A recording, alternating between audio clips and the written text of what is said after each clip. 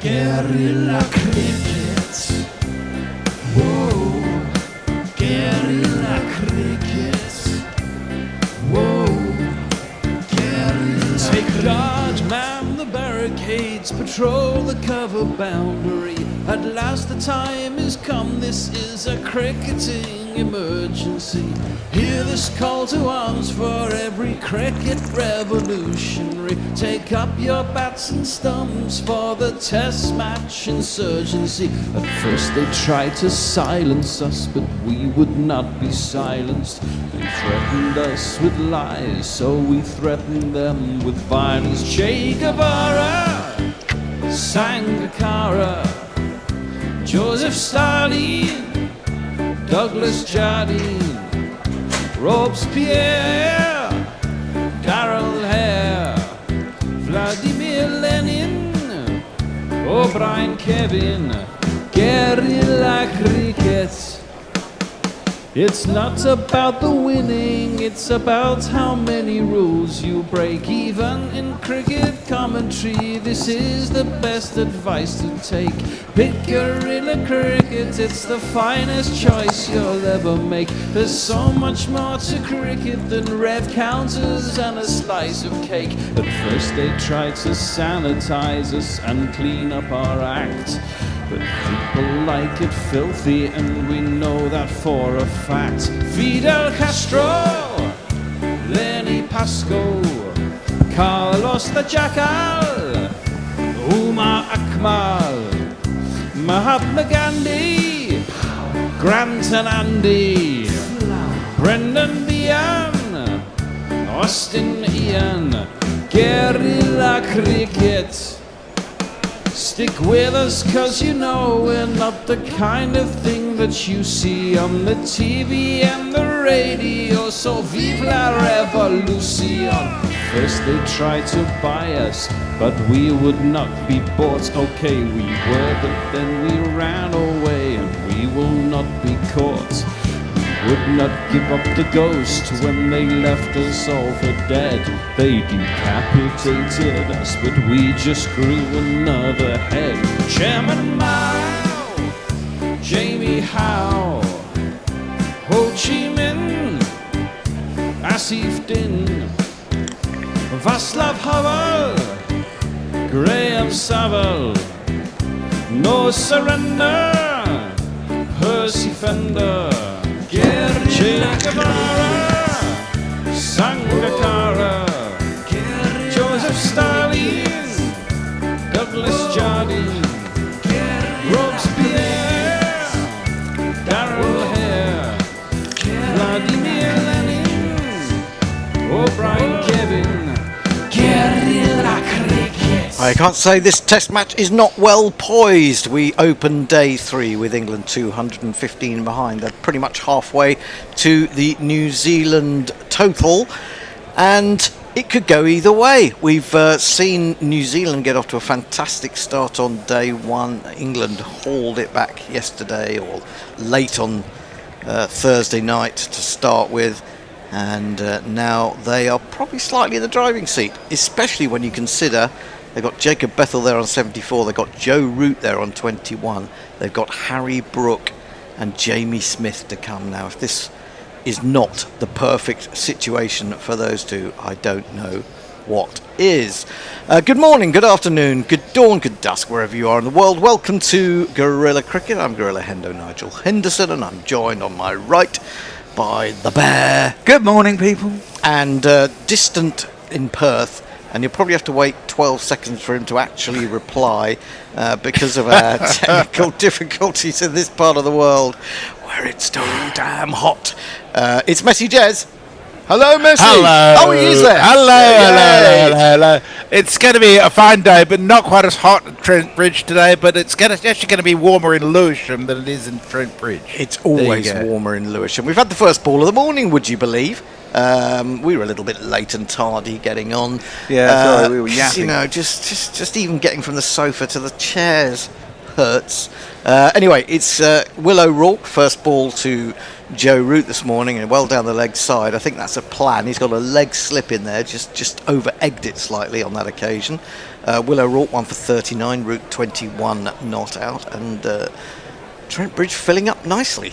Shall I play some jingles? Go. The bowler. He'll never make 95, probably never 50, because Will O'Rourke is a bad bowling and a batting, but He's bowled another one down the leg side, and a rare mistake by Blundell behind the stumps as he went across. It went off the fingertips as he tried to grasp it down towards fine leg. I think they probably could have got a couple there if they'd set off a bit more quickly, but they didn't, and so it's just the one by. Painful on the old fingertips, that. Could have been, yeah. This man batting now. Jacob Beatles born of Barbados, now he plays for the English team. They say that he is an all-rounder, but that remains to be seen. Means we're a bit late saying hello to everybody this morning, but we'll try and rectify that at the end of the over for sure. The GPL is open, the Guerrilla Prediction League. Any winners yesterday, Bear? No.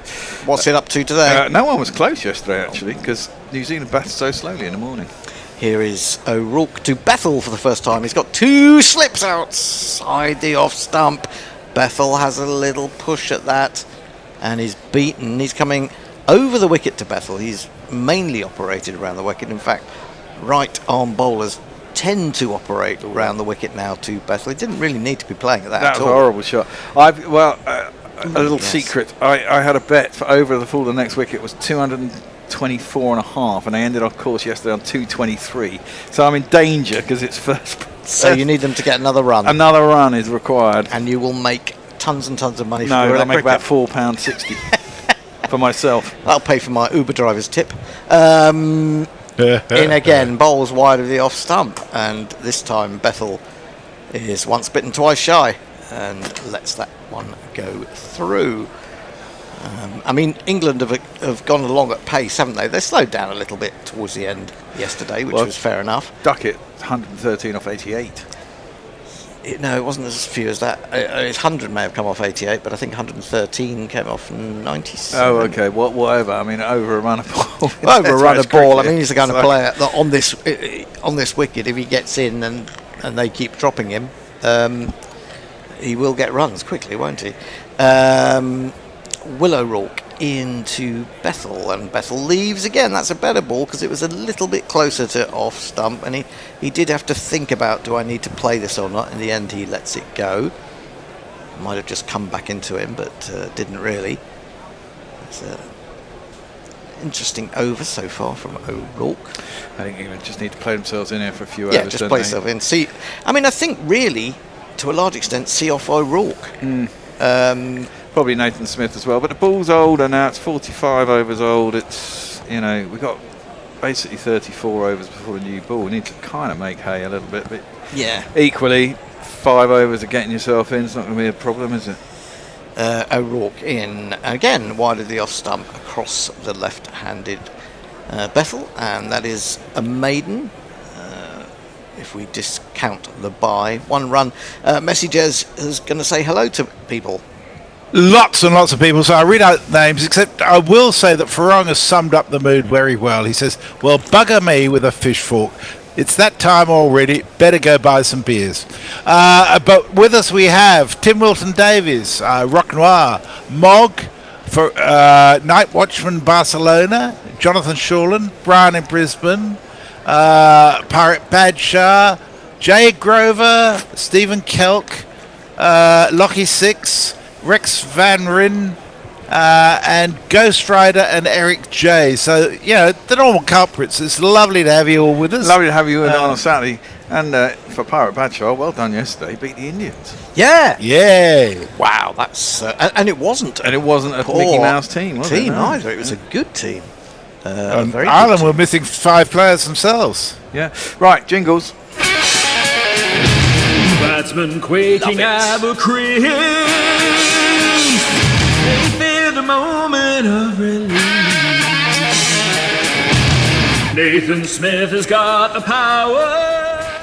Certainly has. He's bowling to Root outside the off stump, lifting delivery now straight from the start.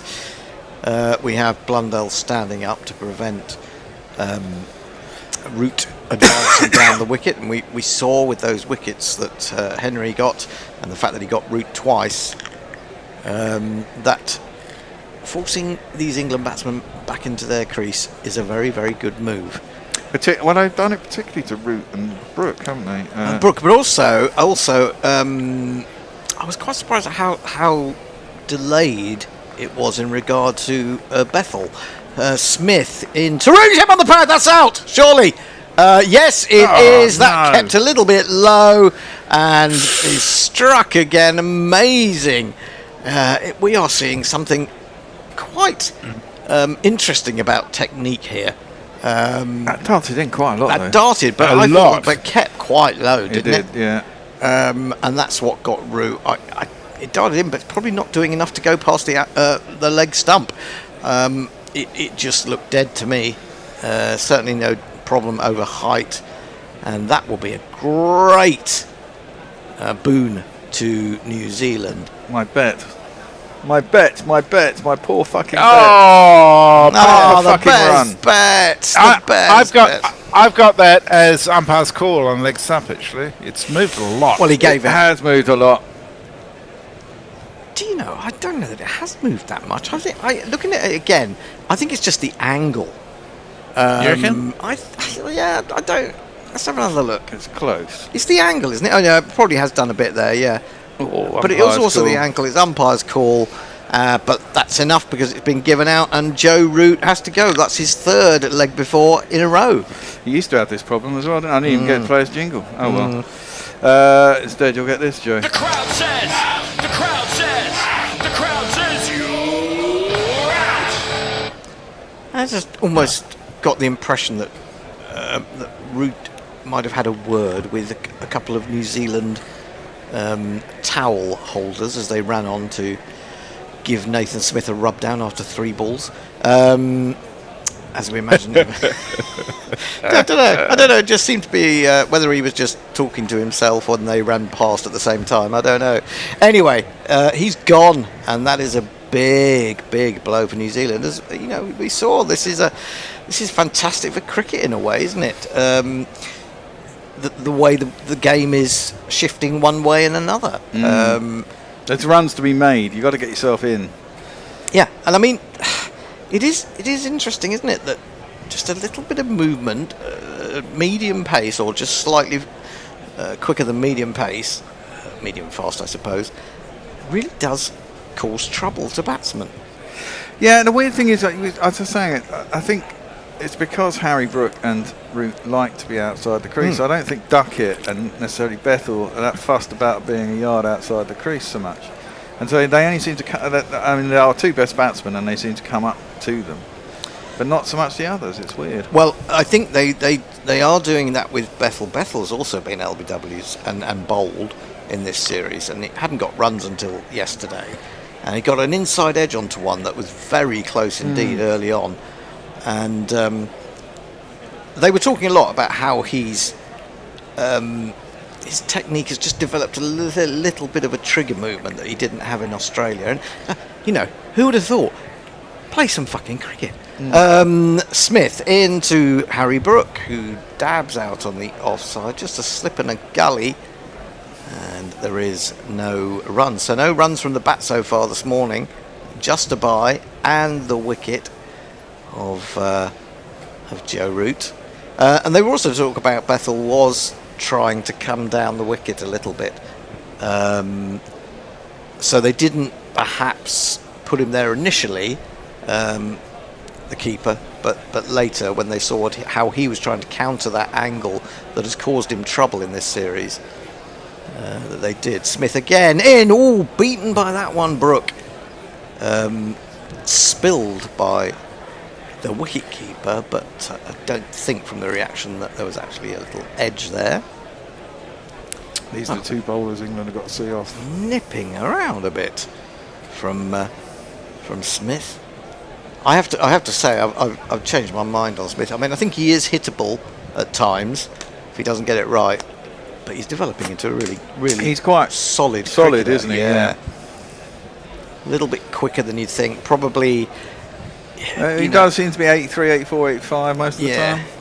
He's in again to Brooke, who has to cover up in defence. You need to be a little bit watchful because although England have got these power batters in reserve, they do need to have a slightly fatigued New Zealand attack, which is already reduced in numbers and it got reduced further again in one respect, although they have got a concussion sub. Yeah, well, there was that folks came in for Blair Ticknow, who got pinged by Archer. Bowled a few overs actually, and then it delayed. Said he was a bit nauseous, or which is not good to hear.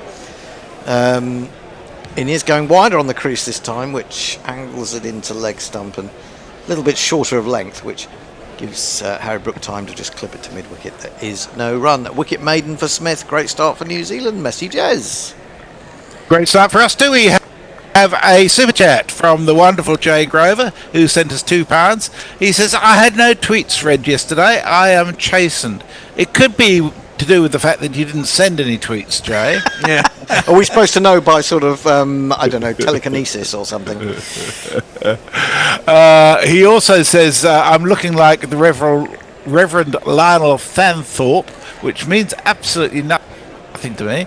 Andrew Cook very kindly sends me congratulations, the least deserved congratulations ever. Says, congratulations on the Aussies making the round of 32 in the World Cup, Messi. Unfortunately, the Kiwis didn't cover themselves with glory, losing 5-1 to Belgium. I hate the World Cup. It bores me rigid, and anything Australia does in it is despite me rather than because of me, I'm afraid. He's gone! Oh, this is disastrous for England. Bethel goes without scoring this morning, so again he played at one outside off stump that was across him, and a very comfortable catch at second slip. England have lost 2 wickets for 1 run. They haven't even got a run off the bat yet. Didn't need to be playing at that. Oh, England, our England. That deserves a... Fuck off! Just fuck off! Why is he playing at that?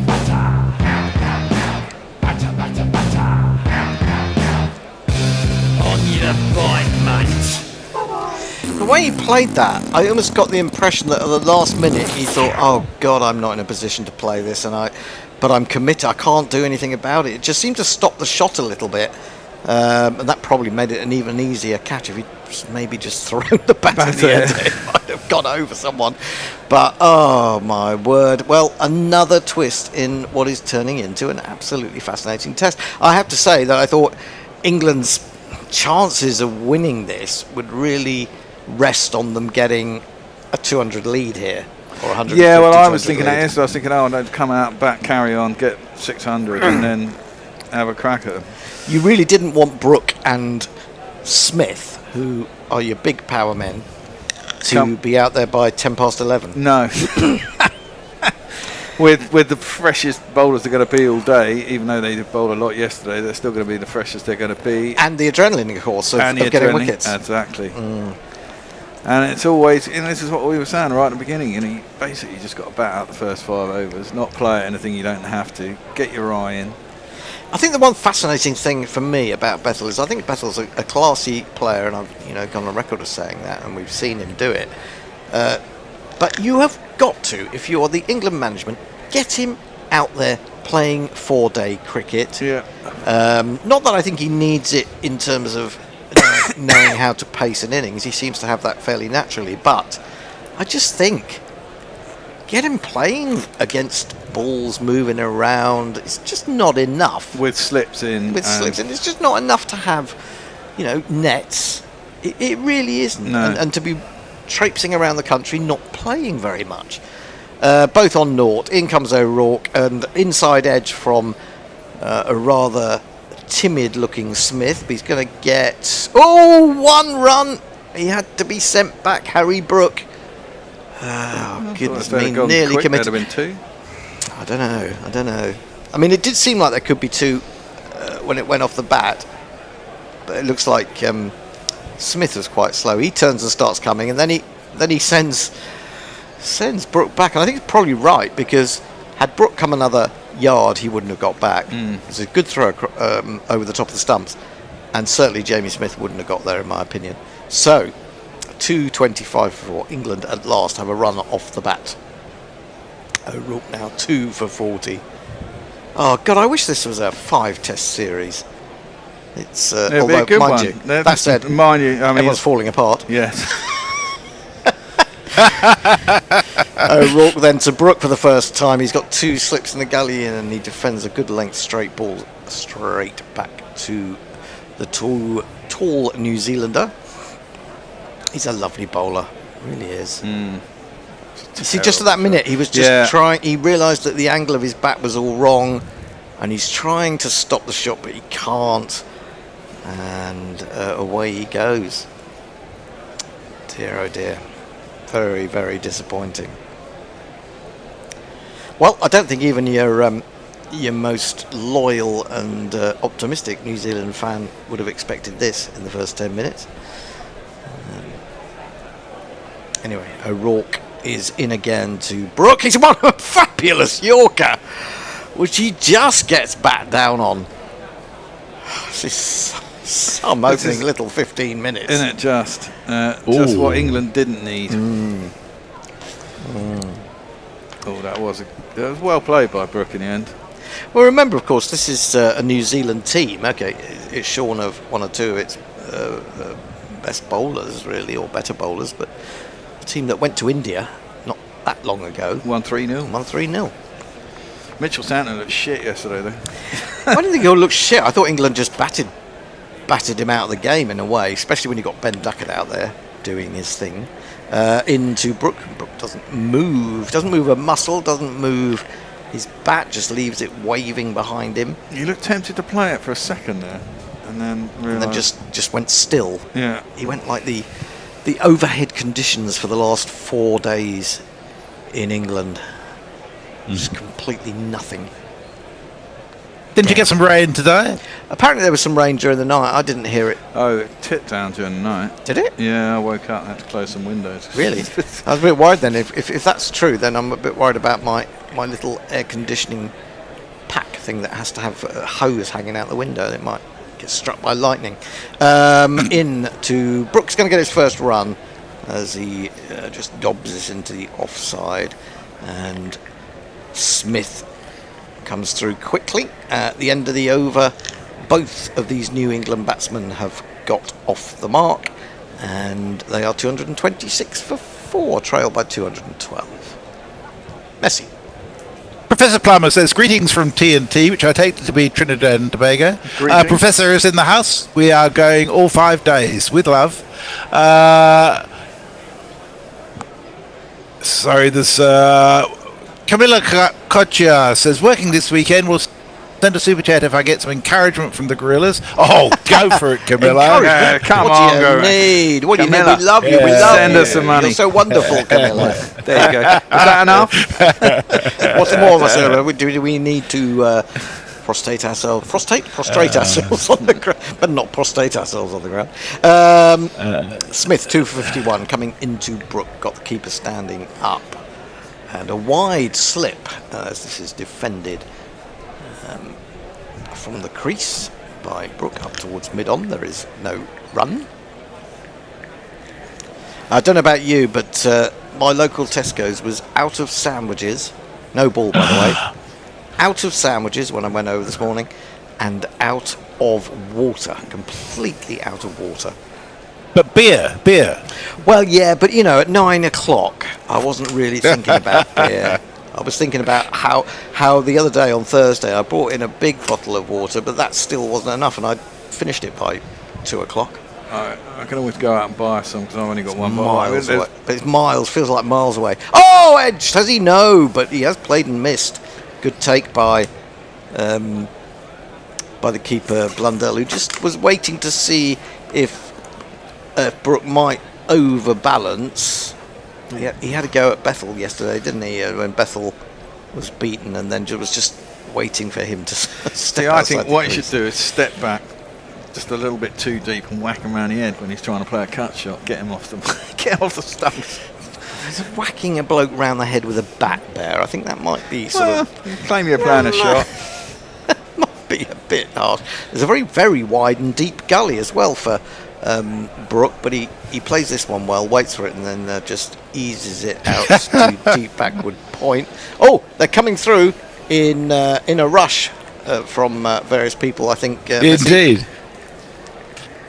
Yes, indeed. You inspire Jay. Jay Grover says, "Good Lord, Hendo just creates a fear out of nought and sends us £2 for that." And Camillo's responded. Camillo Cocha says, "Apparently, I'll do anything for attention." He's sent us €10. Nice. Brilliant. Thank you, Camillo. Thank you so much. Yes, that's great. That's great. Keep the old super chats coming in. Smith facing up to Smuth. If you remember from the first test, we decided the Smith of England against the Smuth of New Zealand. Defended into the offside. I mean, basically, we'll say anything nice about anybody if they pay us enough. Absolutely. And we'll give you a title for the day. If Exactly. you, Well, I mean, Jay's managed to keep his title now Well, forever. the hasn't he? Viscount. Viscount. Yeah, Jay has paid us about £17 billion over the years. Viscount Grover of Sheffield. He must be getting a lot of work doing writing about tentacle porn, mustn't he? To be spending that money on us. Smith in again or Smuth into Smith, who pushes up to mid-on to Santner. There is no run. Is this his second or third over the day? This is his third, I think. So this is the sixth over of the day. Is it? It can't be. This must be his. 20 minutes gone. That would be a very quick overs, especially when you consider that 2 men have gone as well. Yeah, no. It can only It's be a it's second over of the yeah, day. yeah. It's only the fourth over of the morning. Yeah, no, it just feels longer because He lost 2 wickets. Joy. the sun beating down at Trent Bridge, but it's shining more on New Zealand right now. This one is defended by Smith. It's a good length ball, straight. Catches more the inside part of the bat than the middle. Way to square leg. 2 for 53 for Smuth. And O'Rourke. They don't need any other bowlers. They're doing the job. They've got all 4 between them. This is why, in a sense, it's important for England to see them off for a little while and hopefully make hay against the less experienced guys, which include Zach Fox, who's on there as a concussion sub. Smuth into Smith, who defends on the front foot. It's very accurate from Smuth at the moment. End of the over. Messi. Leah says, hello all, a bit late as I had to manage some last minute stuff for the local community. 2 early wickets for the Kiwis, I noticed. George McPherson says, pressure on Brooke and Smith to put on a big partnership. Yep. He says New Zealand have been lucky so far. Lucky. Rex Fanrin says, that American conman fellow who pretended to be Irish and was found in an Edinburgh hospital. Oh, yeah. Calling himself Arthur Knight while being wanted for sex crimes in the States. Gone and died in prison. Oh, yeah, sorry, I read that yesterday. Yeah, he wasn't very old. He was only 38. He obviously wasn't very well either. No. Well, the thing is, he made a lot of that up, didn't he?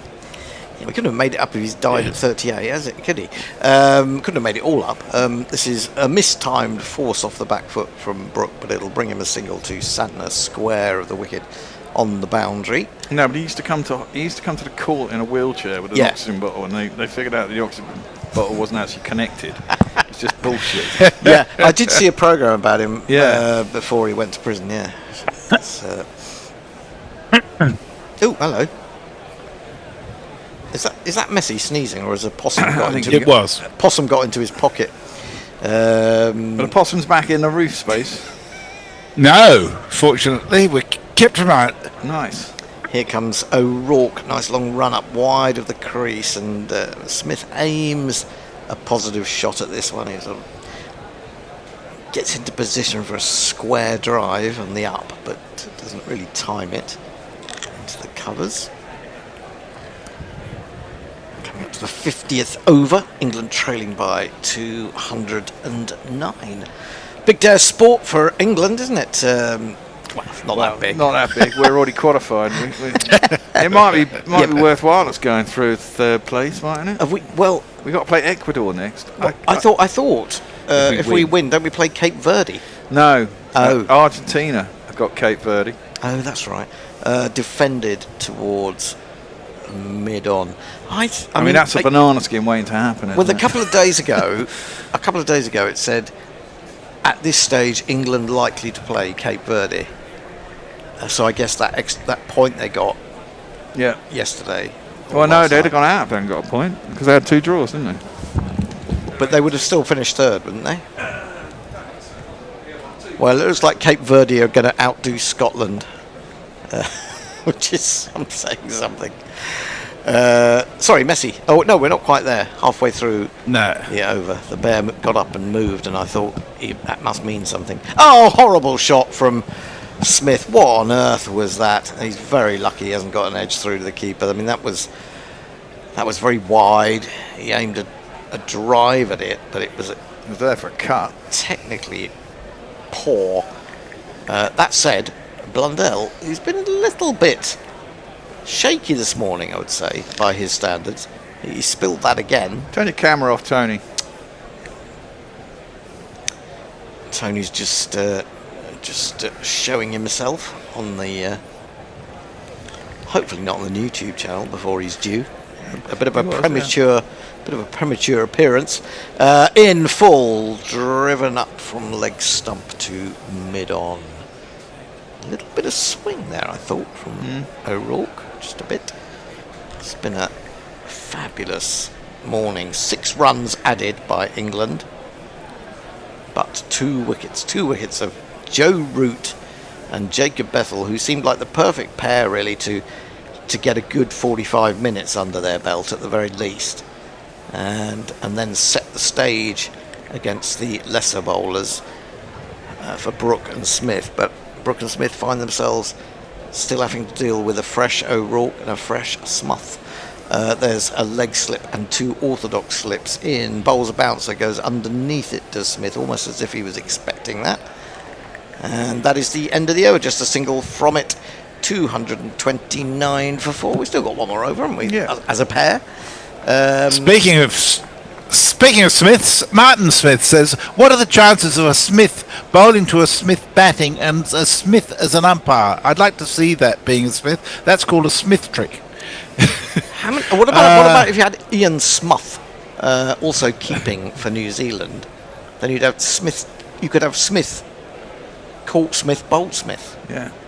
Well, it's a pretty common name, Smith. It's funnily enough. Oh dear. England back to their shaky best, not seen on home turf since the Nasser Hussain Atherton era, says Martin Smith. Here's Smuth, and it's well played by Harry Brooke. It got big on him, and he just jabbed it cleverly between slip and gully down to third man, where there is no third man, and it's 4 runs. 4 on the floor, and 1 more 4 than the 4 before. That's what 4's are for, to get funky on the dance floor. There's a rather interesting man played. that the camera lighted on. Very much looked like Gary in about the 3rd row. I don't think it could be him. I mean, if he's there. he's there. I imagine he's in. But he's in the cool air-conditioned box. Yes. Here is Smith again into Brooke, and he bowls, and bat turns horribly in his hands as he tries to whip that away through leg. Too much bottom hand maybe, or certainly didn't seem to come off the face and then turn the bat. Brooke 7, Smith 1. England 233 for 4. It's a little bit hazy in Nottingham this morning. So it's a tiny bit hazy here, although it seems a bit clearer just looking out the window. Yeah, it is a little bit hazy, isn't it? I mean, we're coming to the end. It's going to drop 10 degrees, I think, tomorrow. Yay! Thank God for that. Smith in again to Brooke, who pushes comfortably out in the offside, knows exactly what he's doing with that. Will take a single, just ever so slightly back to the square.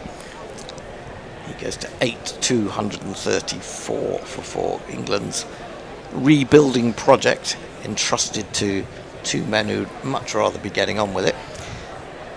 But, that's what happens when you lose two solid batsmen. I mean, it's gone perfect for the Kiwis, hasn't it? Oh, That's yeah. exactly what they had planned. We've got to get these two early, and then everything follows on, much like England yesterday. Yep.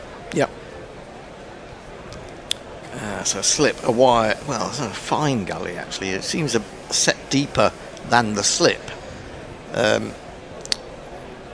It's the double Smith approach, and this one hits the English Smith on the thigh pad and loops up towards that gully as it just spears back or bounces on the angle. It's just gone very wide on the crease for that one, and I still think it's come back as well.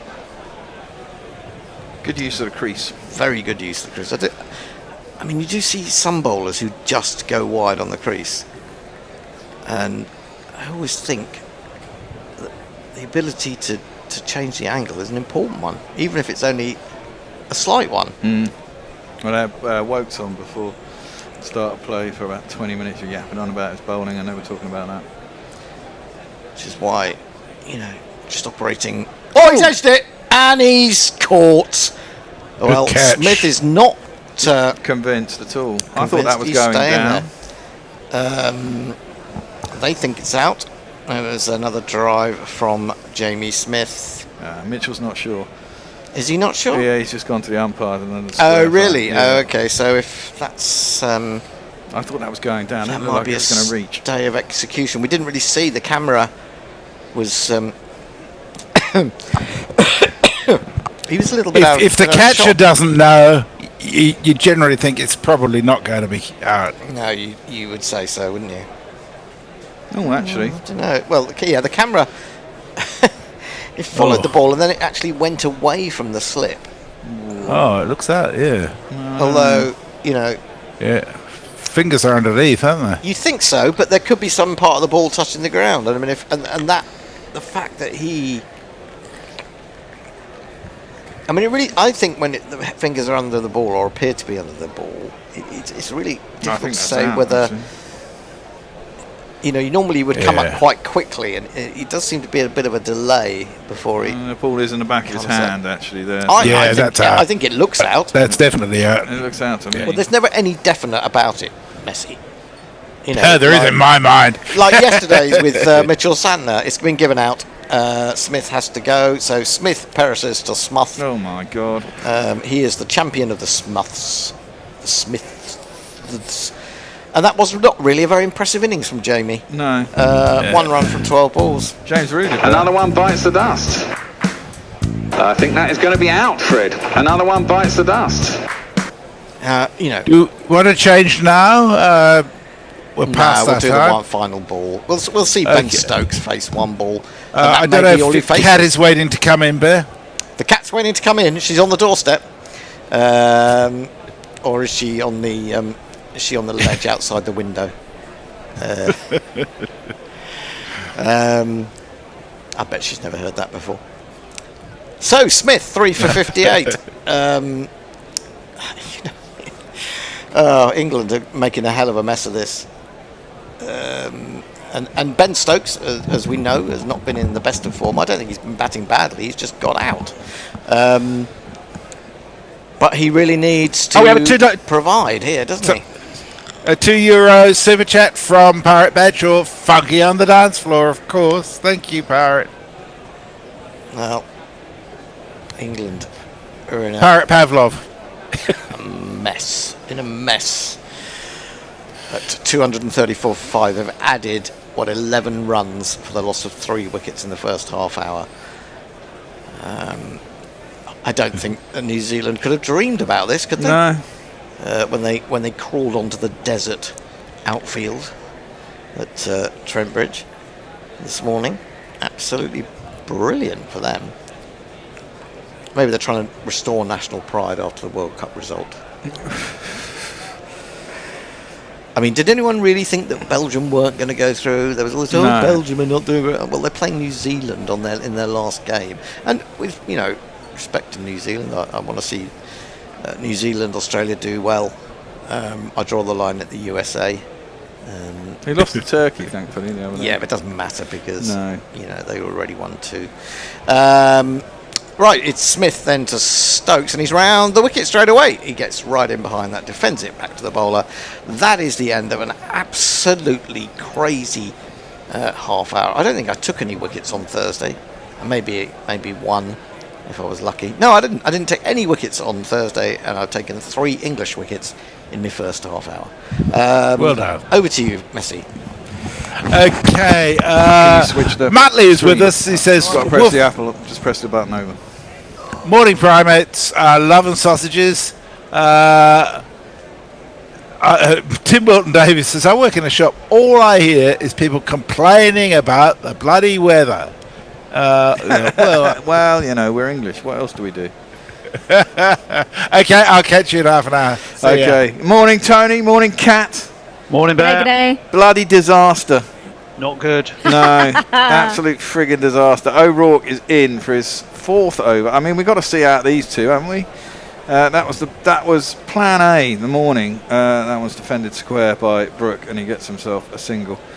The only thing to do was to see out O'Rourke and Smith, and then get the second string bowlers on, and everything would have been fine. Only 3 runs to avoid the follow-on, though, so let's not be too downcast. Well, yeah, we don't want to be anywhere near the follow-on, do we? I mean, I think we need to be within 40, 50 runs of them. I still have faith in New Zealand at enforcing the follow-on. It's 3 runs to go. I did have a feeling. Now, you're going to say I'm negative, Bear, which we are. I'm more negative than you, but I just felt atmospherically things would be a little bit different this morning. Yeah, I think there was more happening in the air for sure than there was for the first 2 days. That one is attempted short ball by Rourke, but doesn't really get up, and Stokes just let it through to the keeper. And there's no, I mean, no, yeah, I mean, these things can always happen. It's always tricky coming out, starting again the next day, especially when you've had such a good day as yesterday. It looks really easy. Same thing happened to New Zealand yesterday. But I mean, you know that they're basically 2 of their top bowlers from the last 2 tests are out of the game. You've just got to think, okay, they're going to open up with O'Rourke and Smith. They can probably bowl 5, 6 overs tops each. We get through the first hour, just play it real gentle, and then you're into the day, you're in, and life looks really quite sweet. And instead, what have we done? We've flapped at a few, and it was good LBW to get Root out, so that's driven up to Stokes, and there was no run. They've really played mind games with Rooty, haven't they, with bloody Blundell coming up to the stumps. It's clearly got in his head. Fantastic strategy from New Zealand. Yeah. It's not England's fault. New Zealand have done a brilliant job coming straight in and getting those 2 wickets. Yeah, they have. So that we can I now don't commentate Stokes. Imagine how much fun we're going to have commentating them as they tee off. Well, yeah, there's that too. Well, Stokes, he's facing up, yet to get off the mark. He's facing O'Rourke, gets that into his pads, just turns it into the leg side, and there is no run as he hits it to mid-wicket. The thing you get about Stokes is he always kind of exudes positivity. Jamie Smith, I was feeling always a bit, and with Brooke, when he comes out, I always feel he's quite vulnerable, like most batsmen. And he's new, but he's faced 16 I think balls Brooke's now. an optimist, though. I think Brooke and Stokes together are a good combination. They're both. Brooke is wildly optimistic about his own capability, and Stokes will encourage that. I think it's a great combination. Yeah, I agree with that. If they get going, it could be fun. If they get going. When they get going. Okay. Well, you play that card. I'm a little bit nervous. That was driven up to Stokes, and there is no run. And it always upsets me when England do this. They get themselves back into it. Had a great day yesterday, a terrible day the day before. All that ended quite well, and then they start this one terribly. And New Zealand have had such a bad day on the football field. You know, we want the cricketers to do well. I'm sure they do. Managed by an ex-Watford player. Probably didn't help him. Yeah, didn't help. Darren Baisley, who was pretty good for us. I've got to be honest. He certainly did well for us. Not particularly great period of our history.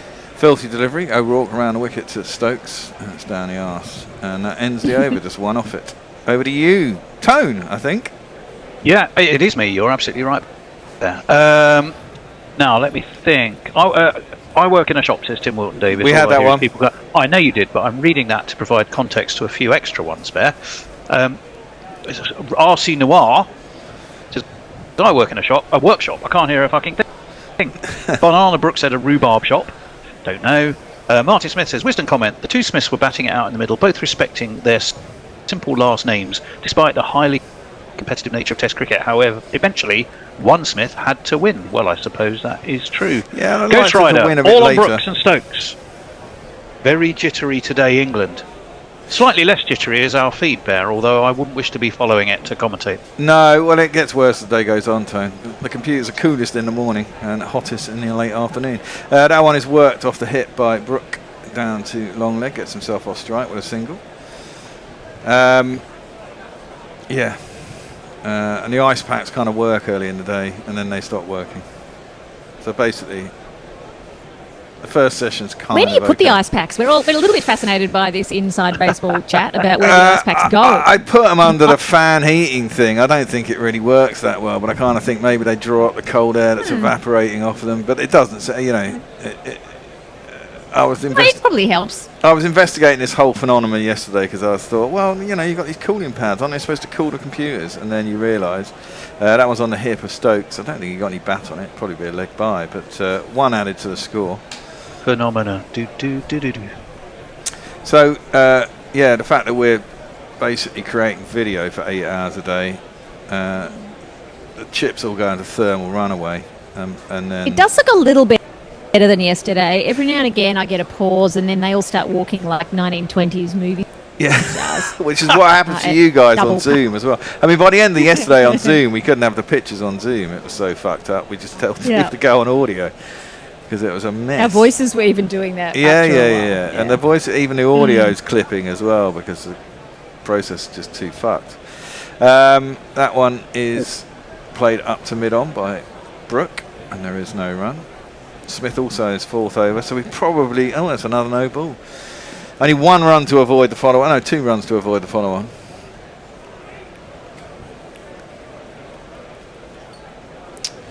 Well, we're going to have to buy an air conditioning And we had some unit. excitement in T20s as well, didn't we? Who beat India? Ireland beat Ireland India. beat India. Yes, quite impressive. About 40 runs. And it was a strong Anything Indian can happen side. in a short form. Yeah, well, that's the thing, isn't it? Yeah. You'd rather it happen to them in the World Cup, though. That'd be quite funny. But, you know, can't have it always. Brook facing up to Smith. It's into his hip, and he clips that sweetly. In fact, square leg is up, and there is a long leg. It beats square leg. His outfield is roastingly quick. And that's 4 runs. England avoided a follow-on. They only trail by 196 now. 5 wickets in hand. Last 2 recognised batsmen now. Gus Atkinson followed by Archer. Followed by Tongue. Followed by Bashir to come. It's still a pretty long tail, isn't it, for England? Yeah, Gus has got a century, obviously, at Lord's last year. I mean, he can bat reasonably. He's got a pretty solid technique, really, for a bowler, actually. In typical... the thing about people who've got techniques but no... that's going to be 4 more. Brook guided that down to third man. That was a nice shot as well. And it's 4 more.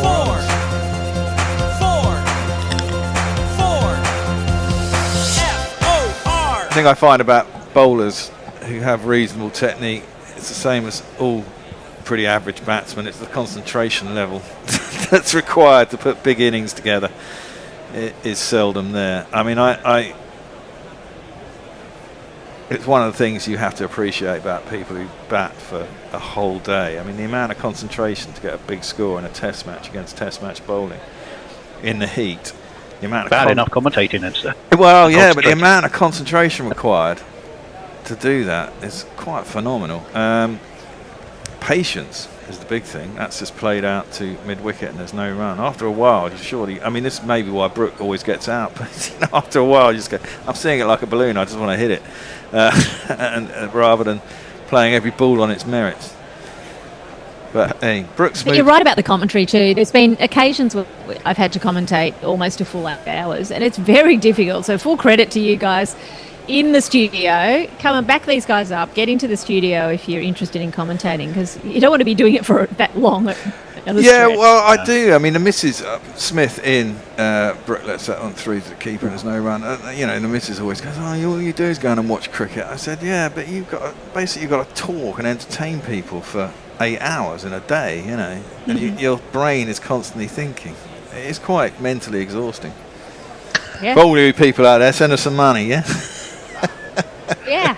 Dear, oh dear, the world's smallest violin's out again. Oh, shut up, Tony.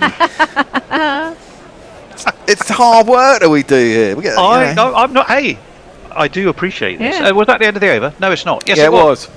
Right, Jake Grover says, Yeah, it was I a work long on one. a sofa. It smells bad.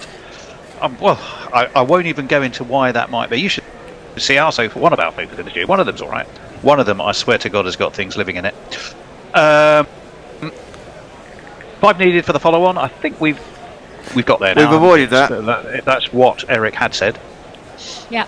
Stokes facing up. O'Rourke into his pads, works it onto the leg side, out to mid-wicket, and there is no run. I wonder if there's someone wandering around the crowd and offering sunscreen to all those dudes with bald heads and no hats. I mean, that happens in Australia quite a bit. People wandering the crowd with sunscreen, Slip, slap, slap. But does it happen? Yeah. I don't think so. I wouldn't have thought. Does it happen at this ground at Trent Bridge? No, I was reading in the paper yesterday. Basically, while the seats were so empty, everyone was just hiding from the sun behind the only shady parts in the ground, trying to watch it from walkways and stuff with shade. There They is probably ran out of beer, did they? Well, I thought so. That one's nicely guided by Stokes behind square, down to long leg once more. Just walk a single. There aren't a lot of there's not a lot of coverage at Trent Bridge. There's a couple of open stands. It is one of the nicer grounds. Have you ever been to Trent Bridge, Kat? When you were over here last time with the Ashes? I don't think we haven't been to Trent. No, but we maybe will. They're not playing at Trent Bridge, are they? The next Ashes? We had this discussion. Yes, they are. No, Trent Bridge. Bridge is. It's Trent Bridge, Edgbaston, Yeah. Southampton, and 2 London grounds. So yeah, I think they are. I'm we're pretty likely to be Trent Bridge. But we've done Manchester, we've done Leeds, we've done Cardiff, London. It is a really nice yeah. ground. When I was doing the World Cup, Jeff and Adam were there, and we were all doing the World Cup. It's a really nice place too, and that's a lovely shot from Brooke. Too short from O'Rourke. He's in his 5th over. You see, this is why you got to hang about. Then get a little bit tired. It's a hot day. This is his 5th over. Bowls it short, and it was ineffective. And Brooke was on it in a flash. 250 up. Yeah, pulled it out to deep square for 4. Feels like they've been going at 8 for the last 5 overs now since those wickets. They've been going at a decent clip here in the run rate. But I think that's the Brooke That's Stokes the Brooke. way, isn't it? Yeah. It's not. Well, Consolidation's not really in their lexicon. Brooke Fantastic. took 16 balls to really get going. Might be for Stokes a bit. He's hit about 5 going in the runnable, last couple of overs. O'Rourke in. Ooh, that kept a little bit low. Prodded at by Brooke in quite an ugly fashion. But it goes through to the keeper, and there is no run. He was trying to edge that or send it to gully, and he didn't make contact. But boy, he tried to. Yeah, the best that was going to happen was an inside edge back onto his stumps there. Died before it got to the keeper anyway. Not much footwork there, and I think we can see, if in some light here, that Brooke has washed his cricket shirt with something red. A little bit of a pink tinge to it. Do you think he sent his mum's sent a got to cricket have a ball word. through the hasn't wash? she? Don't. I mean, basic schoolboy error. Oh, he's doing his Student own error. laundry. He's doing O'Rourke his own in laundry. again, it's short, but Brooke is now seeing the ball properly and just gets on his toes, cuts it out to deep point, gets himself a single. Yeah. I doubt he's still living I with his reckon. mum. I think he's making enough money. He's probably got a girlfriend, but she's just not Yeah. very good at washing. Bear, you're she's making a not lot of doing it. assumptions He's doing there. his own. He's doing his Well, own. we had this discussion yesterday again, Tone, didn't we? I mean, if I try and do the washing in my house, I get told I don't do it right. It's the old trick. It's Do that- something really badly until everyone. But let's- That's how I listen. treat technology in the studio, Bear. Yeah, Keep doing it well, badly, and then someone else will do it. Yeah. Simple rule. Problem is, there's only one other person who can do it, and it's very frustrating. Oh, you've spotted that. Yes. Damn, you've seen right through that. Bugger. Which may be what my wife says about both the washing up and the washing. Although, as I argue furiously, as O'Rourke comes around the wicket. Stokes gets down on one knee, drives it. Not great timing. Didn't find a gap. Hits cover, and there is no run. That's the end of the over. As I keep telling her, it's not that hard to wash dishes and put them in a dishwasher, and it's not that hard to load a fucking washing machine up with clothes and put it in a little pod. But I don't do it right on both accounts somehow. There is a little insight into the domestic life that probably it explains why you spend so much time in the studio. In the meantime, let's move on. My sofa, says Tim Wilson Davis. Wilson Davis, beg your pardon. My sofa has no nose. To paraphrase an old joke, I think the fact that it smells after Jay Grover's comment. Luckily, says Tim Wilson Davis, Jay Grover says mine just complains. I don't know why. Andrew Cook has a comment about JD Vanson's sofas, which we might skip over, although it's too late now. Okay. We can imagine that one time. The USA had so many Hollywood celebs at the last game. Yes, it did, just as an observation from Tim. I think it pays them to go. I wouldn't be at all surprised. We're back in the game, Tone. First ball was just played back to the bowler. Brooke drove it into the ground. Fielded off his own, bowling by Nathan Smith. He's also in his fifth So we would love over. everyone who's listening to tell us what happens with the washing at their house. I can tell you at my house, we have 4 people at our house, and all 4 people do their own washing of their own clothes. Oh, that's very They don't do it- egalitarian. Many stories if you like. Clean clothes. Spin them however you want. Yes, that one's defended into the covers and there's no run. That would never be allowed to happen at my house. It's easy. You just stop washing anyone else's clothes except your own. And then the consequences are pure. They're pure consequences. That's very Well, I true, get in trouble for that. and I really like that, and I definitely invoke that with my older children at my house. Yeah. But my wife's a little bit of a control freak when it comes to these things, and Oh, and if someone will do your washing for you, I always say, do just go enough for of it. Vivian's so I can point at it and go, there you go, I've done some of yours. yeah, no, we're getting into shaky ground here. I think I ought to stop. Smith. Into Brooke, who just guides it. Well, she never listens, so it's okay. But that's played square out just in front of Gully, and they'll get through for an easy single. We were a bit concerned about the name of the New Zealand soccer team. What were they? The All Whites. Yeah, they were the All Whites.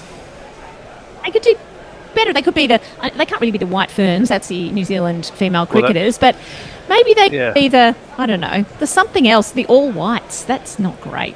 We want suggestions. Send them in to Tony. He'll read them out.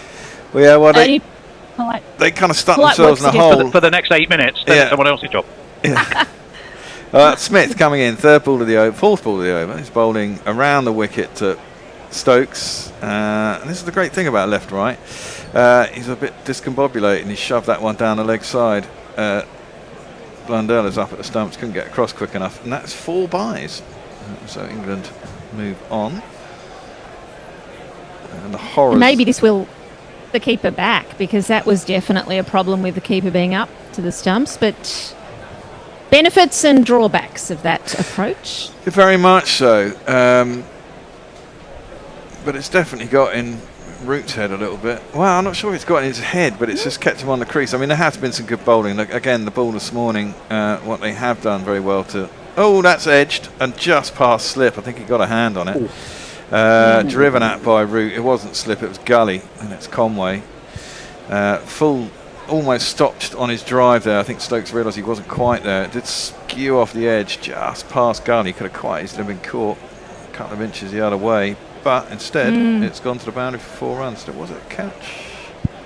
Oh, yeah, it was. It was a chance. It was. Conway didn't get underneath that. That's very catchable. It went very quickly, though. It did. And it was. He wouldn't have got 2 hands to it. It would have been one of those one-hander lucky catches, I think. Yeah, his hands were down just a little bit late. Anyway, it's 4 runs.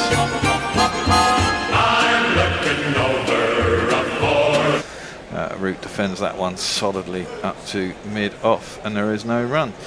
That ends that over. 261 for 5. Over right, you, Mike Tony. Black. Yeah, Mike Black says, saying the English only complain about the weather is offensive. We also complain about the cricket. Fair enough. And probably quite accurate. Martin Smith, New Zealand has a habit of stealing defeat from the jaws of victory, so I'm not celebrating our (New Zealand's) win in this test yet. I think that happened on the last tour here, didn't it? Yes, Martin, that was a cracker. That was 2022, of course. Indeed. George McPherson, here we go. England have bottled the chance to get close to the Kiwi score. Here comes the follow-on first ever series loss against New Zealand on home soil. It's not the first series loss on home soil against New Zealand, is it? Don't know. I don't believe so. I will have to check that, George. They're and I'm very- not going to disagree with you just yet. But obviously that was a while ago, even though it's appeared now. New Zealand. As we passed the follow-on. Oh, a pretty good test side. Yeah, I've seen that. The New Zealand badminton team. Oh dear. I'm not sure I should read. The New Zealand badminton team. Is it a rude super chat? It is. Well, yeah, I'm going to read it. You'll have to sanitise it. They were called the Blackhawks for a bit, apparently. Oh, wow. Which I doubt. They might have been, you never know. They must have. That is still a better name, for sure. That's another no ball. Ben Sears into attack. First ball at that Brook. was Mr. Handjob, by the way. Yes. First ball at Brook. It's defended out to mid-wicket, but it is a no ball. We shall give you his jingle for the new bowler. Ben Sears, what? Who missed the Handjob, I think, thought it was well worth $5 to get me to read that and embarrass me in the protest. Sure. Well, I mean, a cock is a bird, so, I mean, you know, it's not impossible, is it? And then someone probably pointed it out to them that we were being a bit stupid. That one is cut by Brook out to backward point, and it will be a single. I like it better. I definitely like it better than the all whites. I think it's less offensive, actually. It's more funny. Yeah. Yeah, Happy to all take white. anyone else's suggestions, rude or otherwise, so Tony has to read them out as long as they're super chat. Yeah, there you go. I might even some I might edit and still read the super chat, but not many. Not many. Sears around the wicket to Stokes, who again drives, and again I think it probably went aerial through Conway. Is that one? I don't think that one's going to make it quite to the boundary. It's enough taken off it by Conway that they got 3 for 2 instead. George McPherson, New Zealand won series in England in 1983, 1986, 1999, 2017-18, 2019-20, 2021. There you go. Oh no, hang on, I'm talking rubbish. I was going to say 2021. No, that's wrong. That's completely wrong. Ignore I said that. Good. I'm sure they have one here. Sears nicely yeah. clipped by Stokes in front of square. Here's a man out in the deep. They'll get back for 2 though, quite comfortably. I mean, this is a very good New Zealand side. I mean, that top order is pretty solid. Can score big runs. Obviously, the bowling attack has been a bit neutered in this particular test with second string bowlers and Sears. Tickner, who's now not in the side because Sears, Zach Folkes has now come in as a concussion substitute for Blair Tickner, who got pinged on the helmet by Jofra Archer yesterday. So I mean, when they got their full team out, they're quite a formidable outfit.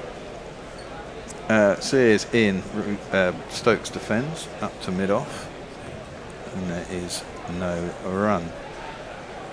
Still 2 balls left in the over because of a no ball, 6 off it so far. So England move on to 267. We've almost gone a full half hour without a wicket. We have nearly gone a full. Yeah. Well, this is what England needed to do, wasn't it? Just got to see out. Got to see out the first half hour of a morning. I mean, yeah, you can credit. You can credit Australia, New Zealand to get Root out was another good ball. But I mean, that's his 4th LBW in this series so far. Virtually the same way in a lot of tests. That one's squared up Stokes a little bit, back to the bowler, and there is no run. Right, 1986, New Zealand won 1-0 in England. 1999, New Zealand won 2-1. And 2021, New Zealand won 1-0. So they've won 3 series. England have won 14, and there have been 2 drawn series in England. Okay. Well, 1999, yeah, that was NASA's. That was the English Nadir, wasn't it? That was round about then. One of them. Yeah. If you can have more than one Nadir. It's true. Sears around the wicket to Stokes, who again just works that into the leg side. Once more to the fielder. There is a dot ball that does end the over. We're going to have a change now, or change after one more over? One more. I'm happy with one more over there. You're on a roll. Hendo, you're in and over. Tim Wilton Davis says New Zealand football abandoned their original nickname of the clean sheets. Andrew Cook, the All Whites in contrast to the All Blacks. Do we change both? They're both questionable now. Yeah, maybe. Maybe they should be all greys, all two of them. Well, but the All Blacks just came. Yeah, but the All Blacks. It's their kit, though, isn't it? It's the kit, wasn't it? Yeah, exactly. I mean, be overly woke if you attempted to change that. And look, they were wearing all white, so was their. It was their kit for the soccer as well, for the football. I quite like this though. Tim Wilton Davis' suggestion for the New Zealand basketball team would be the Tall Blacks. That's good too. That's good too. I like that. Lockie 6 is better than the Socceroos, which I agree is a horrible name. Oh yes, they are called the Tall Blacks. That is their real name. Oh, is it really their real name? I thought it was a brilliant joke. Well, either way, it's still funny. It's great. Brooke gets that one into really the good. hip from Folks, who's the new bowler, and we are on to the second string bowlers. We need to get through this without losing it, or maybe only one wicket to get here, but instead we've lost 3. And the new bowler is... I bought him out yesterday. Zach Foakes, tells you to fuck off. Zach Foakes, tells you to fuck off. I can see that, we do have one. I'm going to read this one out very quickly. Martin Smith, it's funny in rowing when the team is all female and they refer to them as the Coxless Four. Which reminds me, there is a very famous piece of commentary which I shall tell you about after this ball. That one is punched square by Stokes out to cover, and there is no run. I believe it was from the quite early days of the boat race, certainly TV coverage. Was it Raymond Glendenning? And he famously said, yes, there's the wife of the Oxford the Oxford crew kissing the cocks of the Cambridge crew. Ooh. Dear, oh dear. That would have been spread all over TikTok now, wouldn't it? Well, exactly, but of course in those days it wasn't. Yeah, exactly. Defended out to the onside, and there is no run. And if that was the early days, maybe it wasn't even caught on camera and someone just exaggerated the report. Yeah. Even I wasn't around then, Kat. It's an inherited story. These things may be apocryphal, but I've heard it so many times that I believe it's true. Yeah. Starting to heat up in here already, and Folks is coming around the wicket to Stokes, who cuts that, but it hits it into the ground, therefore taking a pace off it, and Young can field it quite easily at cover. How's Aircon Hunt going? Well, I've given up. I'm waiting. I've basically got a couple of companies. I've got to notify me when the particular unit I want to come back in. It turns out I was too knackered to go up to wherever it was in East London last night. They'd all be sold out, right? They're all sold out. Completely. There's not a fucking one in the country. Folks around the wicket to Stokes, who defends again into the onside, and there's no run. I was looking at, funnily enough, I was looking at fans the other day at home with the wife, and there's a fan, the identical fan that we bought in the studio last year on Amazon for $27.99. Someone was trying to flog for $259.99. Oh, price gouging. Massively. And there were a few units available that I was looking for online on eBay and stuff, but they were 2.5 times the price they were on the on normal market. I was like, I'm not paying.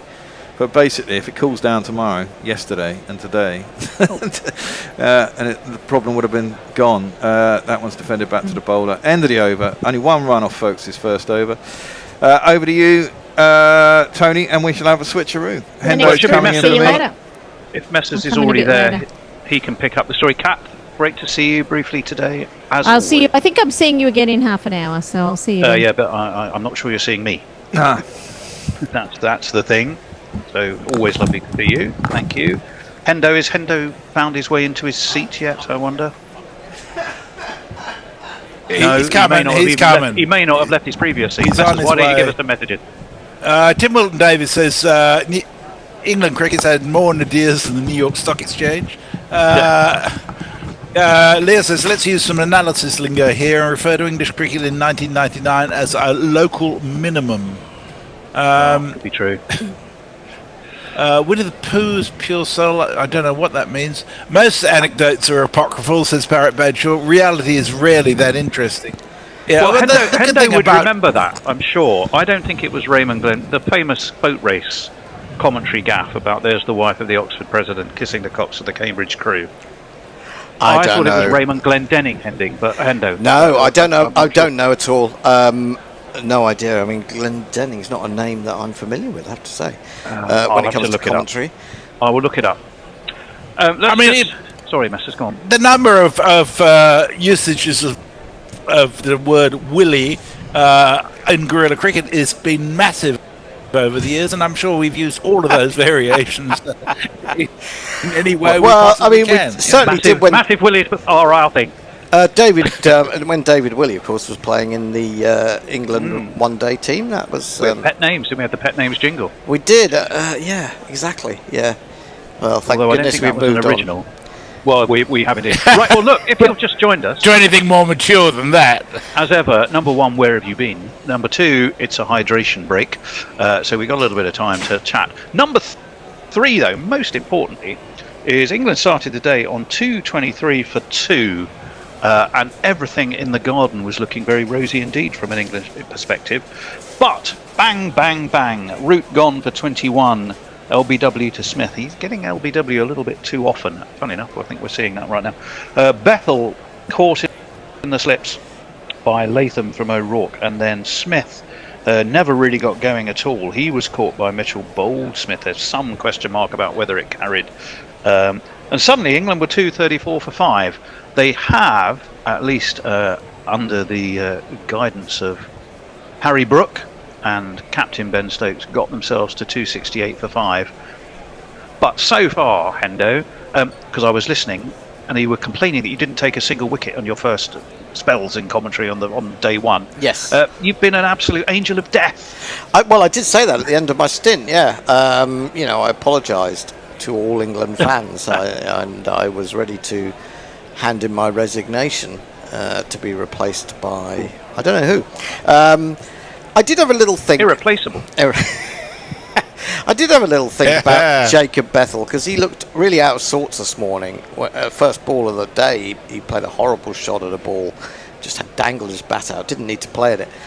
It just occurred to me when I wandered out of the room, because of course I never switch off. I'm always thinking so that I can bring knowledge and wisdom to you all, and I'll come back to the knowledge and wisdom that I'm going to impart after this ball. Well, yeah, which is going to be bowled by Benjamin Vincent Sears, the man from, is it Lower Hutt? There's another one from Lower Hutt. Little Hutt. Lower. How do you say? He is from Lower Hutt. Yeah, Lower Hit. Yeah, like No, I think you just say Brian. Hutt. I don't know that it has. Hut. Well, you might say Hut. Well, what's he got? We'll see. He has at least a pretty decent run-up, and that rather spat at Harry Brook, who looks rather alarmed. I mean, he got everything reasonably tidy into line. It didn't get up a huge amount, but Harry Brook seemed a little surprised. Hendo, what do you think was... oh, no, that bounce hit him on the gloves. It got up more than I thought and whacked him on the glove. There's your answer. I actually think that Sears is finding some life in this pitch in terms of movement, because the first ball he bowled it must have been his opening delivery. It was a no ball, but it came back a long way. He's clearly there for a reason. That's on leg though, and it's whipped away down to fine leg. Well, he's there where it's because fielded, and they stroll an easy single. He's there because there's almost nobody left in the New Zealand cupboard right now. Things have all rather fallen apart injury-wise. Doubly, trebly, quadruply reasons for them to feel quite chuffed with the way things have gone this morning. Oh, totally. And Sears, I think he played 4 games for Yorkshire at the beginning of last season, if I'm not mistaken. He may have done. I don't have that one. I know he's played for Wellington. He's been playing for Rawalpindi in the PSL of late, and he's been playing for Washington Freedom in the whatever the American thing is called. He's had to pull out of this run though, as Sears. Ben Stokes is not happy with some activity behind the bowler's arm. Now, I did hear a lot of complaints about moving behind the bowler's arm on the first day. There was a lot of occasions when that happened, and maybe the stewards are not quite doing what they were going to do. Hendo, you were going to say something.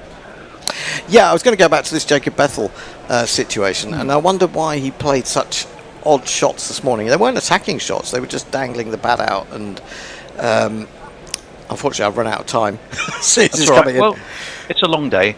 Ben Sears is in. That's driven sweetly. Is it going to beat extra cover? No, it's not. Will O'Rourke, who's tall and has a long way to fall, but he was able to fall. So he's saved 3. But England do get a single and will bring Harry Brook back on to strike. He did take some wickets in Ireland, did Ben Sears, 2 for 27. Ireland, of course. Goodness me. The conquerors of India yesterday. In some ways, a massive surprise. In other ways, India are not the best starters of tours in England. And they haven't even got to England yet. So they were in Ireland. They didn't play Suryavanshi, but I mean, it was still a fantastic performance as defended by Harry Brook. It's just made me think. It's just made me think maybe they thought they were in England. That's what caused it. Yes, another no ball. But I just wanted to say. Oh, it was. Oh, yeah, Lord. Bethel. And his odd shot making this morning. I think the ball that he got out to, he was trying to get the bat out of the way, but far too late to do so. We should perhaps remember that he had been on the pitch for almost the duration of this game. Okay, you can say he's had 2 nights of sleep, but do they really sleep? I sometimes wonder whether cricketers sleep.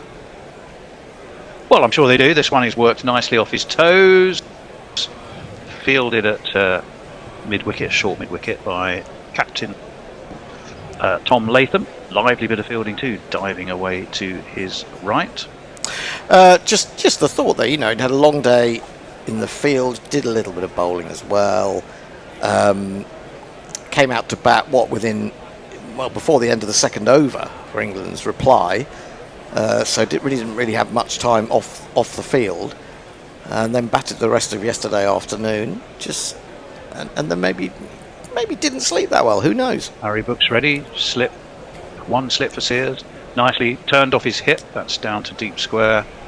Will Young is back on the field, so if Will Young's back on the field, who is not on? I mean, I know we've lost Blair Tickner, who took that blow on the helmet, of course, and then was out to bowl, and apart from his ridiculous run-up, seemed in some sort of it seemed in okay shape, but then apparently was starting to feel delayed effects and has been concussion subbed by Zach Fuchs.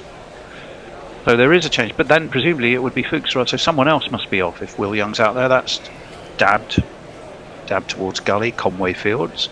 It's the end of the over. It's 272.45. England trailing by 166. It's been New Zealand's morning. These two are trying to rebuild.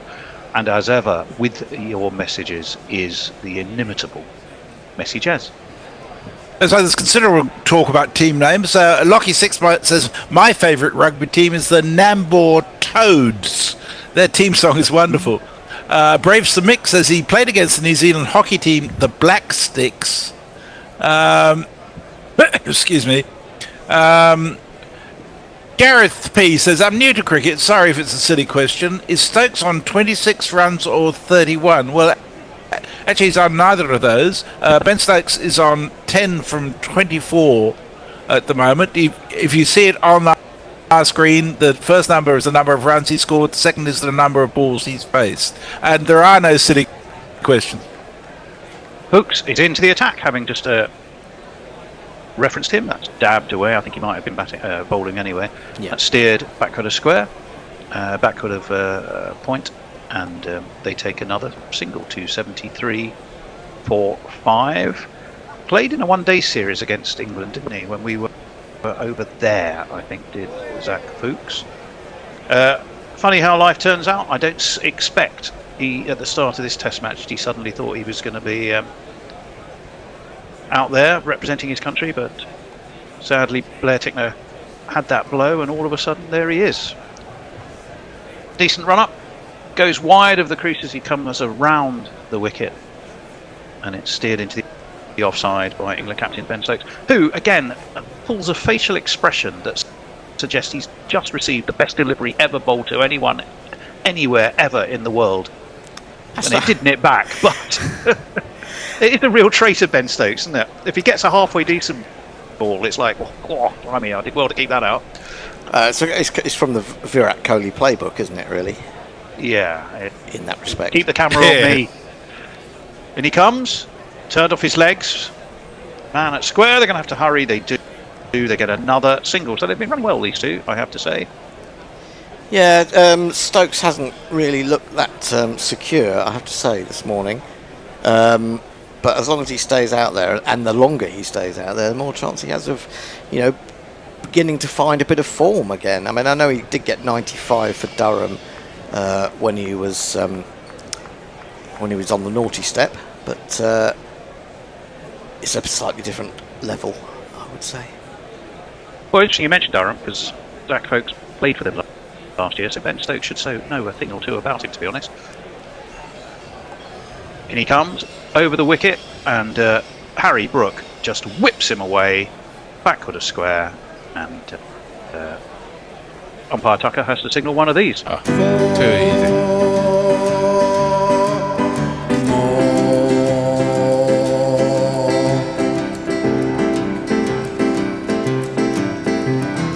Pretty shocking delivery, to be fair. He has played 5 tests. Shortened about a foot outside leg stump. It was instructive to see how far Blundell had gone over to try and take the ball had Brook not made contact. In he comes. He sort of has a rather loping stride after a scurrying sort of start. That's just dabbed towards gully by Brook. Takes a quick single.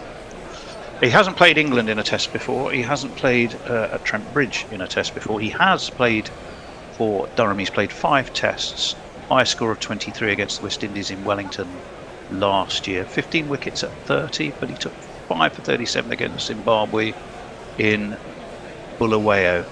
And he took 4 in the first innings of that in game 2, so he took 9 in the game. Tall, swings it a bit. Can add a bit of Humpty lower order. So, I mean, how much he weakens the attack, I guess he does. I mean, if you lose Jameson and Henry, you're losing a huge amount of experience. That one's steered nicely by Ben Stokes out to deep covered.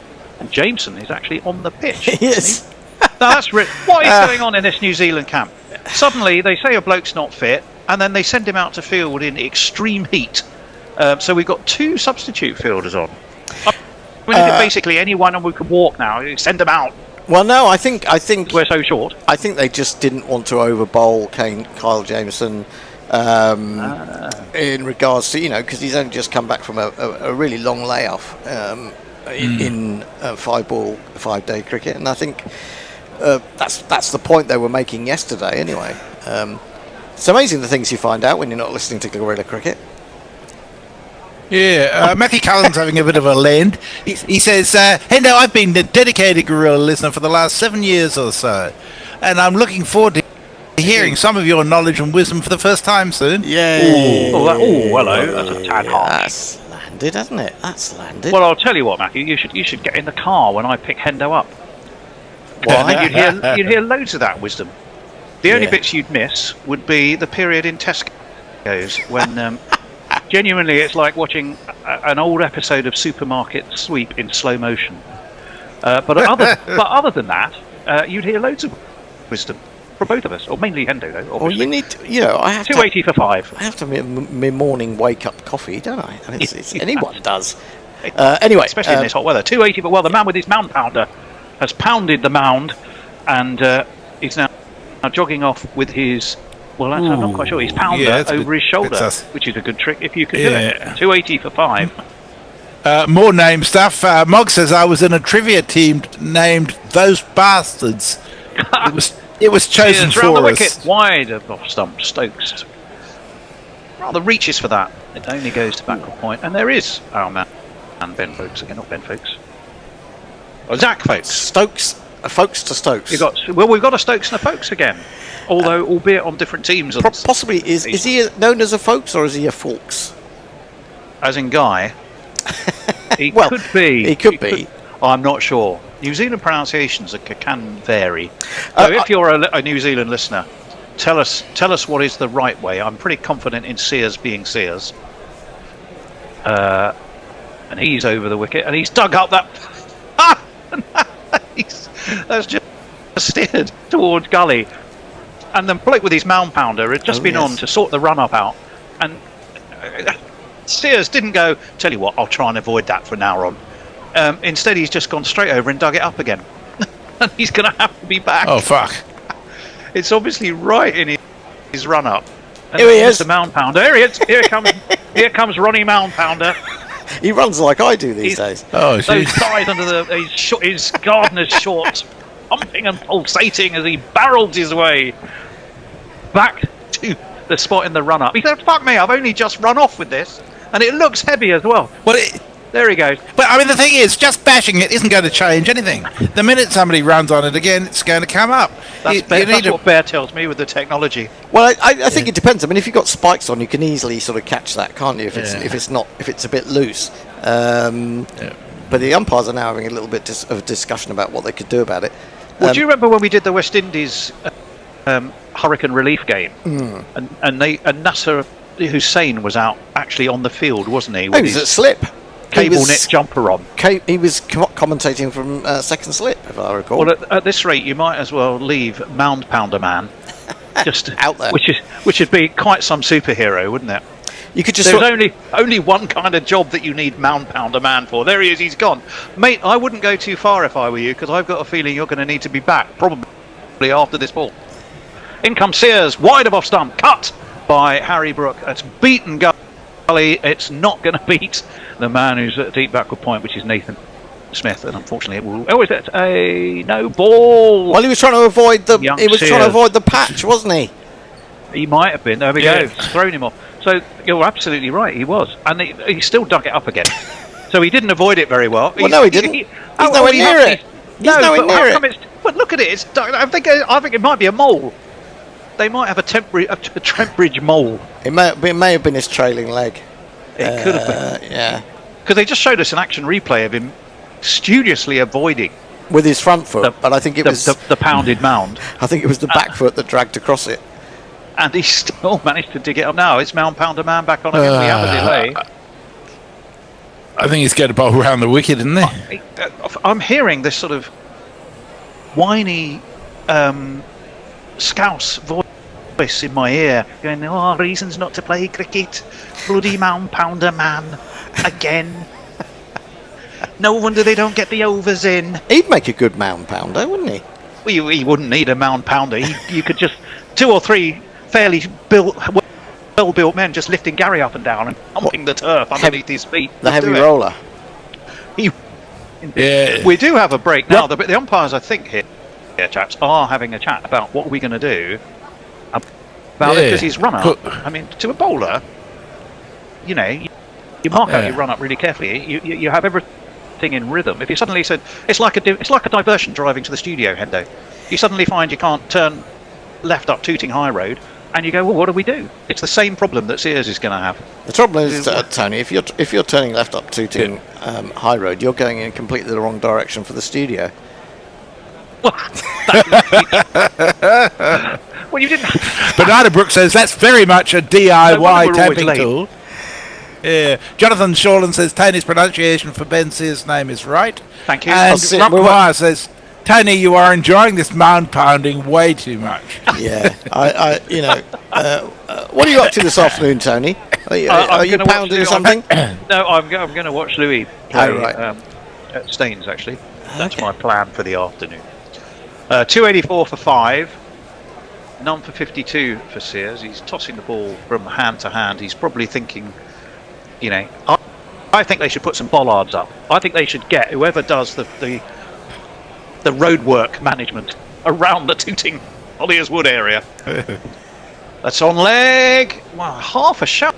Oh, Sears, I think there was enough bat on it. No, I don't think so. That's going well down the leg side, even if. Well, did he get bat on it? Is the most important thing. I don't think it is the most important thing. I think it was missing by a long way. What's it been given? It has actually been given as a run. Single. Yeah, he got bags of bat on it, and 285 for 5. Yeah, they should put some bollards up. That would stop it. Well, he'd have to run. He's having to literally run round. Yeah, they might also stop the ball occasionally if it hit them. But then you wouldn't be allowed to count that against the batting team if the Trent Bridge authorities had actually laid the bollards round the problem. He's coming round the wicket to the left-handed Stokes. He doesn't really get hold of that. He drives towards mid-on, but he's a little bit inside edgy. Not a confident shot from Ben Stokes. He's made a cautious start, I think you'd say so far, wouldn't you, Endo? Oh, definitely. I don't know what you guys think, but I had a chance to sit down and watch it most of the game yesterday. And notwithstanding Ben Duckett getting a good 100 or a very quick 100, and I just feel like, despite the scores and the hundreds that have been scored out there, I don't feel like anyone's really batted that well. Right, Sears round the wicket. Up onto his toes goes Stokes, turns it backward of square. Nathan Smith gallops round in his New Zealand cap. Decent throw in, single taken, and it's the end of the... Is it? No. There's a no ball. There was a no ball. Oh, there's the no ball. That's what. I kind of agree, Hender. Nobody seems to be on top of the bowling at all, do they? No, I mean, there's despite the fact that there were a lot of runs scored, Latham, and I never felt that they were consistently fluent. Everyone can get 150. You say you've done Duckett was dropped on 8. Was he dropped on? Yep. It's certainly expensive. That one was whipped nicely away by Harry Brook. He's been in some decent rhythm, not wishing to curse him. Fielded by folks single 2 to come back for 2. That is the end of the 60th over. It's 288 for 5, wicketless for Sears. Method. Extra flutter says ground unsafe. That's all, folks. Matthew Callan says life is short. You need to enjoy any mind pounding you get to do and or observe. Some mixes. You not been on marching powder. Rockmar says and start young. Mog says I'm pretty sure I was at an adult-oriented film starring a mound pounder once. Well, you could mix that with the washing machine conversation from earlier, and you'd have probably the ultimate anecdote plot of most porn films. Jay Grover sent us a super chat of £2. He says, just popped in. Tony's pounding mounds, filth. Super chat cash, super chat cash, super chat cash. It costs folks. Up onto his toes goes Ben Stokes, guides it down to a busy Smith. Now we got taking Smith earlier. Smith on Smith action we had, and Smith won. It was Smuth and Smith. Smith was it? I just want to say GPL, last call for the GPL. Guerrilla Prediction League. How many runs do you think we scored in the day? We got half an hour. Aggregate. Of course you have. Sorry. Yeah, there is another half an hour to come, isn't there? Even so, you're right. No, there isn't. Say. Also, support us on... Yes, there is. Sorry. Yes, there is. 1 o'clock. Sorry. The game doesn't stop when you're not on. Have we explained this to you? No, of course it does. Hendo's both here and not here. I'm Quantum Hendo. Toward leg. No single. He's in a box. He's in his own box where he's both simultaneously commentating and not commentating. I'm Schrodinger's Hendo. There are 2 entries in the GPL. The pot is currently £65.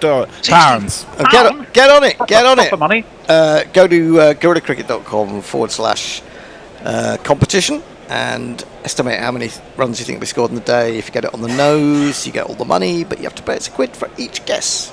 And while you're there, I'll wait for folks who Brook guides just past Gully. Actually, I thought it had been stopped. It hadn't. So they'll take another single. The score moves on to 290 for 5. While you're doing that, just have a look at the information about supporting us as a Patreon, because that is what enables us to stay on air. And as an example, I mean, we don't pay ourselves. We do not pay ourselves. That might enable us as well to, is the sort of thing that A, provides us with equipment, B, pays our studio rent. We'll wait for folks. Oh, hello!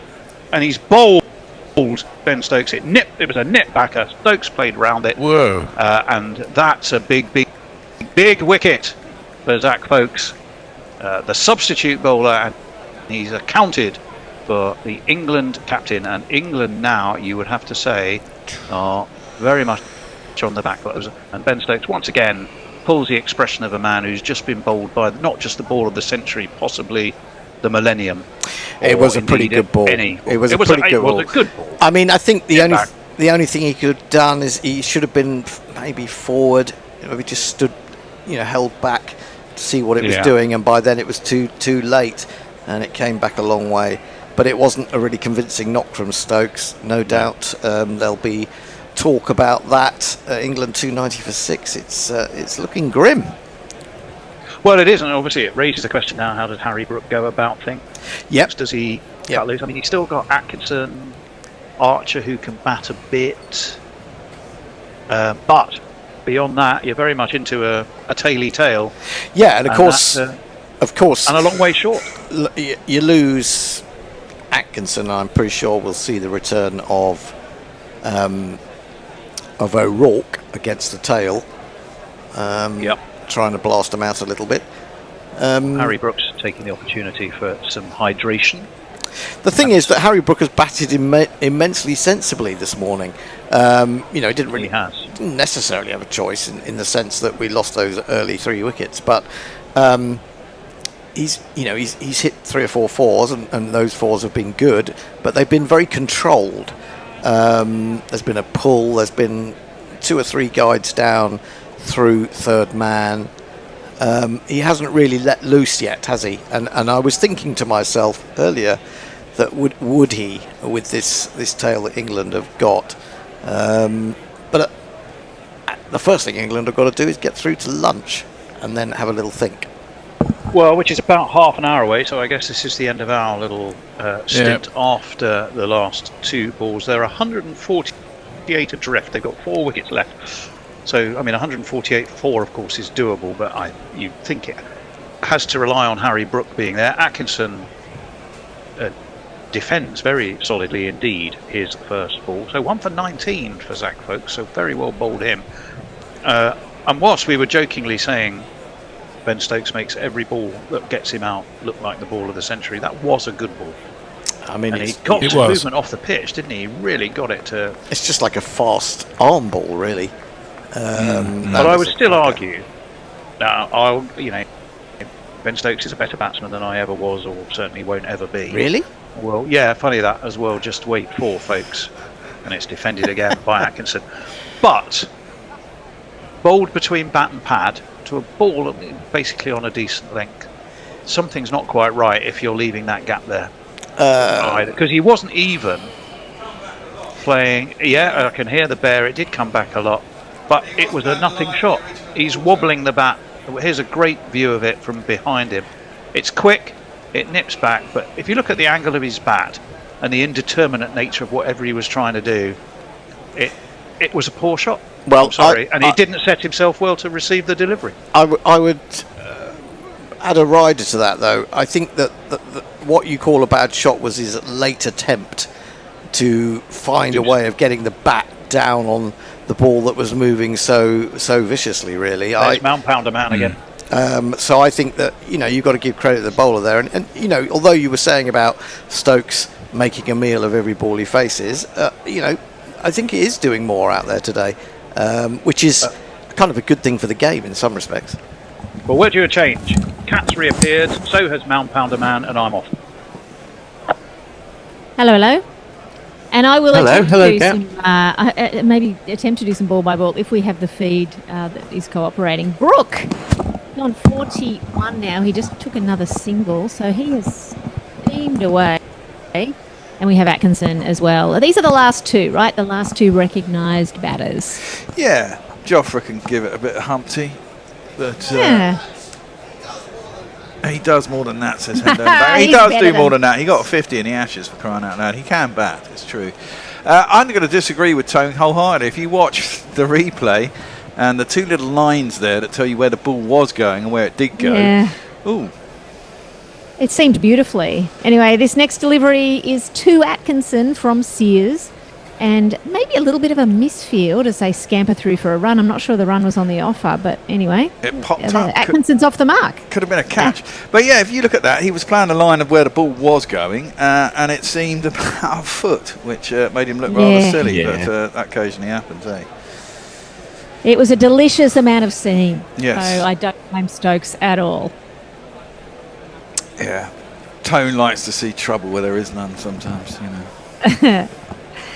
Maybe there was a slight gap between bat and pad, but really, Stokes played the line, and he should probably We should have known better. Anyway, we have Sears over the wicket. This next ball is squeezed out by Brooke and dribbles into the onside. There's no run there. So the score, the total is 292, 6 wickets down. England are trailing by 146. And we're on day 3. And we're on day 3. Looks like we'll probably get a result after all. Everyone was talking about a draw, but I think it's definitely a result here. England, I think, need to get within 50 runs. So they need just under another 100 runs. 390, 400. They're in the game still. Now for 350, it's very much in Kiwis' hands. Anyway, Brooks on strike and he's playing at the ball. It goes out into the offside towards the boundary. Fielded nicely and a single taken. I don't think that Brooks should go too early either. I think Atkinson's a reasonable bat. I still think it's a pretty good batting pitch, isn't it? The outfield's damn quick. Yeah, no need to protect Atkinson. Atkinson can take his strike. They can turn it over. Brooke will start to close up a little bit towards 50, and once he hits 50, he might be out. I don't trust him. Well, yeah, that's the problem with Brooke. He does get a bit headstrong. Sears is bowling, and this one, Atkinson winds up and plays a flat bat at a ball, but doesn't quite get all of it. It just bounces into extra cover. A dot, 3 runs from the over, 1 ball to come from Sears, and Sears is searching for a wicket. He's in his 11th over now. How did he ever bowl so many? I thought he'd only just started, but anyway. Bowled a few yesterday, late afternoon. Yeah. Ah, yeah. So, did you leave your phone here? I don't know. Yeah, can't see it. Anyway, last ball of the over. In he comes. Over the wicket to the right-hander. Atkinson plays a ball to short mid on, and that's the end of the over. 3 runs from it, 293 for 6. And over to Forthy, who's going to give us some socials. Forthy? I am indeed. I'm not exactly sure where we got, but hello there. I'm going to start with George McPherson. It's not entirely unpredictable that George will come thundering in with England have lost this with their pathetic performance, to which there have been various replies. Extra Fluffo says, "Oh, George, my little ray of sunshine." Jay Grover says, "As opposed to winning it with their pathetic performance." And he also adds, "Brooke needs to score more runs. What maverick thinking is this?" Probably see Brooke going Bazball fairly soon, says Ghost Rider. And then Jay's come in with a Super Chats. Last Batman and Bobbin tax ignored, so less now. And we can. We'll bring them back in a moment. Yes. It's and Folks who's continuing. Folks is playing ahead. the ball to cover. Keep going there, Forthy. Finish that one. Last one. Jay Grover says, "Hooray for the Cataline-minded ad Muppet." That is true. Not really Catalan, but I'm sure they need to consolidate your debts. Aye. So I'll see if I can persuade Batman to make an appearance. I don't know where Bobbin's gone. Has she gone to bed? Bobbin's gone to bed. It is quite late here. Yeah. That is. Past doggy bedtime. She'll come back. If we rustle the treat packet, she'll come back. We need another super chat for that. There's one slip in place, and is almost required. Brooke misses this next delivery, and a keeper, of course, up to the stumps to Folks and takes it neatly. That one went on the seam again. Quite away, actually. There's a little bit of nibble out there all of a sudden. Maybe the pitch is starting to break up. Not surprising, the amount of heat it's had on it. Yeah, seaming away from the right-hander there. Got a scruffy cricketer, Folks. Yeah, he does look a bit scruffy. Next ball's defended. And do you think he's kind of got a bit of a growth, 3-day growth or a 2-day growth? He's got sort of messy hair. Yeah, he's a bit scruffy. You can see the top of his underpants. He's got his shirt untucked. He's got floppy hair. He's just got out of bed. He's a normal pot-smoking surfer type then, yeah? He is indeed, yeah. Scruffy charm. He's actually got more than a 3-day growth, I think.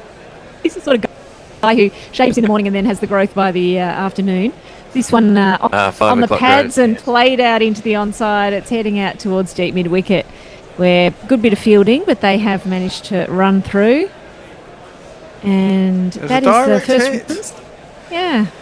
I think he was in, but there was a direct hit from the outfield. Ah. Umpire's having a bit of a look at it. They should have been able to see it from where they were. Looks like there's no controversy. I don't think there's any controversy. I think he was easily in. They're looking a bit of a replay. There was one yesterday, wasn't there, when Joe Root would have been, it was a direct hit from the deep, would have got Joe Root out, and he was dawdling. Yeah, so the batter hasn't slid his bat, didn't think he needed to, so he's placed his bat about a metre over the line, and the question is whether or not he's placed it quickly enough before the stumps are broken, and they were. Only just, though. It's closer than I thought. You should slide, though. You should always slide. He should have been sliding. He wasn't watching. Great throw from the outfield. Was that who was that who threw that ball? I presume it was Conway or Ratchin. They're usually out in the deep, aren't they? That's right. Anyway, Focus is coming in again. And this next one is a flick of the wrists and sent out into the covers, into the deep, where they'll take a single. So 2 runs off the previous ball and then 1 here. 1 ball to come. 2 to come. Oh, 2 to come? Yep, 2 to come. Didn't they just run a single? Oh, yes, they did. No, Sorry. They're very slow on the telly. The scorer is very slow to put the one up. And Brooke is on 45, so we are on 50 watt for Brooke eventually, but Atkinson's on strike now. He's on 1. Space 5 balls. He's got his eye in. We know he's a good bat. He's ready. Bat raised quite high, actually, and he offers a very straight defensive bat. Here it lands on the pitch, and there's no run. Score is 296 for 6. 40. Yes, a couple of super chats which we prioritise. Messi Jez. Western Australia comes in with a couple of bucks with treat rattle. Yeah, and, we're getting the treats out I got now. very excited for a moment because in a kimono, 3190 came up with 1,000, but it's 1,000 of something. I'm not quite sure Japanese what the symbol yen. is. Right, what's that about? Tenner. About 25p. Okay, a tenner. No, that's good. About Yeah. 10, I think about 100 to a pound. That's good. Rustling the packet for you, he says. Come on, French treat. Ty Edward Devlin says, I see no improvement since the Ashes. The coach has to go. And Dr. Hugh Sheridan says, I used to be a member of the Mid-Devon Doctors cricket team titled the Old Fallopians. I suspect this name may have to be sterilised in due course. Well, now, do you want to show us your cat? Oh, good girl. Good girl's got it. She's got up it now, and now she's showing her face. This is Bobbin, but I told Batman there was a treat coming in. He's gone over to the treat cupboard. He knows where they are. So therefore I cannot describe that ball. But they've taken another set. No, they've taken 2 runs here as Smith has bowled to Brooke. Brooke's now on 47. It was a little edge that went down and through Daryl Mitchell at slip. I get quite annoyed with these people who... I mean, there's a little bit of me that understands it, but all these people who are calling for the end of Baz and all that, what have we ever done in the Ashes in Australia for the last 15 years? And yeah, we lost them, but we won a test first time in God knows how long. Which isn't an excuse, but... As Smith comes in, bowls again, and the ball is played to mid-off, no run. We lost a test with 5 debutants, and we're up against a good New Zealand side. My question to all of you is, who the fuck is going to replace them? That's what I want to know. It reminds me a bit of getting rid of Keir Starmer. You can get rid of Keir Starmer, but you won't... You're not solving the problems, are you? That's the problem. Unless you're changing members of the team. But, I think there's maybe 1 spot, 2 spots possibly in the top 6. Are you saying 7. that Keir Starmer's now coming into the England cricket side? Well, that's what you're implying, isn't it? I would quite like to see that. Yeah. That'd be quite entertaining. Another ball defended to the onside by Brooke, who's got his eyes ready for this fantastic 50. 3 runs to get it. And the Dogs are getting a treat now, so they'll be back in a minute. And who are the players who are coming in to make this amazing side? I think we got quite a good side. Maybe it is the coaching, and maybe they need more discipline. Go on. Come on, Dogs, come back. No, they're choking over there on their treats. So, gobbled them too quickly, kids. Yeah. Let that be a lesson to you. Quickly. Yeah. Anyway, Brooke on strike again. This one he plays into the ground, fielded by the bowler Smith. Smith has 3 wickets, so I guess he's been pick of the bowlers. Yeah, very much so. Bowled well this morning. So you've already seen Bob, but Batman's coming in now after having a treat. Yeah, good boy. Hi, Batman. He's quite sleepy, but he did wake up for food, of course. Of course. We're just deciding what dog to get next. What breed? There you go. Well, we're trying to talk you into a toy poodle. As this one back of a length from Smith and Brooke just... A Great Dane, of course. No, a Great Dane? You're going to get a big dog. No, we're not getting a big dog. I've got a friend with a Great Dane. It's the most unpleasant dog I've ever come across, actually. In what way? Someone loves their Smelly, Great- slobbery, just too big. I mean, Huge Great Danes as are well, huge. and expensive. Yeah, very expensive. I guess you have to pick up their shit, their big shits too. Yeah, I'm that's interested in pretty people's opinions on Basset hounds, which are No. in. I think they're pretty dumb. I don't mind dumb. Yeah, okay.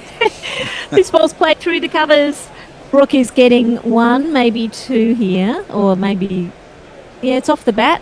There's a single to Brooke, putting Atkinson back on strike. I don't like dogs with short legs and long bodies. That seems anatomically wrong. Short legs. Okay, so Dachshund would not be high on your list. No. Although, There's a lot of sausage dogs in the park, though, and they're very yappy. yeah, yappy dogs are an absolute fucking no-no, man. Anything that yaps can take a running jump. Annoying. Jack Russells, to fuck off. Yeah. No, I don't like yapping. I've always So wanted a suggest me- Rhodesian Ridgeback. I keep telling the missus we're getting one of those, but they are enormous. They're big, hard to train, lots of work. As You're this a big next ball is worked into the onside by Atkinson. He's taking the single, and that is probably the end of the over here. So that'll put Atkinson back on strike. Next over, Brooke on 48, Atkinson 2, and the score just clicked over 300 to 301 for 6 wickets. Right, we've got Stephen Kelk, very much a friend of the programme, still grading linear programming exams, and on a Saturday too. I know someone with a vape who could have helped me but chose not to. Jay Grover says, I'm not buying the fucking treats and all, not threats, treats. Farong says, cracks are starting to appear. Bia Spats, adds Jay. And Nigel Krask says, New Zealand have bowled very well this morning. With a wicket turning, they are huge favourites. 2 wins now. Harry Brooks is our last hope for me to save the test. And Messi adds, Bobbin's worth every cent. Yeah, here she is again. Anyone wants her? As Folks is resuming, first ball is a dot. Did he edge that?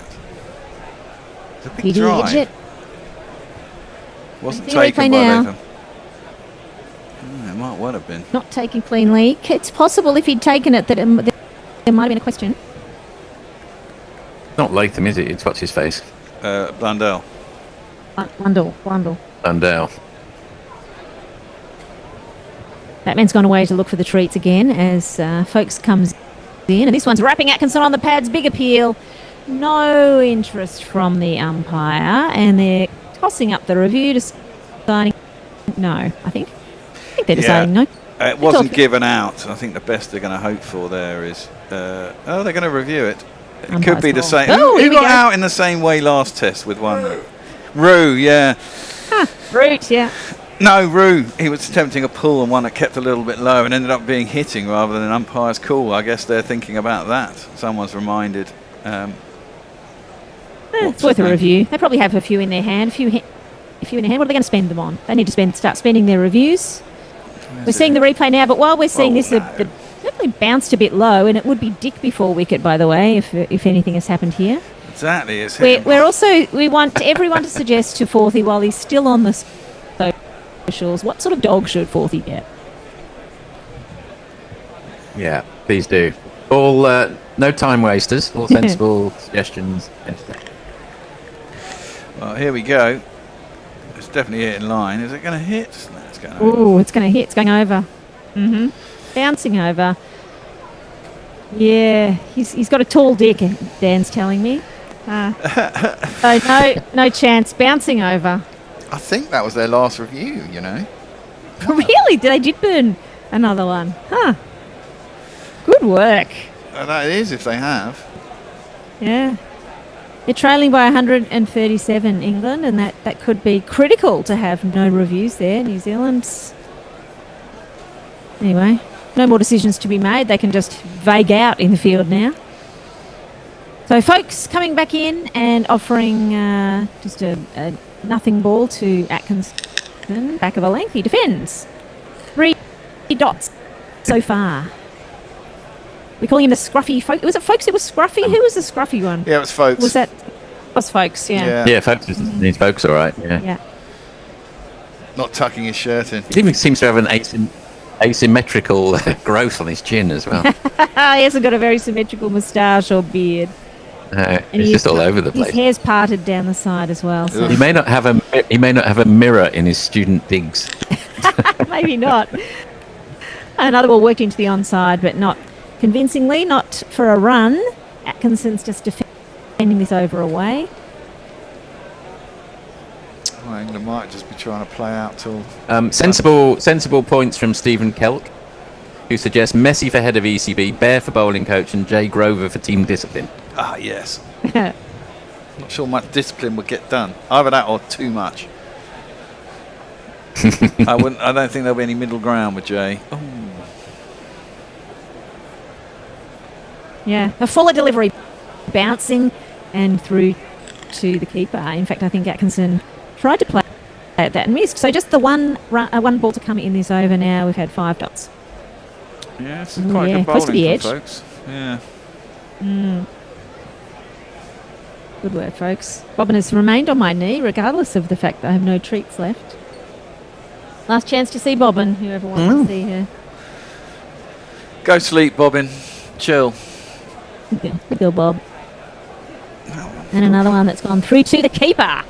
And very well taken by Blundell. A maiden for Folks.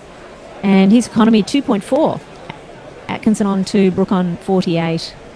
So, over to the socials. Yes. Jay Grover, in sensible mood, says it's the pathology of Baz hatred amongst Miller, Shermitt, Booth, DeBell et al. The loathing is weirdly atavistic. I don't quite get it. These aren't stupid people. And he's very pleased to see Batman. I scroll down for a second and I see a super chat from Jay. Bear, you can't circle half a mile to the house. How are you going to walk a ridge back 10 miles a day and afford to keep him 3 cows a week? Well, that's... And he also says... Sorry, carry on. Well, that's the problem, isn't it? Yes. I've always liked them. And he also says, buy a Shih Tzu so you can make my favourite joke. Well, Bobbin's a Shih Tzu. First of all, there from whoever was bowling anyway. I think it was a dot. Bobbin is a Shih Tzu crossed with a poodle, so that's what they look like.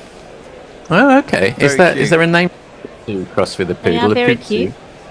They come in all different colours, but she is a black and white one. Oh, she's very cute. And they're pretty dumb, so if you want dumb, Porthy, she's not too dumb, but generally they're dumb. People always say, "Oh, they're so dumb." Well, how intelligent do you want a dog to be? I'm not. That's right. You don't require too much intelligence because otherwise you're feeling guilty if they're too intelligent when you tell them no all the time. This next one is driven into the covers, just short and fielded inside the circle. You want a dog. You want a dog to be basically trainable, though, don't you? You know. Yeah, you do want, which is why would be wary of a beagle because apparently they're very hard to train. They've got their own minds. No, you don't want that. Yeah, the toy poodle's very easy to train. Bobbin took a while to train how to drop, but she knows how to do it now. Maybe a little edge here. The keeper again didn't take it, fumbled, and it's gone down to a short fine. The chase is on from the fielders, and they've run a single. I don't think it was a catching chance necessarily, but who knows, because Blundell keeps dropping him, so he must have dropped a few chances now. Well, I'm pretty certain he dropped one off Atkinson last over. Yeah. I think you need to stand back a bit, mate. The bowler's doing all sorts, though. Do you see that one? The one that beat Atkinson last over moved. By the time it got to the mat, about 2 feet all moving, aren't they? from line to where it was. Interesting, because if England could get another 70 or 80, they might fancy their chances in the last... well, that's what I mean. Well, they might fancy. Yeah. So this next one is full and no chance for it to seam anywhere. Atkinson digs it out. That's what I mean. England could be 50 behind here, but I don't want them to be 100 behind. You know, they need to get another 80 runs. The high 300s minimum sort of deal. If they can get to 400, all well and good. I'm sensing a 325. I think there'll be a bit of a collapse on now. 1 wicket will bring 3 more. Might well do. I think Brooke will then go a bit booloo, and it'll be a question of whether he comes off or gets out straight away, really. Yeah, that's true. What could be You are, last? you are Australian, though, Kat. I am cynical, but Atkinson's playing a shot here. He's playing a shot nicely out into the covers and ambling through for a not too hot single. The thing is to keep the bowlers out. I was actually talking to my friend, and I said, I don't mind too much if New Zealand put up a good performance. It doesn't bother me. And he says, oh, Australians, we all hate New Zealanders. Do you hate New Zealanders, Kat? No, I don't think we do. We love New Zealanders. I think that's wrong. But there are a few Australians who hate... Look, the same dickhead Australians who hate English people also hate New Zealanders, I hazard a guess. I think they're same breed. And now, of course, we have Brooke on strike, and he's on 49, and he does not get a run. But it is exciting. He's just... Sorry, stand down. He's lost the strike. It's the end of the over. Are they kind of MAGA, make Australia great again type people that don't like Yes, anybody? they all hate... Yes, well, they yes, are, yeah. but there's a long political talk we could have about Pauline Hanson and co, but perhaps Actually, I think the we Pauline have 5 Hanson minutes to lunch, lovers, now's not the time the to MAGA start. lovers don't care. They quite like overseas people who are white. It's a bit like English people and the Scots. I mean, I like the Scots. I support them, but there are other people who, I'm philosophically would like to support the Scots, but I didn't particularly enjoy how much they hated us during this World Cup. Anyway, Folks is already at the top of his mark and he's bowling to Atkinson. This is getting through the overs very quickly. There's no break in between. Anyway, this one's kind of pulled out to the boundary just for a single, went straight to the fielder. it's a bit like, it's a smaller nation always hates the imperial overlord, doesn't it? Yeah. I guess, the imperial overlord quite likes their jaunty little, subjects. GPL along 4 those minutes. lines. GPL 4 minutes, absolutely, get in. Oh. Let's have a look what's in there at the moment, whilst we can. Like when the receptionist comes over the tannoy at work. GPL 4 minutes. Brooke is trying to get this one run to get to his 50. Instead it goes to extra cover on the bounce and it's fielded and there's no chance of getting that single. Right, we've only had 3 entries so far. The pot will be £65. You've got 5 minutes. Numbers chosen so far, 299, 311 and 321. So, okay. And England have scored how many? What did we come out at? I can't even remember what we came out at this morning. No. Oh my word. Can't remember that. This next one has gone straight through Brooke. I don't think he got a bat on it. No, it's a bye. So suffer bad, Brooke. You're still on 49. But the ball did it go for 4 byes? Or just 1? The 4. That's gone a mile. It must be 4. breaking up because that's gone a mile again. Scrambled seam. But I mean, that's gone huge. Missed everyone. It's deviated a long way to the offside, off the seam. And, Brooke couldn't get an edge on it. And, of course, the keeper missed it completely. It might be the fact that he bowls military medium that helps as well. Maybe Brookie will get a bowl in the second innings as well. Anyway, folks already at the top of his mark. And Brooke again trying to dig this out. This time he has it. He's got the single. And he's going to celebrate here. It's a quick push into the covers. 1 run taken. 50 for Brooke. Long drawn out grinds and flashing cameos. Quite accumulation that just grows and grows. Plucky or lucky, inducing reverie. These are a few types of half century. So it's 3rd of this series. Not gone on to get a big score yet, though, I think. Yeah. 1 in each test so far. I love this. This is Brooke as the next captain, isn't it? If he can keep scoring at this rate, a regular half century or so, he's going to be in the side forever. And anyway, it's Atkinson on strike, and he just pushes the ball into the onside. Well, What do you think of Brooke as an ex-captain? Well, I mean, he's vice-captain. I mean, surely if it doesn't go back to Root, it's probably the obvious choice. I don't think he's particularly bright, but hey. He averages, after 37 tests, he's averaging 54, which is pretty good. Yeah, and he's the Shih Tzu of the England side, and that's smart enough for a cricketer, particularly an English cricketer. Well, he's probably the only batsman who's absolutely guaranteed his place, and that's the Australian methodology for choosing the next captain. Another ball outside off stump, taken well by the keeper. That must be the end of the over. 309 for 6. One more. Right, plenty of dog talk. One more to go? Yeah, we're going to carry on. No, one more over to go. More. No, I think that's it. One more I think over. that's it. Oh, right. One more over to go. Sorry. Messages, Great Danes, hugely expensive, only live for about 8 years. Nigel Crask, I walk English Bulldog and a French Bulldog. Messages suggests Kelpie or Labrador cross. Extra fluffo, Bulldogs pee on themselves, as do pugs. Thanks for the information. Plenty of dogs at the pound, says Extra Fluffo. Yes, we've considered that. I should get a Yorkshire Terrier, says Farron. Yappy fuckers. The nose there. Collies are the most intelligent, said Eric. Too much energy for me, I suspect. Yes, my anyway, Shih Tzu- Smith is bowling. Sorry. Brooke just pushes the ball into the offside. Keep going with the dog chat.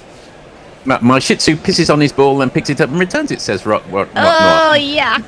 Cunning. That's not a very clever dog. No. That's most of the dog talk. But there's someone was asking, is this an Australian or New Zealand accent from the beautiful lady on the panel? Asked Nigel Crass. They'd be referring to you, Forthy. Yeah. Well, I was going to say, I'm not sure who they are referring to, but I think you're probably closest, Kat. Brooke is driving this next ball out into the covers, getting a single. Good work. Brooke is on 51 now. I don't detect too much Kiwi in the accent there, Kat. No, It's hard to tell. Come on. I reckon we all sound the same, Kiwis and Australians, if you come from England. So, no, it is an Australian accent. There's the eyes become used, don't they, when you're in fucking we can tell. We can tell. We can tell the difference. But you can be forgiven for not being able to tell the difference, that's for sure. Pretty similar. Atkinson on strike now, he's on 4. This is straying down the leg side by Smith and taking full advantage. Atkinson sends it all the way to the boundary through square. 4 runs. In the name of God. Hooray. Showing he can really bat. Yeah, that was quite a nice shot. It was straight down leg side, clipped it quite sweetly. A couple of the fielders out there wearing floppy hats. Probably wise in this weather. Another one straying down leg side. This time in front of square and fielded, so no run. And Jay, another £2. Thank you so much, Jay, who says, sorry, Forthy, didn't raise a glass to Toby, R.I.P. Well, that's very kind of you, Jay. That's my Cocker Spaniel who departed earlier this year. Oh, very sad. Yes, it's always sad. He had a good life, and it was time for him to go. Yeah. There's your Ben Sears with his pants out. He's wearing a dark pair of underdacks there, but he managed to field that ball without losing his floppy, so very sun smart. Smith coming in and played into the ground, backward of, just forward of point there or somewhere. The feed is a little choppy, but that was the fifth ball. Who knows where that went? Somewhere into the offside. It went into cover. Yeah. It's lasted a morning, which is quite phenomenal, really. It's pretty good. I didn't think I'd be able to do ball by ball at all, but it's not too bad. Occasionally I get a little horizontal lines that looks like I'm looking through Venetians, but it's doing pretty well. How is it for you, Forthy? You're getting a good feed as well, or not really? Yeah, not bad. I think not as good as yours, because I'm less in sync. Yeah. I'm a long way behind on the. I've got a beautiful feed on my own TV, but it's a long way behind. This ball is played. Yeah, that's safe for me. Played out towards square. Nice bit of fielding and 5 runs from the over. 314 for 6. I think that's the end of our spell here. Are we doing a change? It's lunch. It is lunch. It's lunch. Lunch. 91 runs in that session, 4 wickets. So if you were entering a GPL, you got a factor that in. Probably speeds up towards the end of the day, maybe slows down, but that's what, 270 to 320 probably. And our lowest GPL was 299. So they got a chance. Good morning for England. Well, all right morning for England, I suppose. They got the runs, but probably could have done with losing 2 less wickets, I'd have thought. Yeah, the first two. The first 2 would have been good. Yeah, the first 2. Or at least last a little bit longer. I mean, that was an astonishing first 15 minutes. We lost 3 wickets in no time at all. And then the wickets started doing stuff. You can see the cracks, actually, from the drone shot above. It's just starting to appear. And they look like they're quite on a length, actually. This wicket could get very exciting and entertaining for the bowlers as we go into the latter stages. We shall see. And that will make the match as it's supposed to be. It's good when the wicket holds up for a couple of days and crumbles as it's supposed to. This is a classic test wicket. Perfect. Indeed. And actually, Yeah, that's right. you know, and Bashir, if those cracks and there's a little bit of dusting up on actually in front of the stumps, Bashir could come into it as well with a bunch of left-handers in the Kiwi side, so it could be quite fun. But we should go after lunch now. I shall go back to Who's That Weirdo, and we shall see you after lunch. I presume that's it for you, Kat, off to bed now? That's it for me for today. It gets a bit late after this, but that's I'll fair be enough. watching with interest. Okie dokie. Everyone have See you then. fun and a good lunch. Bye. And we'll see you in about 35-40 minutes.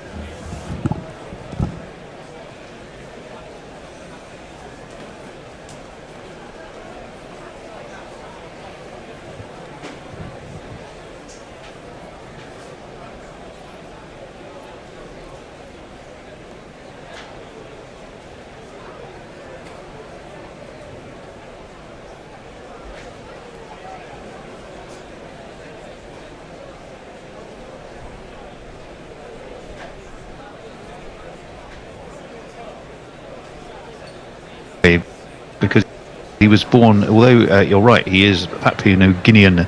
He was born in 1978 in Spokane in Washington, and he now lives actually in Hawaii. He raps and sings most of his songs in Tok Pisin, which is PNG. That's Tok Pisin. Stop pissing. Tok Pisin. Tok Pisin. Oh, sorry. When do you you're know what against the clock. means? I don't know. What does it mean? It literally means talk person. Oh, Not for well, it's Papua New Guinean pidgin. It's a Creole language spoken throughout Papua New Guinea. His most recent single, I can tell you, was "Mama Never Told Me," which was 2021 for Jason, well, now known as O'Shen. Could you sing us a few bars of that? I'd probably be happier if I didn't. From 1994 to 1997, as a young man, later to call himself O'Shen, he did a bit of time in Washington State Prison. He's got credibility as a rapper. Burglary, yes. And it was there that he taught himself Tahitian. He carries a Papua New Guinea passport and a US one. So there you go. After serving his time in Washington, he moved to Hawaii, where he found work as a beach boy in Waikiki, and began developing his music. I was tired of bubblegum reggae, he said, and "Ooh Baby, I Love You" songs. And therefore, that's when he joined the Beach Boys. That's going to. And that's when he decided to get into hip hop. what is bubblegum reggae? I mean, you're an expert on these sort of musical genres, Mog. What is bubblegum reggae? What you'll find is it very similar to the K-pop variety of kawaii. Oh yes. I don't know. You don't know at all. No, you're making it up. But you started reggae. You should have told us you didn't. No, we were convinced for all. Reggae's been sort of raped and pillaged by the West ever since, people like Paul Simon and the Police do a kind of version of bubblegum reggae, don't they? It's on the offbeat, but it's sort of is it scarage? Substitute, not quite the real thing type thing, isn't it? I thought like it was bubblegum pop, fluffy, reggae. Yeah. Musical youth, or something it's like that. Sanitized commercial reggae. Right, moving on with the score at Mog 4, 46. We have another Papua New Guinean. It's Liga Siaka. Is Liga Siaka a live cricketer, a dead cricketer, or a Who's That Weirdo? Yeah, I'm glad you asked me that one. Do you know this one? Do you actually know this one? Oh, I don't know this No, one. right. You were so convincing. You really are. You ought to, I mean, if you want someone who knows Papua New Guinea cricket, get Knackle back on. Well, I probably. was up with him once for Papua New Guinea versus Namibia, and he literally did seem to know all of. Anyway, that's not helping me here. Hang on. I think he'd flown out and met half of them himself just to make sure. He probably has, actually, to be fair. Well, you're surely not going to do two weirdos in a row. Or am and I? Surely Papua New Guinea haven't been going that long playing cricket. Sure. I mean, and you just arrived. Therefore, live cricketer. Yes, you're absolutely right. I couldn't bluff you. He is a live cricketer. Liga Siaka is a live cricketer. And do you want to take a little guess at his name to get an extra bone? His name or his age? His name. Sorry, his age. You got his name. Have a guess at the name. I've got his name. That would be a gimme. Age. 36. Oh, you don't even get a bonus point because you're miles away. He's 29. He's not only a cricketer who's still living, he's something else as well. In his spare time, he's a fisherman. Tell us more. Well, he is. He's 29. He's born in Port Moresby. He's an opening batsman, right-hand opening batsman. Bowls a bit of right-arm fast medium and a few leg breaks. Lega Siaka. Is it? I don't know. Is it Liga or Lega? I don't know.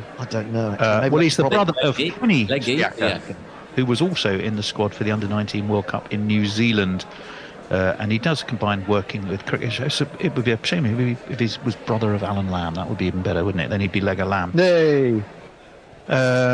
Yes, he combines cricket with working as a fisherman and compares his style of play to Michael Clarke. Oh, poor bastard.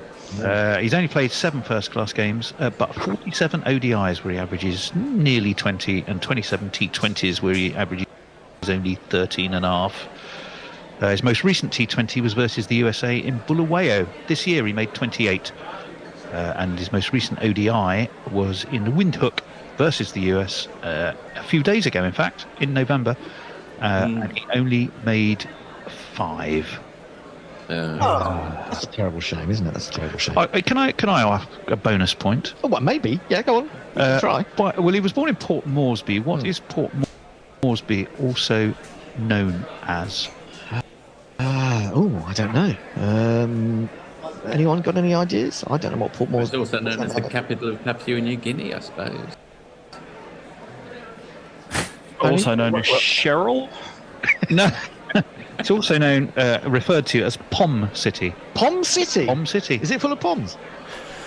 I imagine. I think not. Fred's been to Papua New Guinea a couple of times, hasn't he? And they let him out. As everyone left. Amazing but true. The scores move on at the end of that particular segment to 8 for Forthy and 4 for Mog. Can I get a bonus point because I've done a jingle for Lega Siaka? Yeah, you can. And did you know him when? Yeah. You of course I knew him. I'm going to give you. Do you know? I thought that when I was going through the list. I thought, you surely know this place. So unlucky you didn't get it referred. I remember to, that. aren't you? I was watching him play only like that game against the US not that long ago. I shit you not. That is tragic. What's his jingle wrong? How's his jingle go? It's over the top of. I may have borrowed something from a Napalm Death instrumental. Oh, of course, yeah, absolutely. And the lyrics and vocal delivery is a little bit operatic, so I probably can't do it at this time of night. Okay.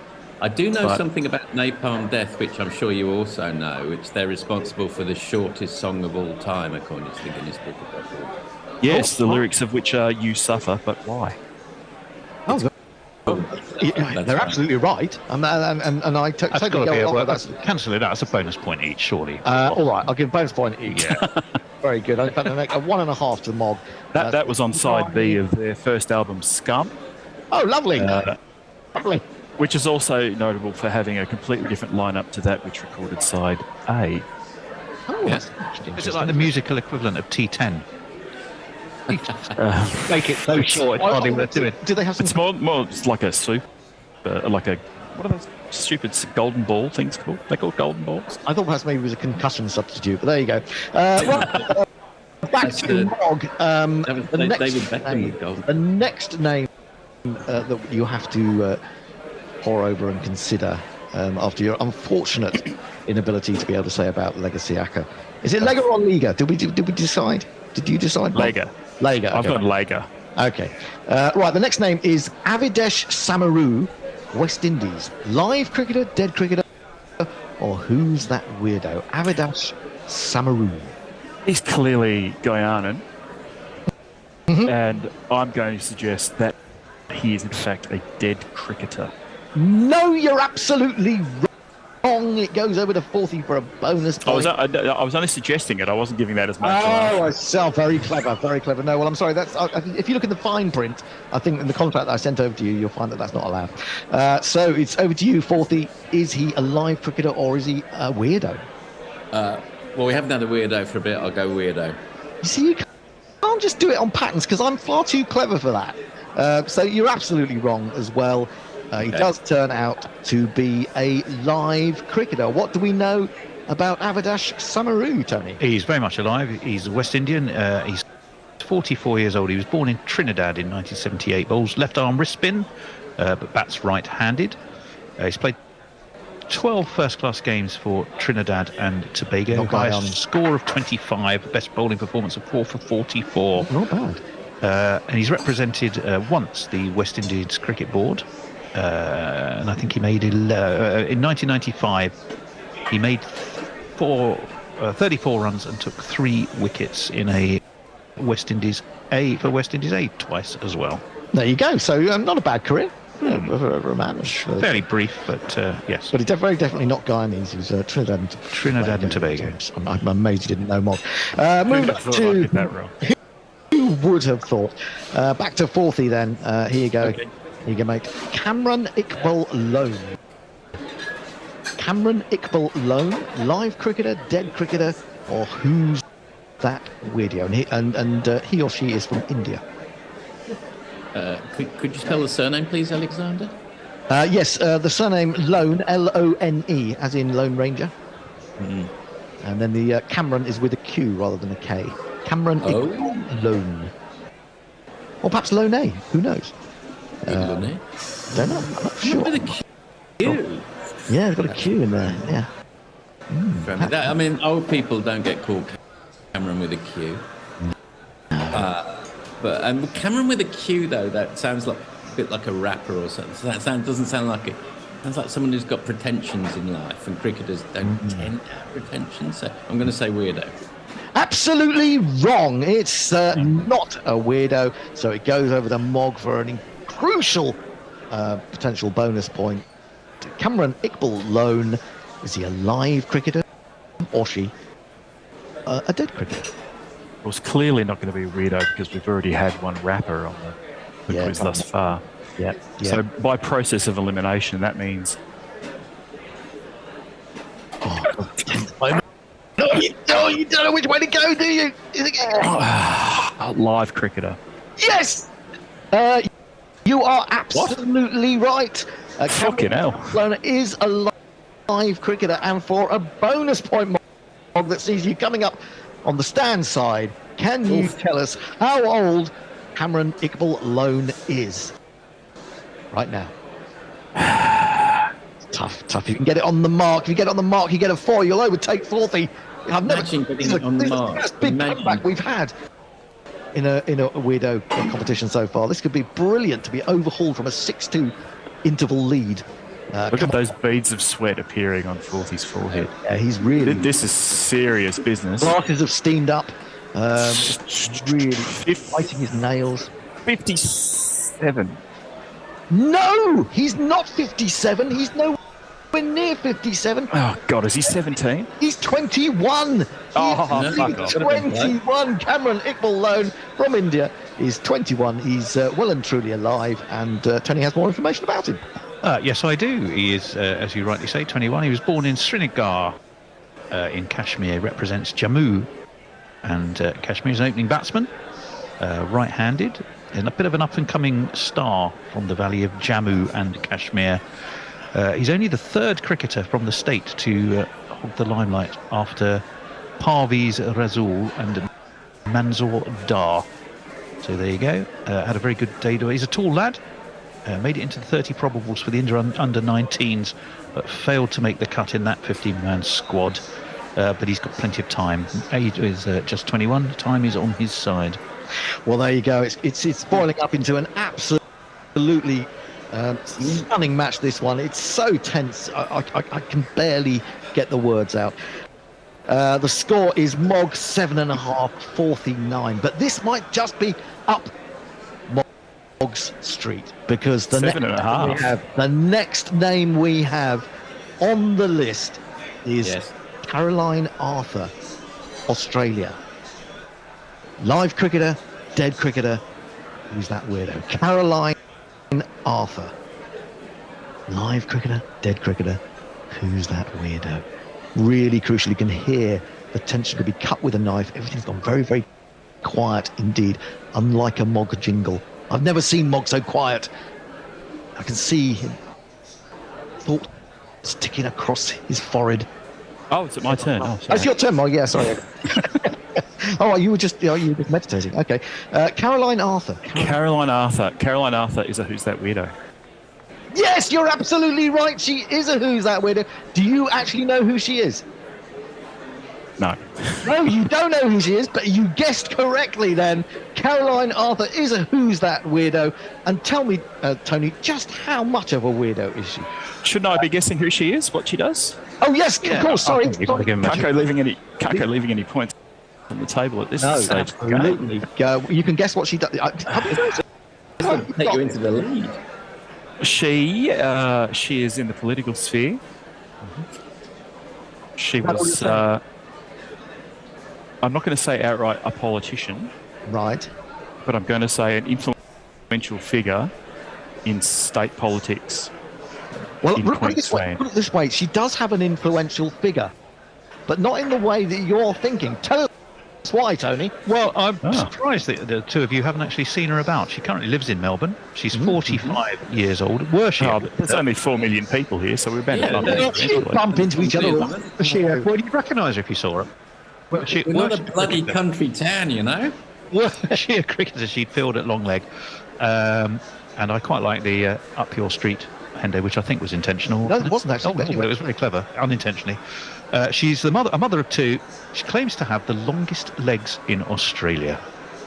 Although she's only 186 centimetres tall, which you'll very quickly work out is 6'2", her legs are 4'4" when measured from hip to heel. So her legs are 69% of her body.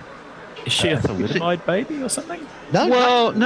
But she does take sort of a rather strange picture. She was born in Lake Eldon in Victoria. She obviously taller.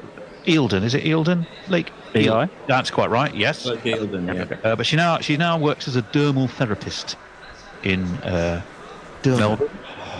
I don't have my appointment till next week, so that's why I haven't seen her nickname, her favourite nickname for herself is Caroline the Powerline. Presumably she wasn't born in Lake Eildon. You know, I mean, she could have been a water bird. She started modelling at the age of 17 in an attempt to boost her confidence, but initially struggled to get jobs due to her height, until she got a stocking contract, where apparently her legs got featured in loads of commercials. Actually, do you remember that's amazing. She's trying to get in the Guinness Book of Records. Yeah, do you remember the footballer? I do remember another model. I don't know why I know this. The footballer Christian Krembau, the old French player. He was knocking about with Adriana Sklerannikova. I'm sure she was in the Guinness Book, having the longest legs at the time, but I do not know why I can remember that. Do you think there was I wonder at what point her legs became the longest in Australia, because, did you think she was, when she was very, very young, she had incredibly long legs, or were they later? They come later. I don't know. More importantly, what's her OnlyFans address? No, we're not going there. Right. Now, the thing is, we have come to the final of the day, and the scores, would you believe, I mean, we've had absolute slaughtering so far in this tournament, but in the Melbourne standoff, it has come. We haven't tried to fix this, listeners. Fix this at all. It's Mog 9.5, 49. And the final name is for Forthy. So can he grab it at the last, or has Mog come back from that deficit at the halfway stage to claim the title for now? And this is the final name that you're going to get. This is for you, Forthy. Zafar Gill, Pakistan. Zafar Gill, Pakistan. Well, Live cricketer, dead cricketer. Umar Gull. There's a Gill who opens the batting for them. It's not him. Zafar Gill. Zafar. Is that a sort of name that cricketers, you know? Safari. Javier Zanetti, that doesn't help. Oh, Zafar Gill. I will say, I don't think it's. I'm going to eliminate weirdos straight away. It doesn't sound like a weirdo. But so it's clearly not that. My waters are telling me. I will say, dead cricketer. No! You're wrong! And Mog, you are the champion of Melbourne. You have done it. You have come back from a 6-2 deficit. You can put up your middle finger to Forthy. You can walk proudly down past what's the name of that station? The one that's all yellow in Melbourne. Flinders Street Station, with your head in the air, because you have held him off to win. Well, it's not necessarily win, because you might even get a few more points in. Come on, let's not rub salt into the wound. No, we need to rub that salt in. You said dead cricketer. Didn't you say dead cricketer? It's not. So that means, Mog, they are either a weirdo or a live cricketer. Suddenly I'm paralysed with indecision even more than I was before. But you can I'm going to go live cricketer. It's a dead rubber. It's a bloody dead rubber. You can't lose now. Actually, I should bring something like that in, shouldn't I? That if you get next it wrong, game, not this one. Next game. Yeah, next game. I'm going to say live cricketer. What about some sort of Jeopardy? You know, double or nothing, double or you're clutching at straws. You've lost, I'm afraid. I don't agree with that. Weirdo or live cricketer? Live cricketer. No, you're absolutely wrong. It doesn't matter then, does it? Not a live cricketer, but it does mean that you have won by 9.5 points to 9. And before you go whooping around your front room, jumping for joy, and telling all your cats that you have defeated Forthy, Tony will tell us a bit more about Zafar Gill. Oh, you get to guess what Zafar Gill does, don't you? Yeah. Oh no, because you didn't get it right, so you don't. Can I try and guess anyway? He's in charge of the First Industrial Pakistan Bank. No, I'm afraid. Forthy, do you want to go? See if you can get a half point, a quarter point. Oh, what? Will that get me back level? Points only. I'll give you a quarter point if you get this. What is Zafar famous for? You were very generous with some of those half points earlier on. Oh no, yes. So you weren't worried at the time, were you? No, probably was full of confidence. No, I was magnanimous. Where was that complaint when you were 87 points up, huh? Yeah. Yes. I'd say that he was the man who introduced Scrabble to the country. It's a good guess, and I'm almost tempted to give you a half point, but I'm only going to give you a quarter point, I'm afraid. So you end up with 9.25 to Mog's massive 9.5. We're talking scores here, nothing else. This is getting very hot. Tell me more about Zafar Gill. What is he famous for? Well, he has a world record, and should he ever be given a trophy, I think they should name it the Caddick Lineker Trophy. He is the world record holder for ear lifting. Ear lifting. That's not lifting other people's ears. That's in 2007, he set a new weightlifting record. He carried 65 kilograms, which is 143 pounds, just over 10 stone, on his ear, with a help of a cord attached to his ear. He lifted it 10 centimeters off the ground for just 7 seconds. But nonetheless, he did a modest warm-up of a 30-kilo weight, and then took the world record-breaking 67 kilogram amount with only a brief cry of pain. He only weighs 90 kilos himself, trains every day, but insists he's never had any hearing problems due to his specialism. Do we know how old? No, I couldn't find his age He could develop anywhere. hearing problems, couldn't he, over time? That quite possibly. No, he's going to be absolutely screwed when he's in his 70s. Yeah, surely. absolutely. I would have thought so. Does he do that through like a piercing in his earlobe, or how does this work? Well, that's a very good question. Well, you can look him up, you can, as indeed I had to, but didn't go to quite that degree of forensic depth, Mog, I'm afraid, in the technical information. He does wear, apparently, a kind of special headwear that protects his temple from damage. So presumably, I don't know, sort of a harness thing. But he actually has to lift with his ear. So there you go. That is it. That is the Melbourne standoff of Who's That Weirdo. Forthy started well, went into a 6-2 lead, but he was caught up by Moggs. Just unbelievable brilliance in the second half of the show, and he sneaked past the win by 9.5 points to 9.25, which of course means, Mog, you will now be the reigning champ. We also have another reigning champ, which is a confusing thing. But next week we've got a special edition of Who's That Weirdo. But it does mean that in a couple of weeks you'll have to come back on again. But I imagine now that you're fully acquainted with the show and you've got this one win under your belt, you're feeling pretty confident about life.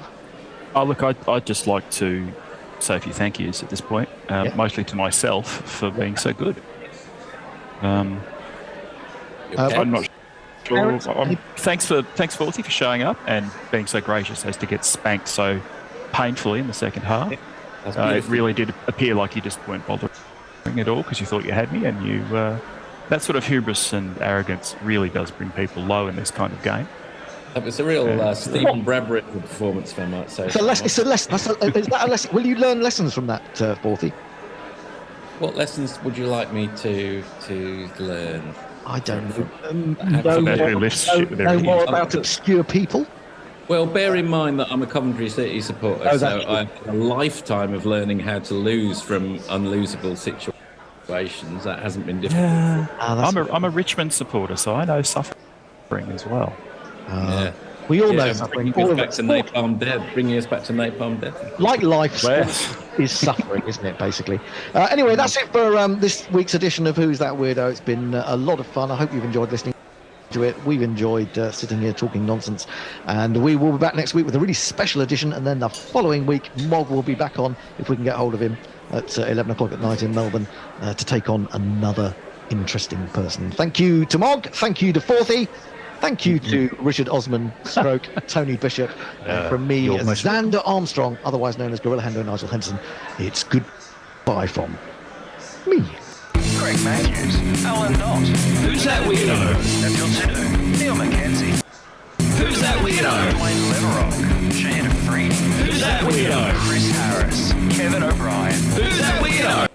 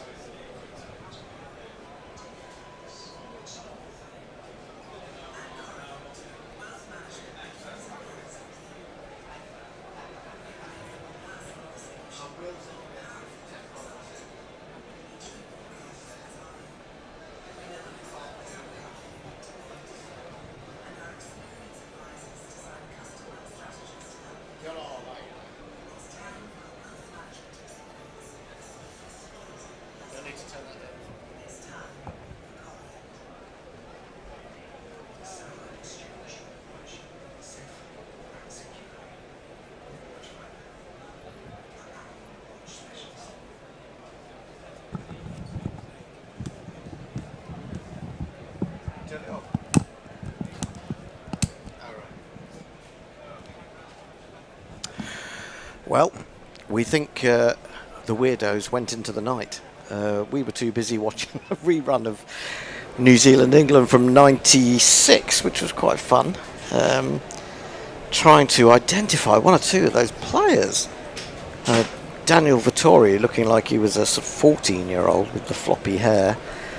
He was only about 17 when he made his debut, if I remember rightly, but he looked even younger than that. Welcome back. England have got it all to do after, I don't say disastrous morning, you have to say well-bowled New Zealand. I'm Guerrilla Hendo, Nigel Henderson. I'm joined by Forthy out there in sunny Melbourne in the middle of the night. Yes, hello, and nice to hear from you, Hendo. Great. I believe it's be with you. hot where you are. Oh, it's so hot. It is so hot. I think tomorrow it's going to cool down a bit. But you know what it's like in the city? The city, yeah. the CBD. The CBD, but even in the suburbs and the burbs. Don't you just call it the burbs? Or is that an Americanism? I don't know. It's more of an Americanism. Yeah, it's just, once it heats up I've probably said this before, in my flat, it just doesn't cool down again for the rest of the summer. It just sort of maintains its sort of a sort of 30-degree heat until the next heat wave comes and pushes it up a bit further. Oh, goodness. The thing is, in Australia, we are built for it. In other words, we've got air conditioning. Yes. Also in Melbourne, it's a dry heat. If you're in London for 3 or 4 days, it's very, very sticky. It's horrible. And actually, it's not just that, but people talk about how Khan gets a lot of criticism as mayor of London, especially with regards to air pollution and his attempts to cut back on traffic in certain areas. But honestly, I went out on, I think it was Tuesday night, just to go around to a mate's to watch the England game, and it was almost impossible to breathe. It was that bad. It was just, you felt like you were breathing in something solid rather than air. Oxygen, as it's known. That's awful. It really things have improved in London, bizarrely. If you went back to the 50s, before the Clean Air Act, it would have been absolutely intolerable, I think. Well, there was the smogs, weren't there? There were the smogs. I can remember as a kid saying to my mum, "What's?" I mean, you knew what fog was, but I had no idea what a smog was. Yeah. And it's nothing to do with our favourite jingler. Not him. Anyway, how do you see it, Forthy? I think probably more or less the same as everyone else. England very much second favourites, probably about a 25% chance here, but hey, you never know. And a couple of decent batsmen at the wicket. Would it be injudicious to say the next hour will be crucial? Well, it might. I mean, it might mean me going to. I think the next half hour is kind of crucial. Actually, I don't know if we've got a crucial half-hour jingle. Maybe we can adapt it at some point. But here we go. I'll play it anyway. Crucial first hour. Yeah, Guerrilla Cricket. Crucial first hour. This ain't no TMS. Batsmen nervous, bowlers with the tails up. Is it a tornado or a storm in a teacup? Momentum, which way will it swing? Either way, gorillas are gonna bring crucial first hour. Whose jingle was that? Is that a Mog jingle? No. It is a Mog jingle. Brilliant. He's so flexible, isn't he? Yeah, he's very flexible, yeah. I mean, I've seen him do yoga. He's very flexible. Seriously? No, not seriously. He looks a little bit thick-set for yoga. I mean, not that saying thick-set people can't do yoga, but anyway, we had the mound masher out earlier, the mound pounder, as Tony was christening it. We're waiting for Mark. Mark, are you there? No sign of Mark at the moment. Mark. Oh, right, the Bears going to let Mark in, so we'll have two men from Melbourne and one of us here in the studio in London. It's going to be Folks bowling to Brooke, who maybe just tries to run this down to third man, which has proved quite a a good shot for him. He's got 2 or 3 boundaries down there, but it's a little bit risky when the ball is doing a lot off this pitch now.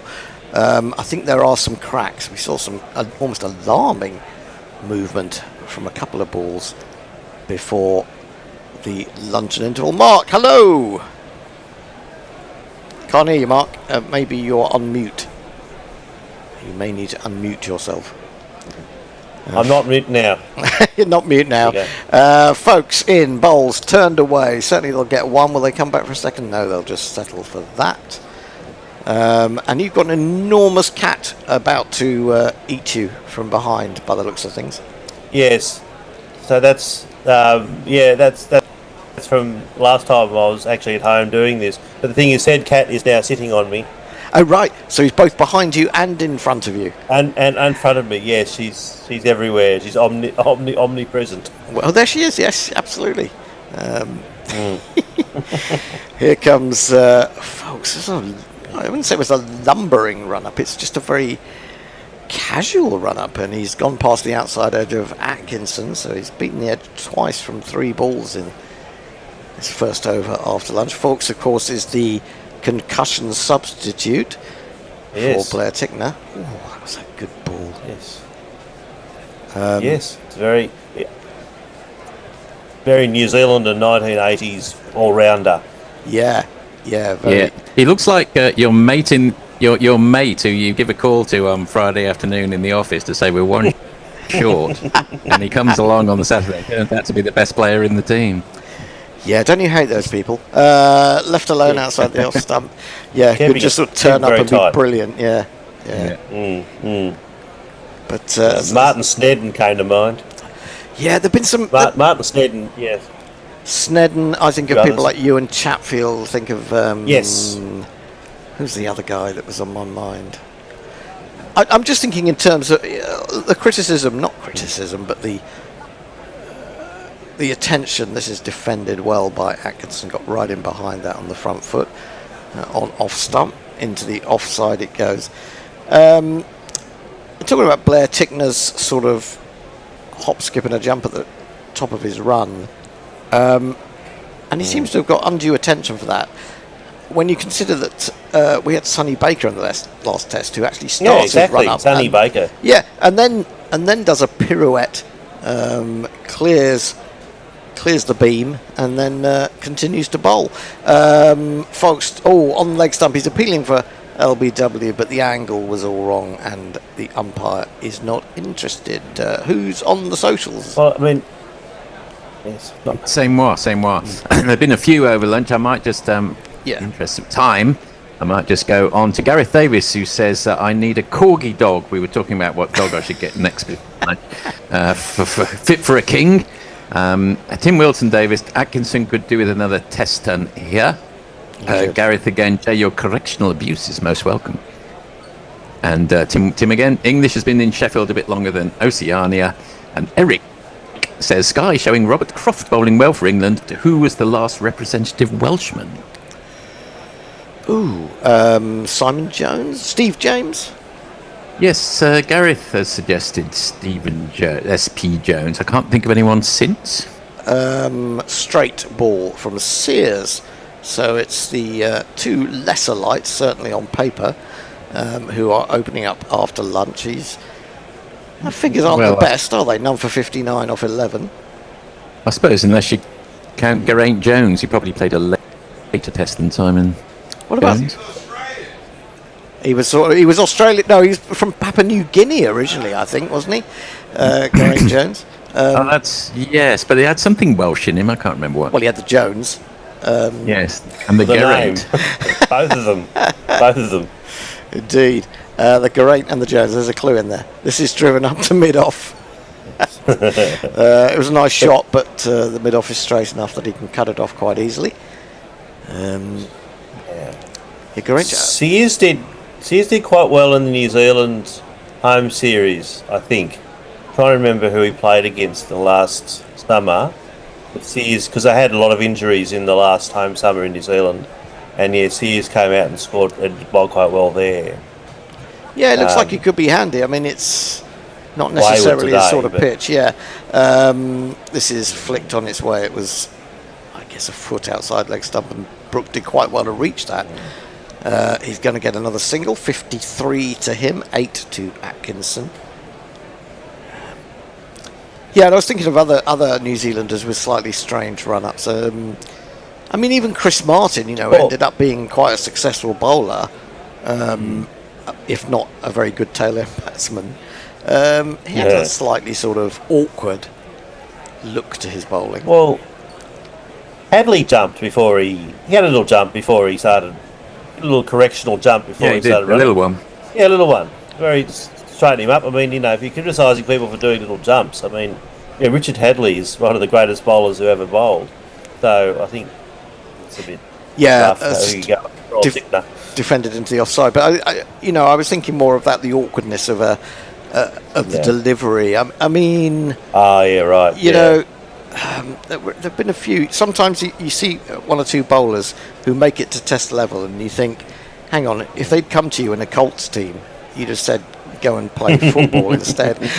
Defended on the front foot by Atkinson, up to mid-on, still another ball to go in the over. Actually, even around club cricket, you see that actually quite successful bowlers that their actions have no fluency or no real sort of aesthetic quality. But it takes all sorts. Cricket, the same with batsmen, isn't it?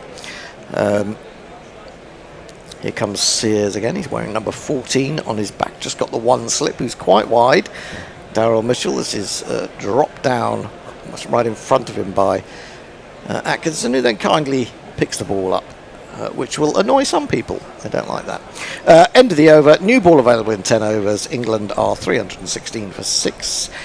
Brooke 53, Atkinson 840. Yes, who says Brooke plays stupid shots despite how talented the lad is. Shining Knight's got some thoughts on the heat. In a few years, this will be considered a cool summer. Thank you, climate change. Yeah. Well, the J adds a. No, someone says yes. Extra Fluffo adds. Lady on telly says that large parts of Africa, Asia, and Sheffield will soon have 150 to 200 days of 40 degrees per year. Parts of Africa and Sheffield. Well, I think there's a bit of banter with Jay Grover. In comes folks to bowl to Brooke, who punches up to mid-on. There is no run. Yeah, I was just thinking, they keep talking about this heat dome that lands over Europe periodically. It'd be a great name for the new Lords, wouldn't it? It would be the... what are they going to be called? Are they still called the London Spirit, even though they've been taken over by hugely rich people? Folks in bowls, nicely played by Brooke. It'll only bring him a single out to deep point. Smith Fields. Come on into the heat dome. That'll be the... they'll play with sort of... presumably with air conditioning. Mad Max beyond the heat dome. I mean, there's an indoor stadium in Melbourne, is there not? There is. Yeah. Yes. Yep. Folks in bowls. Oh, that's gone. That's gone far too much for Atkinson to get anywhere near. Yeah, that's a crazy bounce. That's some crazy bounce he's been getting. Yeah. And for someone who's bowling as fast as folks, it's surprising. Oh, look at that. It's gone off the pitch and it's bounced. You've got to be a hell of a batsman to get anything on that. Actually, got to be a pretty good keeper to take it. I thought he did well there. He has. Yeah. I did disagree with something that Kumar Sangakkara said at lunchtime. He was saying that Blundell had been brilliant again today, and he actually was quite scruffy. I think he put down Atkinson standing up. It's not easy to stand up, let's be honest. Yeah. But to that sort of pace. But he was just a bit untidy from the first over, really. But he is a fabulous keeper. Slip in a gully in again. Atkinson has to get right in tightly behind that. Defends it. He's got 8 from 31. He would rather be playing his shots, Atkinson, so you know that he's doing is best for the team here. Yeah, it's good. It's good, solid team play. From Atkinson. But Blair Tickner, I was listening with Blair Tickner earlier. His name sounded like it's from a New Zealand name generator because there's so many Blairs and. Very good. This comes off the bottom of the bat, slightly outside edgy, down to third man or backward point. Yeah. Yes. 1 run. But Blair Bracewell would have been the ultimate New Zealand name. What's the ultimate Australian name? Bruce. Australian name? Probably Bruce or Brad. Bruce is Brad, a bit old. No, Cooper. There's an obsession with Cooper. Cooper Connolly is, I'm afraid, the future of it. Because that's the sort of name. And there's so many Coopers around, and that's the new name, unfortunately. Folks into Brooke, who turns this out to deep mid wicket for another single. There's a lot of surnames as first names now, aren't there? That's become the yes, absolutely. I was actually reading about one of your presenters on Channel 9 who's just been kind of eased out. Carl Stefanovic. Eased out. Oh yes, Carl Stefanovic. I He's a right-wing nut job. Yeah, well, exactly. I can tell you all about. Nothing as libelous. He's called in Australia. Oh yes. No, as he's called in Australia, Carl Stefanovic, because Australians Australians do that to everyone's name. No, he's giving Tommy Robinson a posse on his. It's the big news here. Yeah, Brooke advances to Sears and drives him without really timing it. Gets a single to mid-on, moving around to his left. But one thing I was going to say about that, I did read that he just let Tommy Robinson rant on and then didn't sort of question any of his factual inaccuracies, which were many. But also I just looked at his. I looked at the names of his children, and they all had surnames as first names, pretty much.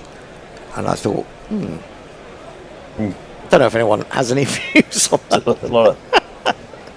We got a super chat. There's a lot of that going on in Australia. Yeah. Sounds like it. Maybe we have. Hang on. Oh yes, we have. Yeah. It's from Jay. Fourthie VF fan. Also for Mark's joke. £2. Thank you very much, Jay. Thanks a lot, Jake. Down the leg side what am I looking at there? From Sears, and Atkinson was just trying to lay bat on it and chip it away, but couldn't. So we got one of these. YouTube super chat.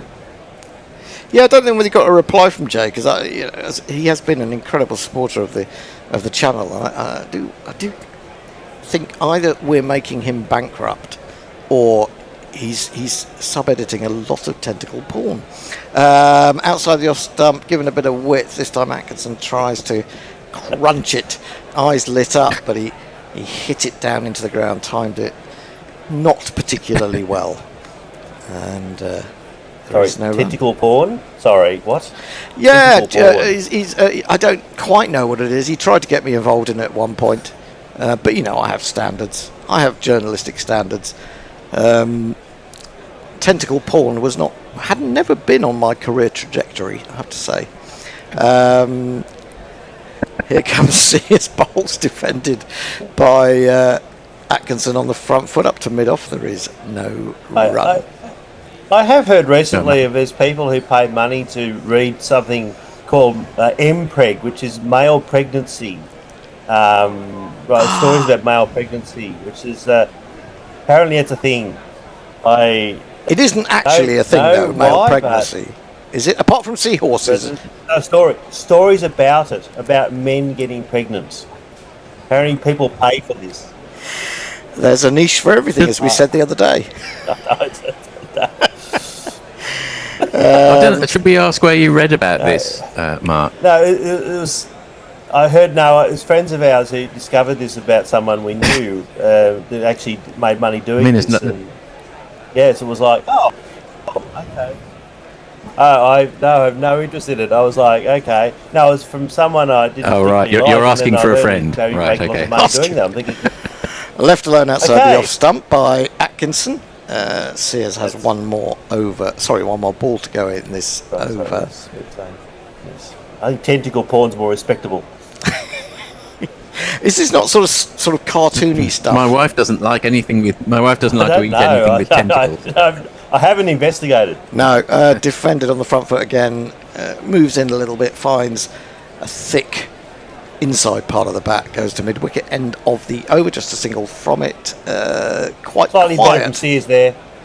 Yeah, Slightly yeah. better from Sears. Found a little bit of a length and line, hasn't he?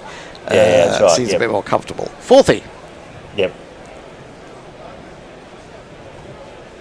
Well, there's quite a lot of chat about stuff we don't necessarily need to broadcast, but if you'd like to go on the interchanges on YouTube, please do. Stephen Kelk says, due to climate change, it's expected that Preston in Lancashire will have at least 5 sunny days per year by 2050. Martin. That many? And there's a bit of chat about Epstein and co. Martin Smith says Epstein of the Beatles was a good guy, I think, at least. I think he was, yes, that Epstein was a good, was Brian Epstein. He was a good fellow. In fact, the Beatles rather fell apart, unfortunately, for them after he died. Jarrow will be underwater by 2050, says Tim Wilton Davis. Back on the cricket, Martin Smith says this is going to be a good test match so long as England get another 50 runs, I think. 70 behind, they can still feel in the game. 100 will require a mad bowling performance. Nicely played off the back foot by Harry Brook, again finding that little spot to the left of the deep backward point and picking up 2. Very good batting today from Brook. Oh no, on a hard you've done wicket. it now. Defended on the front foot by Brook. Yes, I mean, and even though he's not played any of those big shots that we've seen so often from him, he's still been going along at a pretty good rate, 58 off 79. Good. It's good batting. This is good, Harry Brook. It's not the crazy, silly one. This is the really top class batter. This is the Harry Brook we want to see. We want to see the other Harry Brook sometimes as well, but actually, in again. Oh, he's bowled him! He's bowled him! You did it, Mark! You got the wicket for New Zealand. That's an absolutely corking delivery. I'm not sure what he could have done with that. Oh, that's an absolutely stunning delivery. Donkey good delivery from folks. That's just amazing. Goodness wow. me. Yeah, well, the Aussies going into bat for New Zealand. That's outrageous. I've never known this bloke before. He's Zach Folks. He's got it's like Australians, a lot of Zachs in Australia, and then Folks is like an English name and playing in New Zealand. Never heard him before, but here he is doing that.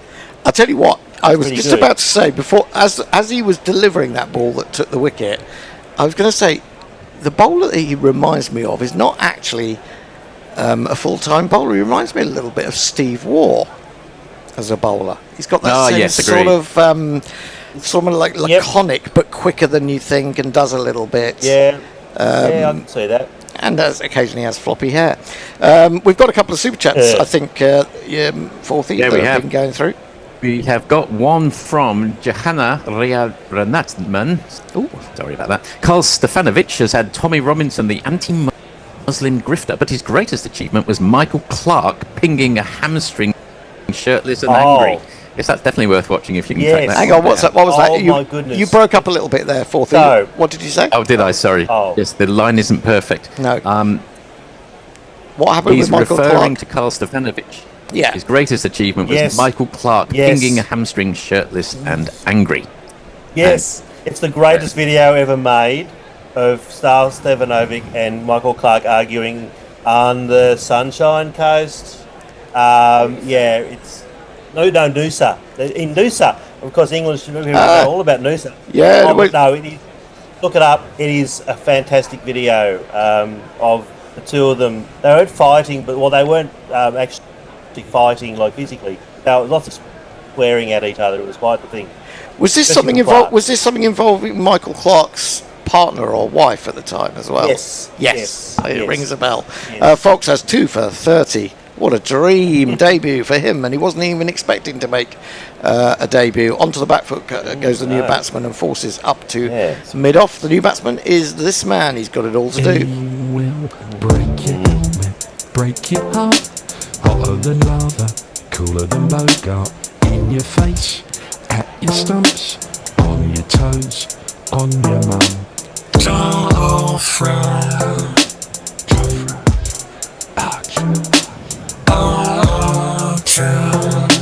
I had to say that was angled into his leg stump, and it deviated a bat's width, which was exactly what it needed to do to take the off stump. Clipped by Archer to mid-wicket. There is no run.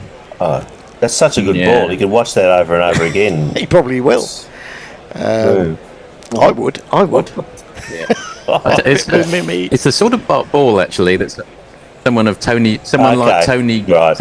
Gregg at his best used to bowl off his medium sort of pace. Not his off breaks. Tony Gregg was medium pacer and an off break bowler, wasn't he? No, not his off breaks when he was actually going. Ooh, Archer has to get down on that late. If that had wrapped him on the pad, that would have been close. End of the over, 2 runs and a wicket from it. Well, he's got out some good batsmen. The first 2 batsmen he's got out in England in a game he wasn't even playing at the start of it have been Ben Stokes and Harry Brook, captain and vice-captain. Pretty good. He'll be a happy man. Not bad. Jay Grover, £2. Due to AI, I do less PM and more history. Mint. So thank you so much, as ever. Don't feel that you should be the only one contributing, Jay, if anyone else, and there have been quite a few others today, to be fair, who've been coughing up. Please do form an orderly queue. Right, there's been quite a bit of chit-chat. And Claire says, surely the most Australian name is Mitch, so we can have a team with Mitch Marshes, non-Mitch Marshes, Mitch non-Marshes, non-Mitch non-Marshes. Very good. Sears into Atkinson. So now we're going to have to say Atkinson has to go crazy because there's no one left to go crazy. We were relying on the Brook. I think I know who that Claire is. Oh, you do? The Claire who commented is the one sitting in the same room as me, right? Right. So yes, I know Mitch is a very Australian name. That is very right. Yes, yes, most Australian of all time, probably. So Mitch Bradley. Would that be a very something like that? Good Yorker from Mitch Bradley. Sears. But well Mitch tucked Bradley, away off Mitch Patterson. Off the toes of Atkinson. He'll get through for a single. That was probably Sears' best ball, actually. Yes. And, he did play it well, and to get a run off it as well. Very good. I did notice earlier when Smith was bowling for New Zealand, the wicketkeeper was calling him Smudger, and I'm thinking, what, are you stealing Australian nicknames now? Is that the way it works? Oh, every Smith is called Smudger. There's a guy at AFC Wimbledon and they just call him Smudger. Right. It just has to be for some reason. It's a bit boring, isn't it? It is. Punched off the back foot by Archer to extra cover. And there is no run. I'm just wondering, with the new ball due fairly soon, will New Zealand even take it? This one's doing enough. Not with folks bowling like this. Yeah. No, you're right. No, with folks bowling like this, no. Why would you? Because at the moment, when England do try and play an attacking shot, the softness of the ball means it's just not coming off the bat particularly with particular pace. Or this one comes back into Archer, who's rather distraught. He's moved that much. He doesn't really know what he can do. It's hit him on the thigh pad. And Sears is getting some bounce with it. I mean, he's getting some movement and bounce. And so why, if it's still he's looking dangerous now at the moment. I think this is more like what he looked like in the New Zealand summer. Right now. Yeah, he's looking much happier now than he was before lunch. Here he is again, bowling to Archer. Archer aims a rather sort of headless chicken shot at that one. Keeps a little bit low, goes through, beats his flailing bat, and I think on the second bounce to the keeper, showing you how how variable the bounce is becoming as well. Yes. He looked disappointed even while he's doing the shot. Something which is an achievement. Completely done by it, yeah. Whether it was a slightly slower ball or not, I don't know. It's just not the pace he's expecting off the pitch. In he comes, he brings it back again. That's hit some part of the Archer anatomy that he would rather it hadn't. End of the over, 40. My voice is going. Speak.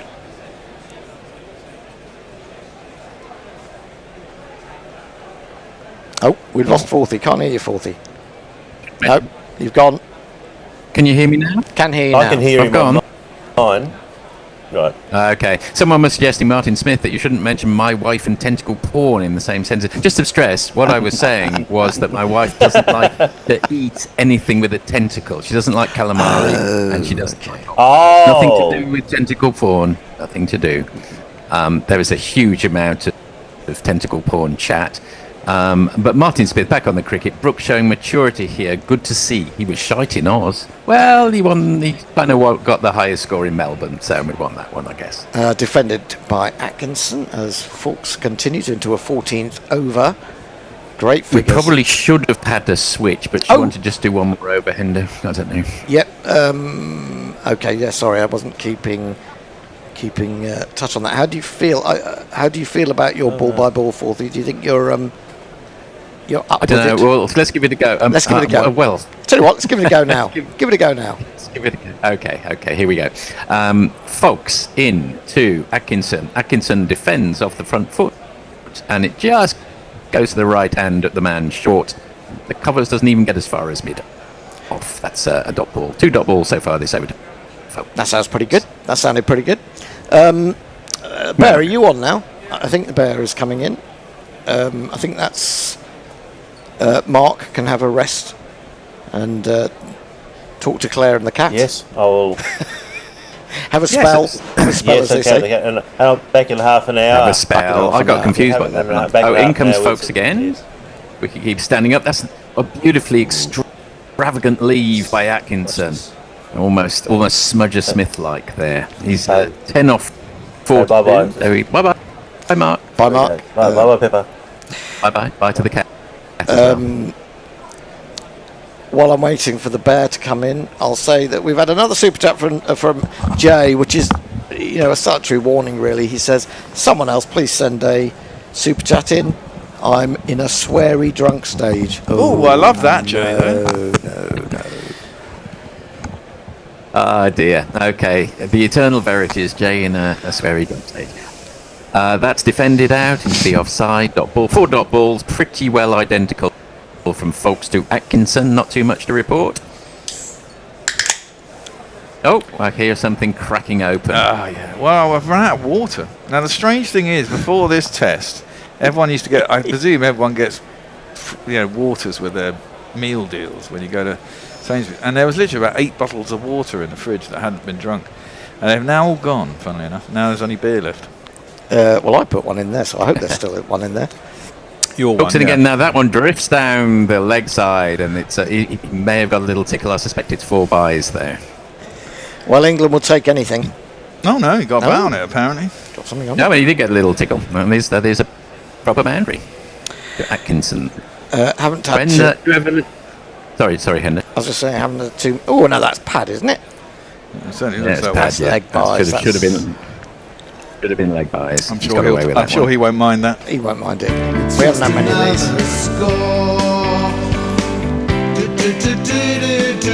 It's just another 4. Why is Will not here? He's been I delayed. think he's at hospital. at the doctor. Yeah. He's at the hospital. Granted, it was leg buys. I don't know whether there was even a possible shout for it clipping leg stump there. Anyway, they haven't got any reviews left, so they didn't bother. That's defended to Gully, dot ball. And that's the end of the over. At the end of the 75th, England 3-2-7. Now I'm supposed to be doing summarising. Yeah, but I'm doing the jingles, so I can't do Both. many You can't do everything at once. Okay. In that case, everyone knows the bear is on socials. That's a bad thing. It's not bad. Keep the bear awake by sending him super chats. Well, this is the thing. The only way you really get read out is by sending super chats, like Disinterested Handjob, our man Mog, who sends 10 Australian dollars, and he's having a go at Jay. He says, "Fuck off, Jay." Presumably that's because Jay's saying someone else sent in some super chats, and of course Mog does send in super chats. There was a little inside edge. Yeah, there was a little inside edge. Yes, Sears with his rather extravagant delivery stride, but that's a dot ball played out to point. And we have a look at Rod Tucker doing some very gentle exercises in the afternoon heat. Whenever I hear the crack of the beer opening, I'm reminded of, do you watch Alistair McAllister on YouTube, the ridiculously hyperbolic Scottish commentator? No, I haven't seen Alistair McAllister. He's very funny. He always ends by saying, "The English, the cheats that they are." It's very funny, actually. It's worth digging him out. And then there's the sound of a beer can being opened. Right, here we go. Sears into Archer, who plays a sort of French cricket shot and manages to get it round the corner in the end, down to long leg, and comes through for a single. I want to say congratulations to Ireland and play this in their honour. Gautam Gambir. For Gautam. Just seeing it sitting there, unloved and unplayed. Rod Tucker's got the look of your coach at school who is buttoning up his fury and is going to unleash on you on the coach on the way back to from your away trip for irresponsible batting. Sears comes in, and that's clipped very nicely off middle stump. It was sort of very full half volley, and maybe he'll be a little remorseful that he didn't make more of that one, actually. Looking at it again, Atkinson, he remains on 14 off 46. That's just you saying remorseful. It makes me think if he was Catholic, he could go to confession. And I'm so sorry. I didn't manage, Father, to get it to the right of mid-wicket. You're not a lapsed Catholic, are you? No, Endo? no, Like I'm so not. many- No, not at all. Just made me think. Atkinson facing up to Sears again, and they stray down leg side again. It's clipped down to long leg, this time by Atkinson.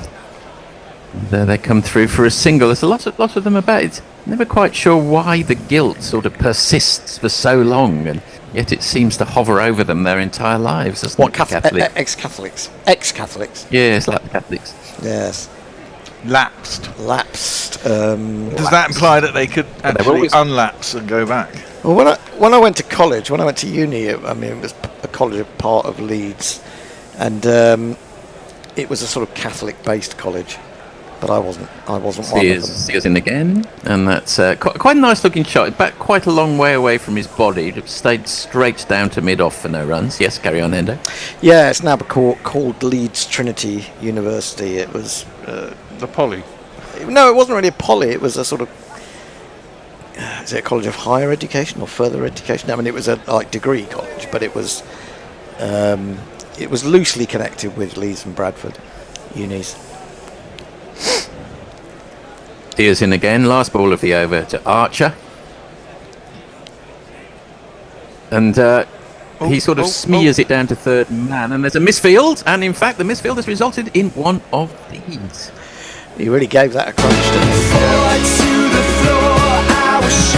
He gave that a crunch, but it was a terrible piece of fielding by Ravindra, who's really had a terrible time in the field in this series. It has. At the end of the 76th over, it's a Gooch-esque 3-3-3 for 7. Oh, yes.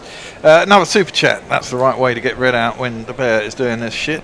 Lockie6 sends $2 for Jay, the communist hippie pseudo-intellectual. Oof, that might spite a response. Oh, lordy. I'm a bit scared lay now. down the gauntlet there. I'm a little bit worried. A lot of people talking about, Jay Grover says, communist hippie? Question mark. We don't know. Oh, look, there's another one here. Pirate Badshaw, $2. Gambir played in an ODI in Belfast in 2007. Is that right? €2. Gautam Gambir. Yeah, that would be him. Very nice. I love that little. I know, it's great. Some of the sort of minimalist jingles are among the best. Mr. Jez has an explanation. He says, lapsed Catholics can't be bothered, whereas ex-Catholics actively detest the whole institution. Okay. Change of bowling. That sounds like you're speaking from the heart. Change of bowling, and it's Mitchell Santner time. And Atkinson just glances that wide of the man that who's come round. on the 45, and they have gone through for the single. He moves on to 16. It's an interesting move. Santner, I mean, was smacked all over the park yesterday by Duckett, although he did find his edge, didn't he, at one point, which Mitchell was unable to grab. 3-3-4, which I think was and that one's just popped up a bit. And again, the man at sort of leg gully falls over himself, but they come through for a single. 3-3-4, wasn't that Mark Taylor's score? It's Mark Taylor's and Don Bradman's, wasn't it? Don Bradman's score as well. Yeah. 3-3. Actually, it's 3-3-5 for 7 there. Two for the price of one there. Should have a short leg. That'd have been about par. Yes, it would have been. Can't have men every course. Might have looped up over him, to be honest. Depends how close if he you've were been. squatting down Yes. in the improved fashion. And we've got a sort of leg slip come gullies kind of halfway between the two at the moment. And that's played back down the wicket to Atkinson of Santner, 1-1 dot so far. He's been quite expensive, 6.7 economy rate so far. And that's flicked down to the man at short mid wicket, on Hayden. He did really throw that one up, didn't he? Didn't actually look to me as if it threatened to turn, actually. Maybe he's just 47. Easing himself in.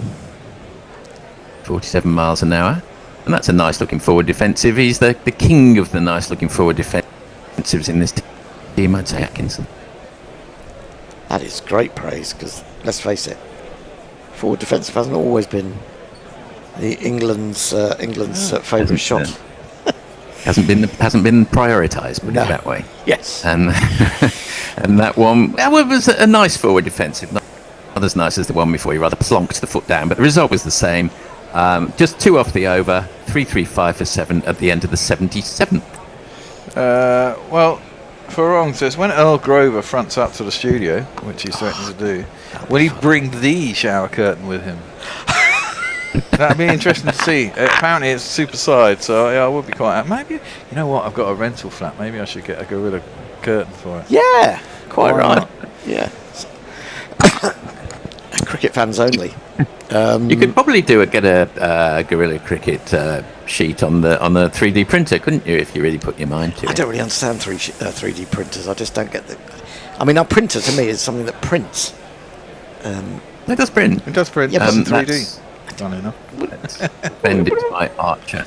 If I'm writing something and I want to print it out, I don't need it in 3D. No, obviously, but it prints all sorts of things, though, doesn't it? It prints mechanical things. I don't understand the concept of printing mechanical things. Well, because they're all just shapes in 3D plane, aren't they? I mean, some of them don't work very well because obviously they don't have the stress. But then, you can print a model boat, for example. Really? It's just layers of Archer, plastic. Facing up to see us. Another lovely looking forward defensive. This is a master class in defence from these two at present. The deficit is 103. If it gets under 3 figures, we'll certainly be in a test match, I would say. What did we concede in terms of a first innings lead? Well, I wouldn't want to be made much more than 50. That wasn't going to be my question, Bear. I was going to say, did we concede at the over? Was it 100? I think it was exactly 100. It was exactly 100. Was it? Yeah, I think it was, you're right. But then they got away in the second innings. That didn't work out too well, admittedly. And that's played nicely up to mid-off. They're obviously operating under instructions. Now, we've got, the new ball not too far away now. What's the thinking of this ultra defensive? I think that's actually... I was just thinking towards the end of that Santner over that this is possibly why he's come on, just to hurry that period of getting to the new ball. There didn't seem to be any turn for him in that over, and he seemed to be in a rush to get through it.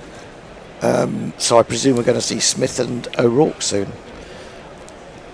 And we assume we will see the new ball, yes, yeah. Because we were querying whether we would a few overs ago. Absolutely. And that's again defended by Archer. It's obviously a strategy.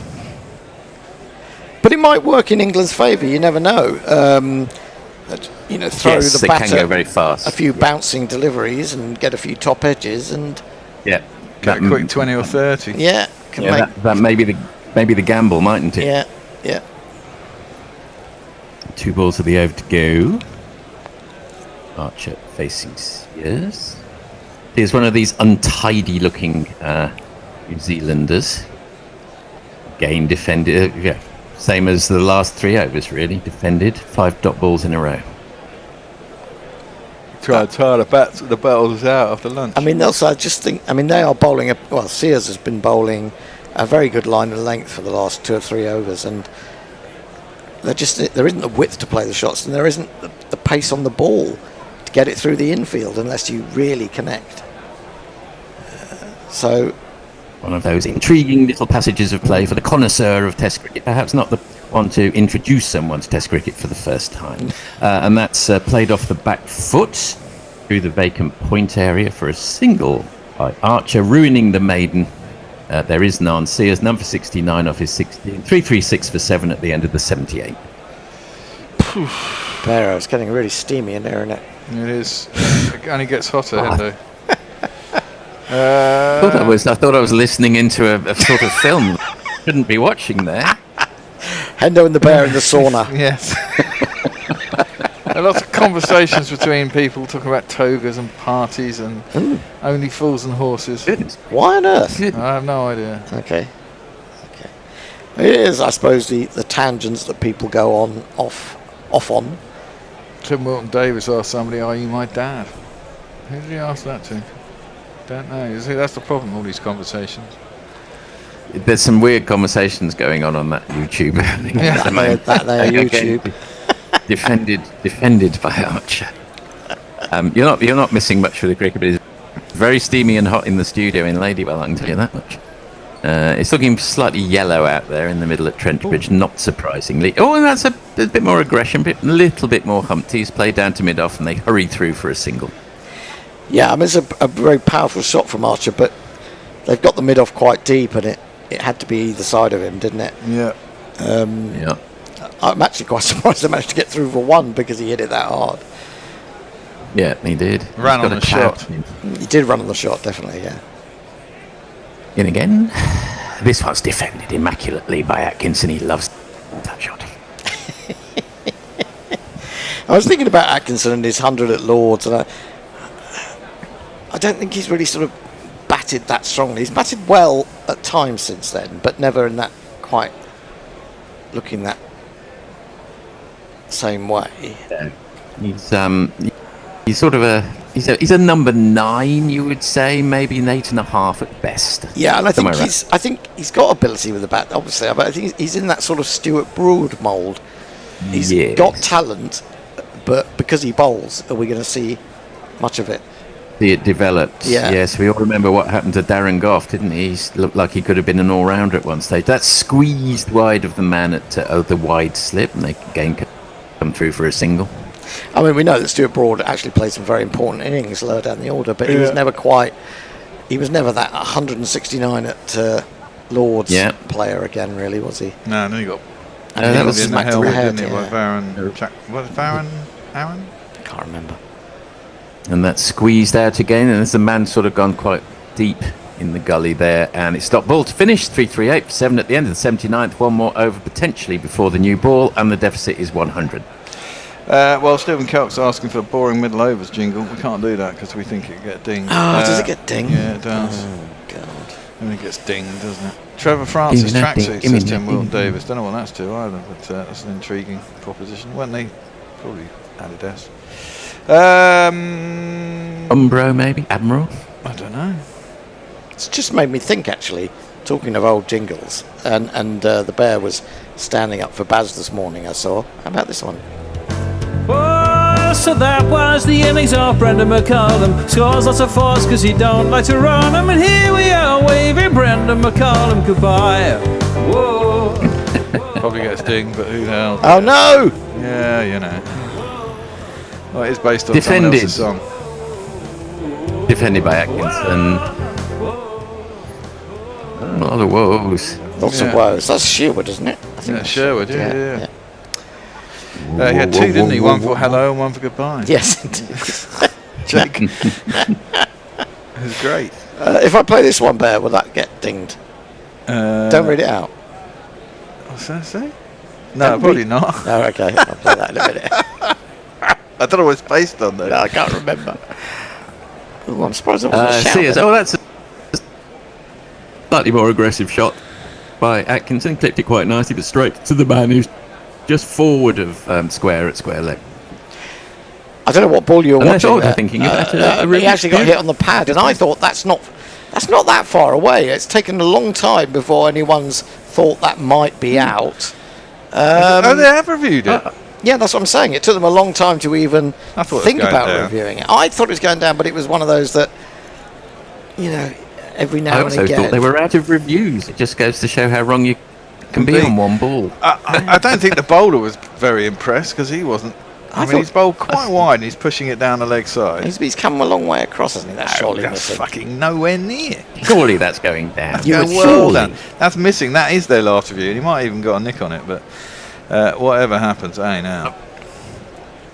I mean, it's not even in line when it hits his pad and it's going at an angle then. Yeah, it's not. Anyway, we'll see. Hey, you never know, but you do. It's got a lot going for it, to be honest. It's got nothing going for it. And it's out. No, it's not. No. Missing by another stump. Well, that is their last review. They are now out of reviews, and that's a bit silly because the new ball's due at the end of this over. Well, yes. Very true, very true. Yes, we don't need to remind our Australian friends of what happens when you burn a review unnecessarily. Absolutely. Exactly. Well, we know what happened with England in the first innings, in the New Zealand first innings, when they burnt the review of Tongue burnt the review, didn't they? They didn't review the Bashir one. Yeah. Yep, that happens. Lovely shot. Oh, that's a nice shot. That's steered between slip and gully. That's generous. I think steered is a very generous. It was steered off steer. Steered off an outside edge. To be fair, England now trail by 96. We're into singles. Double thick. They did have whip. I would have liked to. Yes, I would like to say he opened the face of his bat, but I don't think. I think he was aiming through the covers there. I think he definitely was aiming through the covers. Yeah. However, he's still there. 21 of 58. On his soldiers. He's facing up to Sears. Fourth ball will be over. Plonks that big foot down, but this one goes directly and defensively to the man in the covers. Stop ball. Yeah, he's been a useful 21. I mean, he gave good support to Harry Brook. He's a sort of premium Hoggard, isn't he? Premium Hoggard. Hoggard. Genius. Hoggard. I don't know if there is such a thing as premium Hoggard. I don't even think premium Hoggard was a premium Hoggard. Yeah, well, he's. And he has a very undistinguished swish at that one. That was. I don't think Matthew Hoggard would have been pleased with that. That goes straight. Premium Hoggard. Slightly better than Hoggard with the bat, and slightly worse with the ball. Oh, I'd not say, much in it either way. I'd say he's quite a lot better than Hoggard with the bat. I would argue. I think we remember Hoggard getting us over the line at this very ground in 2005 with Ashley Giles. I seem to remember. That's true. And that's left well alone by Atkinson. Ball goes through. I think that is the end of the over. The new ball is now due. England are 342 at the end of we the had another super chat from Jay Grover for £5. He says this YouTube has proper derailed. I'm going off to write some poetry. Oh, do let us know what you write. Yes. Come back and give us a line. Give us a reading. Yeah. There was a young man from Sheffield. What rhymes with Sheffield? I don't think there's anything. That's a good question. I don't think there is. Huddersfield? Not even Huddersfield, no. Well, I think you need the F bit as well as the Eld. Yeah, I think you do. Enfield? Most. Enfield. You can't just name towns to rhyme with Sheffield, isn't it? And in field, no, you're right. That was a bit cheap. I was going to say that you're talking about him getting us over the line, Matthew Hoggard. That kind of, at least he can point to Gus Atkinson's 100 at Lords and say, yes, 100 at Lords. I'm a proper batting match winner. Yep. Yes, new ball's been taken. The new ball has been taken. That means is that the bear instructing us to play a jingle? I believe so. Instructing me, goodness me. It's Nathan Smith with the new ball. And that's Archer Number tucks 4. his bat inside. the No, line you're in and the right watches it one. goes. I was in the right one. Number 4. This is I never really like this jingle. Although it is Wimbledon next week. Yeah, is it next week? Oh. Yeah. You balls, please. Yeah, Serena's playing singles now as well. Oh God, look, Serena's brilliant. Obviously, fantastic. Probably one of the best ever players, and or definitely one of the best ever players. But she hasn't played for 4 years in singles, and the fuss they were making. Jeez. Comes a bit wider on the crease on that one, Nathan Smith, and it's quite wide of the off stump though. Doesn't really angle in as you might have expected from the delivery angle, and they come back for 2, having forced it through the covers. Archer moves into double figures. I mean, Venus Williams keeps getting wild cards into tournaments and then going out in the first round, and okay, I understand it if you like playing tennis at 46 and you still think you can have a decent game. Why not? But at the same time, I think I felt. I don't know, it just seemed odd to me that Wimbledon and Queen's didn't give a wild card to Dan Evans playing his last Wimbledon and Queen's retiring after the tournament. Very odd. Archer rather gropes at that one, but manages to steer it wide enough of point to hurry through for a single. He moves on to 11. Indeed. I was going to play this jingle a moment ago, and then I got distracted by the new ball. The bear pulling rank. Let's see if I can find it again. I've lost it now. Oh, well, might get back to it after this ball, to which Atkinson is facing up to Smith. Phlegmatic, apart from when he's in a nightclub at 1 a.m. That's off the back foot for a no run. I mean, do we know He's that the most unlikely? Was it most 1 o'clock? unlikely of men, wasn't he? Most unlikely of men to have been in the nightclub at 1 a.m. breaking curfew. Yeah, from what we know of him, curfew. I mean, for goodness sake. Who needs a fucking curfew? Curfew. I mean, you're asking people that, go out there, they have to travel, and, they don't have many opportunities to get out and let off steam because of the way they're followed around. And as soon as they do, after a game, we get that. You see how the rugby lot dealt with their guy there? No, go on, tell me. They didn't do anything. Yeah. They just said, it's a bit of an incident. That's rugby players. You can go off and play next week.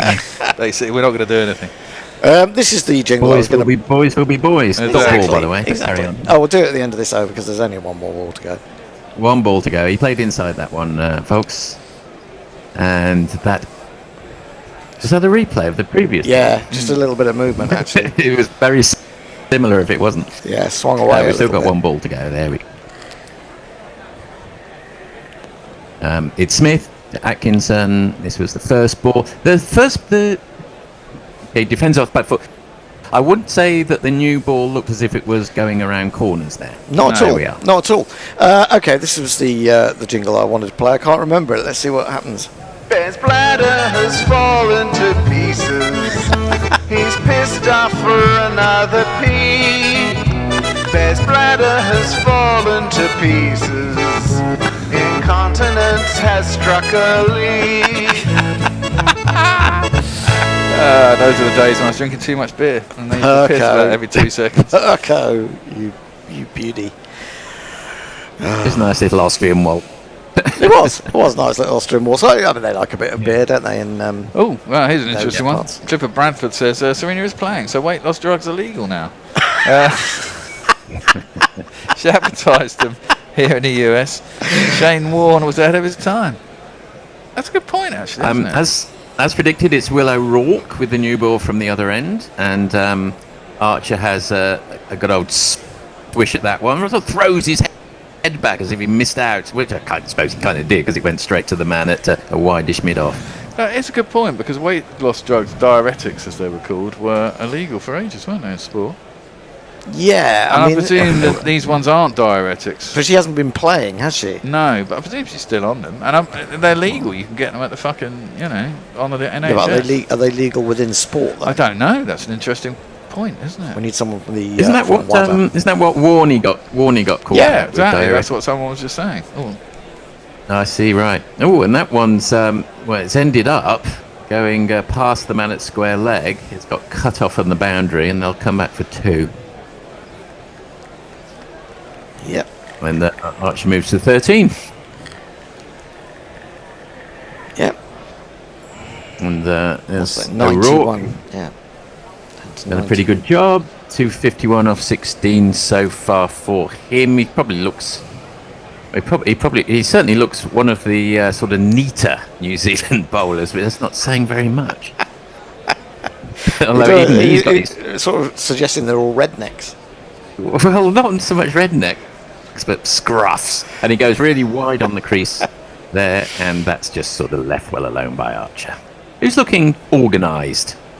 Yeah, well, the last time we praised an England Yes, batsman, we know what happened. We know what happened.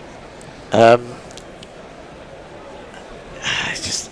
Well, I mean, that was because Mark went totally over the top and said He did. This is the best batsman I've ever seen since Bradman. He's out. That's just a typical Aussie.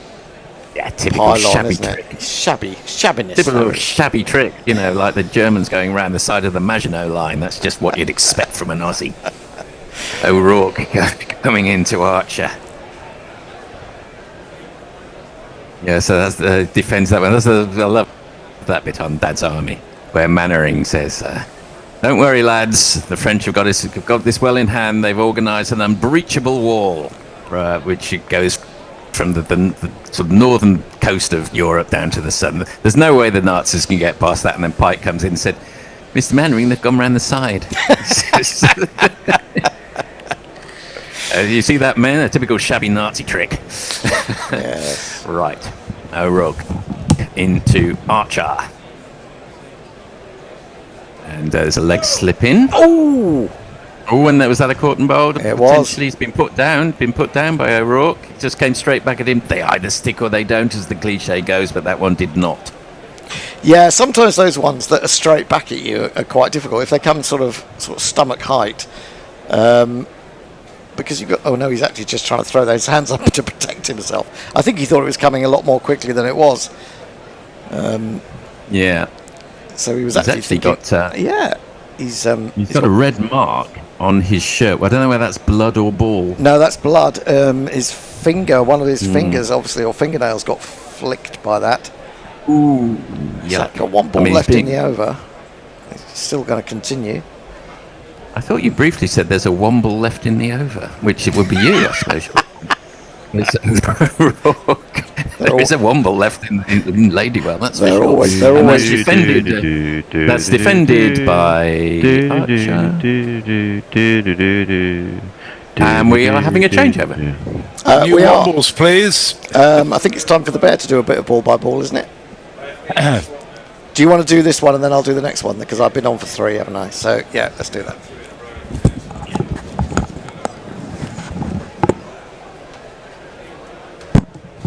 Okie dokie. Afternoon, lads. Which womble is the question? Hello, Mark. Hello. Well, England got themselves in a bit of bother here. Although, I don't know. I just don't want to be more than 50 behind. Got 3 wickets left. But I guess if everyone scores another, if these two score another 20, and then the last 2 wickets put on 10 each, we're pretty much 50 behind, aren't we? So yeah, it's not far off level pegging. Which seems plausible, at least. It really depends what happens to the track, doesn't it? Yeah. Well, it looks like there's a little bit of breaking up.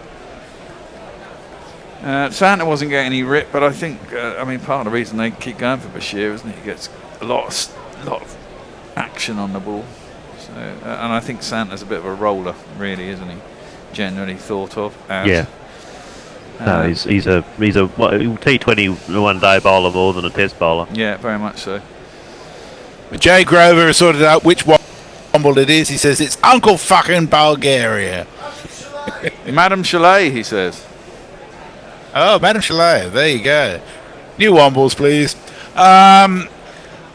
So, I actually wasn't able to watch the last couple of overs. Did the new ball make any difference there? Not really, actually. The old ball seemed to be doing a little bit more.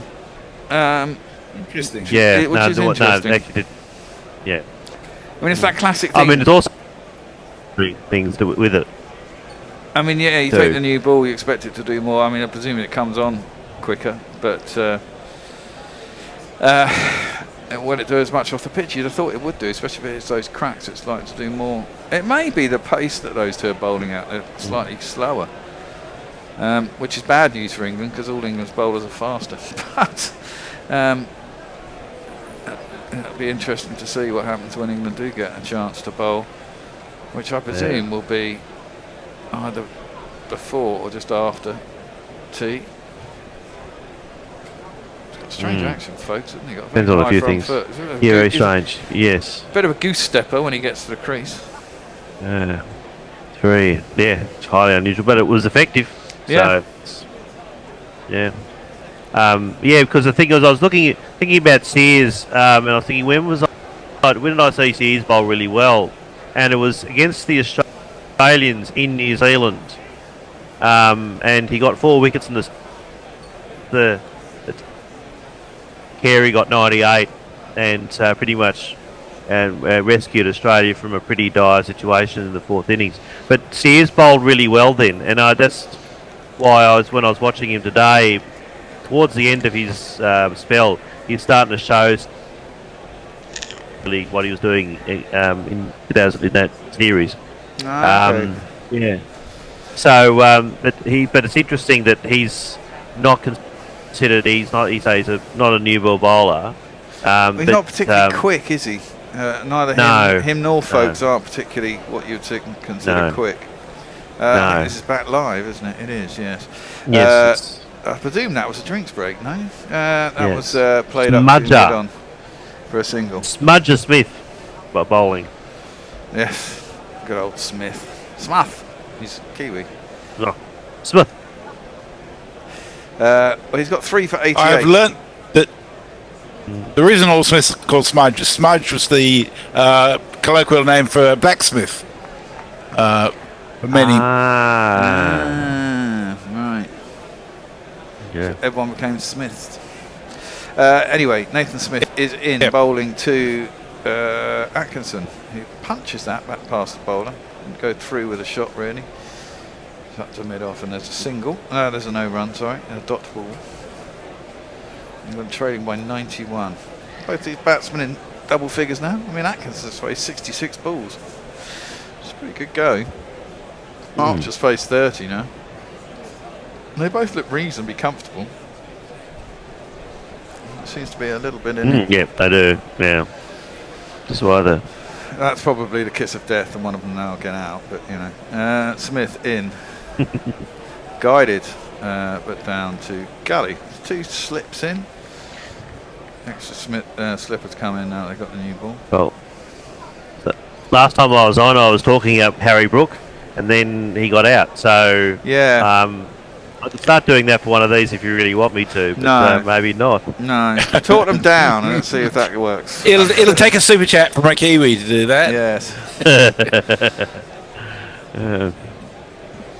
Yeah, I mean that was another good ball that got Brook out, wasn't it? That again went off the seam. There's quite a few. That was a really good ball from Folks. Yeah. And you see, we have a lot of complaints sometimes about batsmen, but now they have the 2 lines. The movement where the ball's gone and what its projected path was if it hadn't moved. So that one's left alone through to the keeper and there's no run. It is, you watch that shot Brook played down the line of the ball. If you follow the if you follow the line of where the original ball was going, Brook, it would have hit the sticker on Brook's bat, but it moved that bit. No, it was a stunning delivery. That was. Precisely, but Brook was playing the line of the delivery, and the delivery did enough to beat the outside edge of the bat, and he was playing where the ball should have, where he thought the ball would be. You can't adjust that quickly. No. Atkinson facing up. Smith 4th ball of the over, 4 dots so far. He comes in.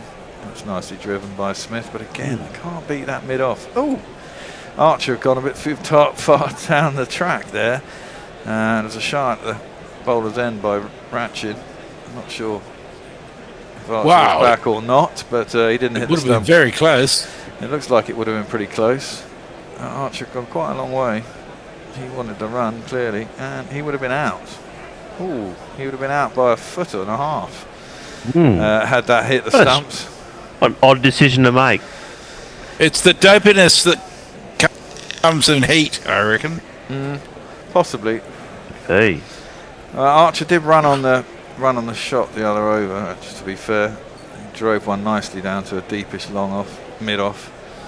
Kind of got the feeling that he ran on the shot rather than the actual where it was going to be. Atkinson stops the maiden by just guiding that in front of square on the offside, enough that they can get through for an easy single. Retains the strike, 3-4-8 for 7. Messy. Some discussion about the the discussion of Dad's army. Martin Smith said it was kind of funny the Nazis just went round the sides. The English Channel saved your ass more than once, says Hooves. Yeah. To be fair, the Nazis had to go through Ibn Emel to bypass the Maginot Line. First operational use of paratroopers, if I remember correctly, says Lear. And Jay says, I always defer to you on such matters, Lear, but burning... Oh, fucking hell, sorry. It just crashed on me. Burning... come back. Oh, we've got to... Forget all that. There's a super chat from Jay Grover that's just come in for £2. Say... Swine not reading my limericks. It works, true. I'll find it and read it for you, Jay. Okay. And there was something that was 5. It wasn't a limerick though. It was like 5 words in 5 separate YouTube things, tweets, and I wasn't sure what it meant, Jay. So I didn't read it. The first ball of Folkes' next over is just defended by Archer. And, oh no, sorry, it was down the arse, and there was no run. There is blood on Will O'Rourke's top. He obviously, when he missed that catch in the last over, split or got a little nick on the side of a fingernail or something, and it was causing a little bit of bleeding. That's defended by Gus Atkinson, and there's no run. England not exactly progressing here, but then they're not losing wickets either. And a new ball. That's right. So. And these two would be considered their strike bowlers. Maybe they'll get to make hay once they're through their opening spells. Well, it's blunting the new ball, so I suppose it's effective in that way. Indeed. O'Rourke into Atkinson. Full. Oh, he's chipped it. Oh, and he's been dropped. Fucking hell. That was lucky. Oh, fuck. There's been some catches going down in this game. Atkinson has tried to clip end the leg side. He's got it all wrong and just popped it up to mid-on. It was a dolly. And whoever was at mid-on, who I didn't see it, was it Ben Sears? Yeah, yes. Sears. It just hasn't got hold of it. He's just dropped it. I don't know if he's misjudged it. He's just not got it. What is... Oh dear. He should have come up an extra step or two. He just stood there waiting for the ball to come to him. It dropped on him and it didn't go into his hand. That should have been out. Terrible. That's a terrible job. That was a real let-off for Atkinson. O'Rourke in again. Angrily drops that one short through to the keeper and there's no run. O'Rourke's a bit like Atkinson actually, in the fact that he doesn't look like he's enjoying himself on a cricket field either. No, he definitely looks angry. All the time, yeah. And I always think that Atkinson looks like he's a little bit disinterested the whole time. Well, clearly he's not, but he kind of has that look on his face, a bit hand dog. Ben says, can't believe you didn't catch that. Well, you didn't, mate, and that's not great. That's shocking. Isn't it? They've dropped some really crucial catches, New Zealand. Yeah. And O'Rourke has pulled out of delivering the next delivery. I'm not sure if Atkinson was ready. He just didn't bother bowling it. But normally I'm used to New Zealand players being dour and determined. That seems to be the thing that they generally are. They specialise in. O'Rourke, but O'Rourke's angry and Sears looks quirky. I think that's... even when he dropped that. Dropped it. Yeah, okay. Yeah. Actually, Atkinson was ready. O'Rourke just didn't bowl it. Oh, flashed at outside the off stump. Atkinson eyes lit up a little bit there. There's a bit of width offered, but he didn't get hold of it. Could have easily edged it through the keeper as well, but he didn't do that either, and it's another dot ball. England have really slowed down with this new ball. But I guess, as I said, as long as they're not losing wickets, they'll be reasonably happy. Yeah.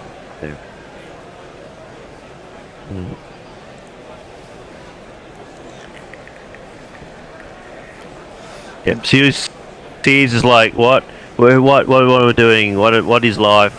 What am I? Am I a cricketer? Who am I? Yeah, exactly. He's He's just smiling away like a dumb fuck there. Sorry. Atkinson in. It drives that only up. Back past the bowler again, but he can't beat Ratchin again. He's at a deep setish mid-off. And there is no run. End of the over. Messi. So I've found Jay's poetic offering. It's not a limerick. It is in honour of E. Cummings, but as I said, you can't do the formatting on YouTube, although I do notice, Jay, that it does start with a capital letter.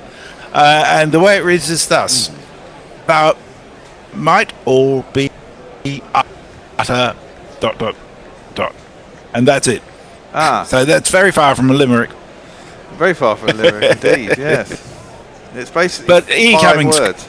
could conceivably have done. Yeah, well, E. Cummings was flexible in that regard. I've never even heard of E. Cummings, so there you go. You have never heard of E. Cummings? Well, I highly recommend it to you. The best thing about it, Bear, is a lot of his poems are extremely short. None of them have any capital letters, and there's fuck all punctuation as well. And sounds like my kind of man. Then some of them are very touching, actually. Writing all over the page. Okay. Writing all over the page. So basically, format all over. Yeah. Good for him. Right, Archer's first ball plays up to mid-on, and there is no run off Smith. He's into his, what would this be? His third over with the new ball. Keeping an eye on that. Yeah, he's in. And Archer does drive that one through the covers. Anyone out in the deep? Yeah, there is someone out in the deep. That's a bit boring with a new ball. There's folks out there. And I'll get back for 2. England's 350 is up. 350 for 7. Archer on 15, Atkinson on 22. Pretty good. I mean, when Rook got out, you think, oh, thought was maybe they won't get to 350, but that's not the worst achievement. No, it's not the worst. I mean, the way that let's face it. New Zealand's last 8 wickets only managed about 80 runs between them. Oh, now that's not out. That's come off his arm. Surely. I've reviewed that. That's not out, is it? I don't think. Not sure. No, I think. No, it's. I think it's out. Yeah. I thought it came Pretty off. Good ball. I thought he dropped his arm. I thought he dropped his hands and it came off his arm, but he doesn't think so. So Archer's been caught. That one jumped quite viciously. He made a good attempt to get out of the way. Good ball. So Archer has to go for 15. That's a bit of a shame. Yeah, came off his Another one gloves. bites the Oh, dust. it did come off the gloves. I think that is going to be out, Fred. Another one bites the dust. I thought he dropped his glove and it come off his arm. No, it came off his gloves. Good catch from Mitchell. Yeah, it was. Well, straight at him. That's an easy strip catch, but it's a bit annoying. But Nathan Vitt gets some unsurprising downs. It's they certainly did that time. I think this pitch is beginning to break. Yes, absolutely. The last couple of hours, it's been doing some quite wild things every once in a while, and I imagine it'll only get worse, which isn't good for England if they're 80 runs behind and have to bowl out New Zealand for not a lot this time round. I think a lead of 250 would be enough. Yeah, it might well be. Well, I think this is it. The last test here, England chased down 299, and that was Bairstow's crazy 100 odd in no time whatsoever. Similar test last time because they got 500 odd in their first innings, and England got 500 odd too.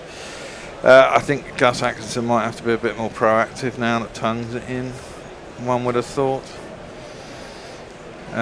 Which will give the New England batsman a jingle. It's this guy. Tongue love, Josh Tongue. Let's get together and lick 'em right.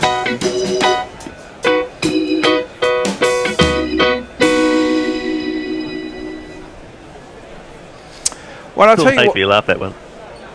tell you what, if England do end up losing this series, I'm going to say this now, Smith comes in and Tongue defends that quite nicely back to the bowl and there's no run. To a certain degree, they won't have anyone but themselves to blame for what they ended up doing because of things that happened before the second test. You know, they went into a second test with 5 debutants. They were more than likely not going to win. Are we looking to see if there's dust off the pitch? No, not well, a little bit. It's gone a mile, hasn't it? Again.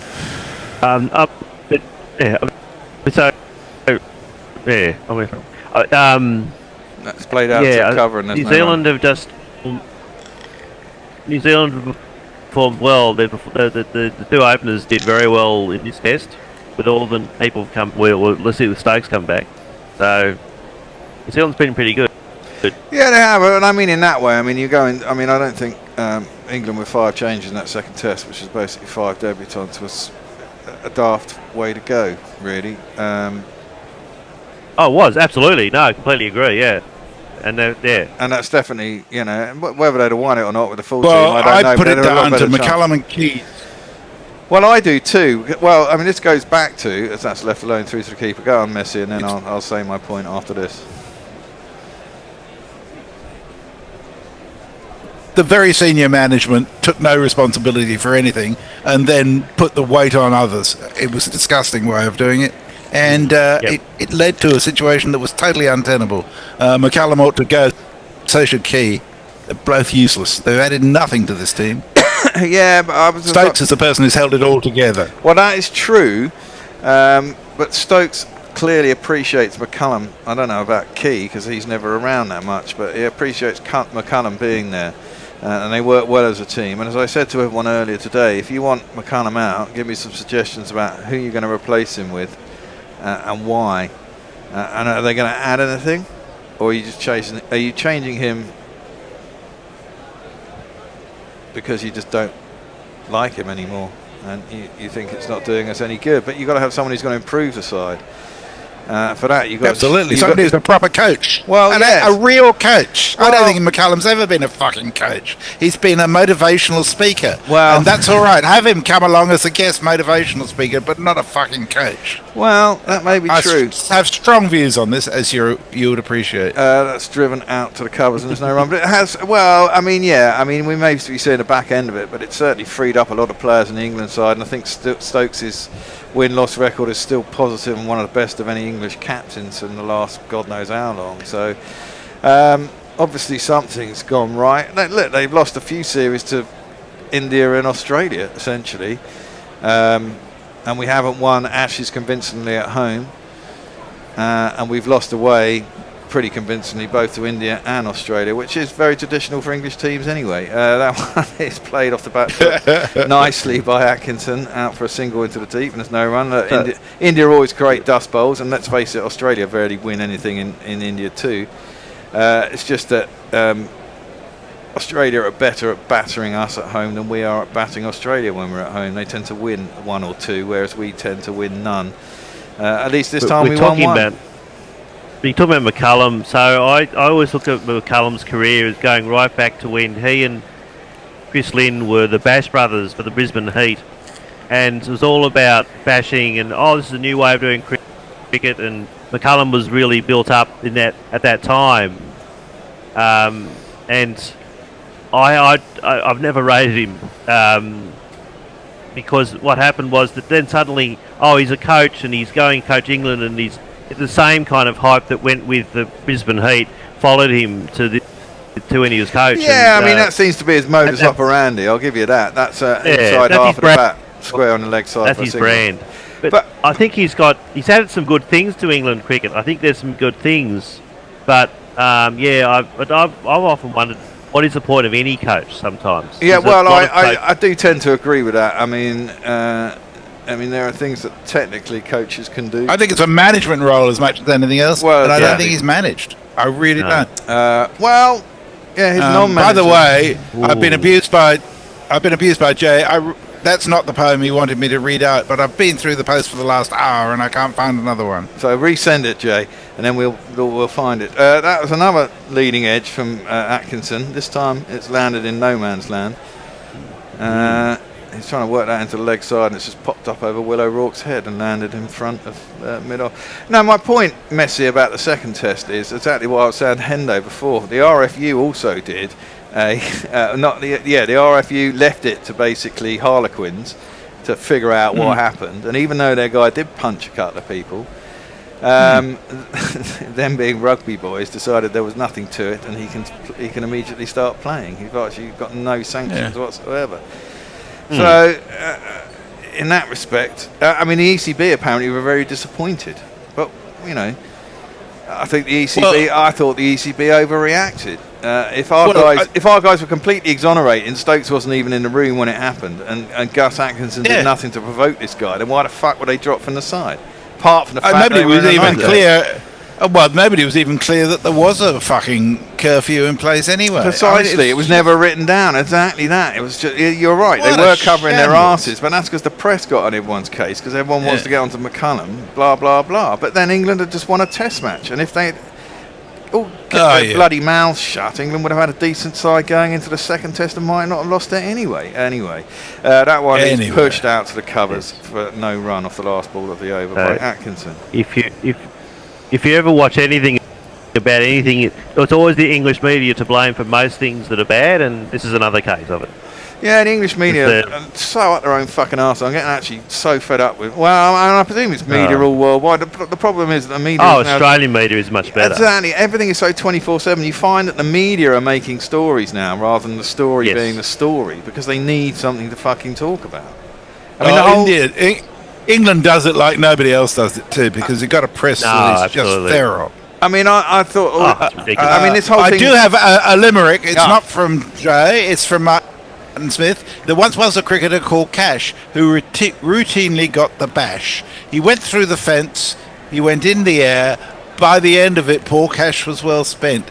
I'm not entirely sure that works quite, Martin. It could do some work, but it's on the way. It's on the way. Folkes is back into the attack, and he's bowling at Josh Tongue. He beats his outside edge, and there is no run. Good start from Folkes. Again, he's on that line. He's very impressive. And the problem with the press in England is, well, I mean, I'm going to rap on about Blair here. Blair's been getting hammered and hammered and hammered and hammered. And everyone wants a change, and everyone wants a change. You mean Starmer? Starmer, yeah. Starmer. I mean, the country's virtually ungovernable because everyone wants their own things, as that one is beaten outside edge of Tongue on the full through to the keeper, and there's no run. And, you know, people like Chris Mason, who works for the BBC, just wants to put himself at the centre of the story.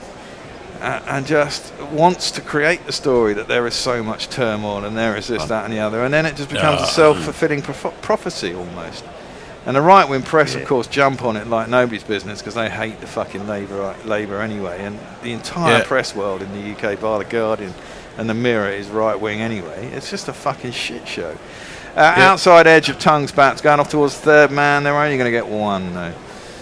Score. The same thing happens. 3-5-3. Same things happen in Australia with Anthony Albanese, who's quite a bland man and certainly doesn't inspire. That's why Keir Starmer just seems to be quite a bland kind of. Yeah, he is very bland. He's not very charismatic. And I'm not sure why he's so hated. It doesn't make much sense because there's lots of English. The problem in England is we're the sixth biggest economy in the world. And everyone wants everything to work. So, as some people like to put it, as Folkes bowls, flashed at by Atkinson. Tried to step out a bit, actually. And maybe Folkes saw him coming, bumped it a bit wider, flashed and missed, and went through to the keeper. There's no one. The problem with England is, as they always say, we want no tax but Scandinavian public services, which really doesn't fucking work, right? You either got to pay for your public services and tax people, or you have shit public services and no one gets to pay tax. But people don't want it like that. They don't want to pay any tax, but they want fantastic public services. It just doesn't work. So everyone's complaining all the time. I pay too much, but the services are really shit. Well, you can't have that. And if anyone tries to fix it, they get told they're taxing too much, and they're still shit anyway. Anyway, enough. That's clipped down to the mid-wicket for a single. Shut up, Bear. Shut up. That was a leg by. I'm surprised they didn't appeal for that. He went right across his stumps. That seems a bit odd. I think after the terrible reviews they've had, they're just giving up on appeals, maybe. That's going down close, league. Nathan. Well, it probably was, but it's certainly closer than the one that they reviewed last time. Yes, that was a terrible review.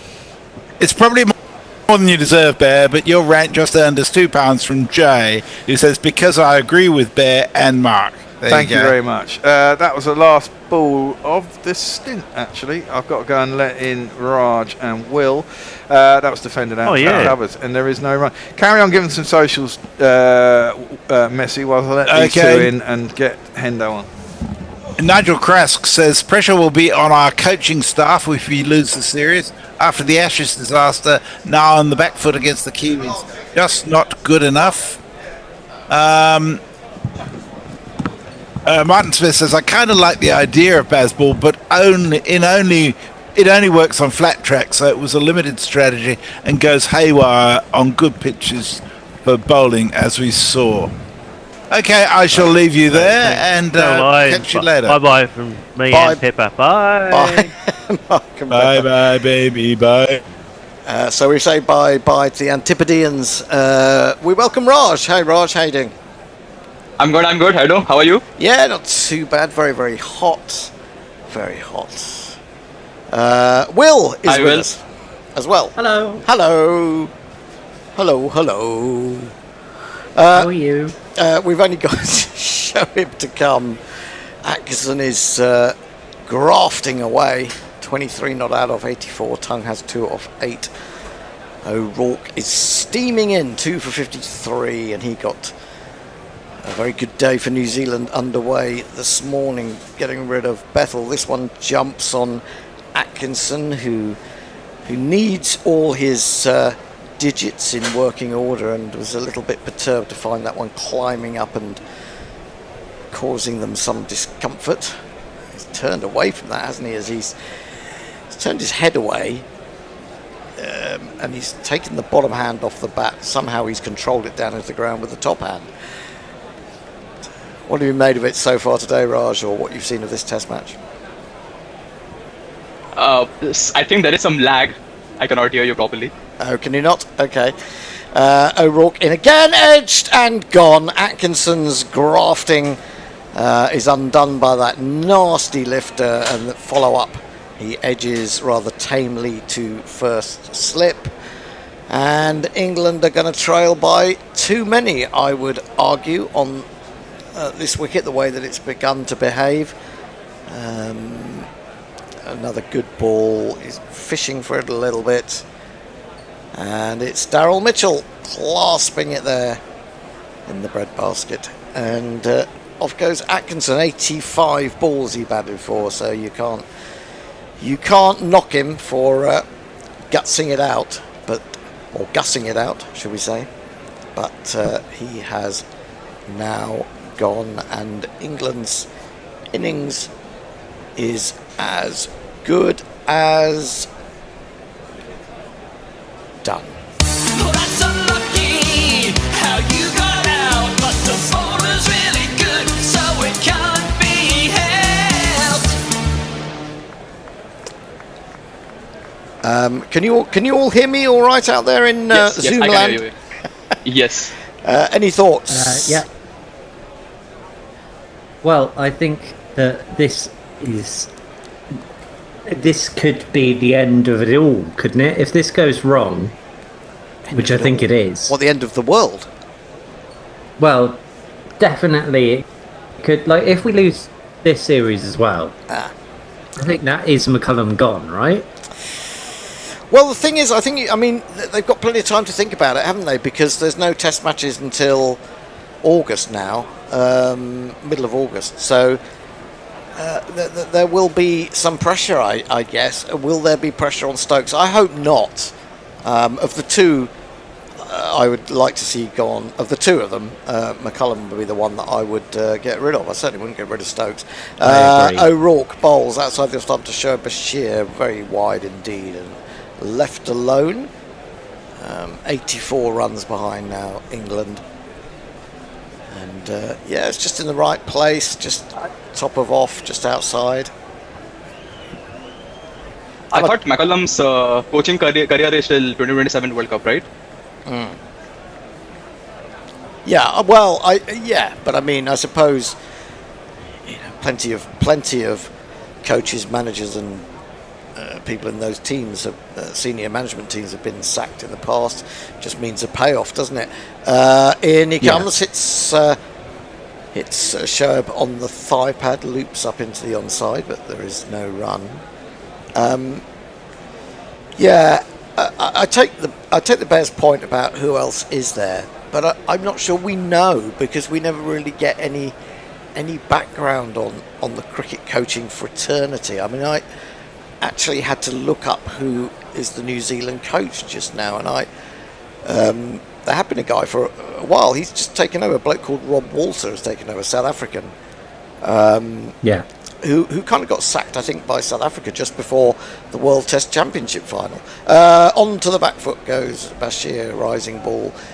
Played the shot nicely, but made no contact, which is a shame. And that is the end of the over, 354 for 9. Will, I think you're on the socials, or is it you, Raj? I think I am, yeah. Okay. Jay Grover says to Gareth Davis, "On fire, lad." And Gareth Davis says, "Shit."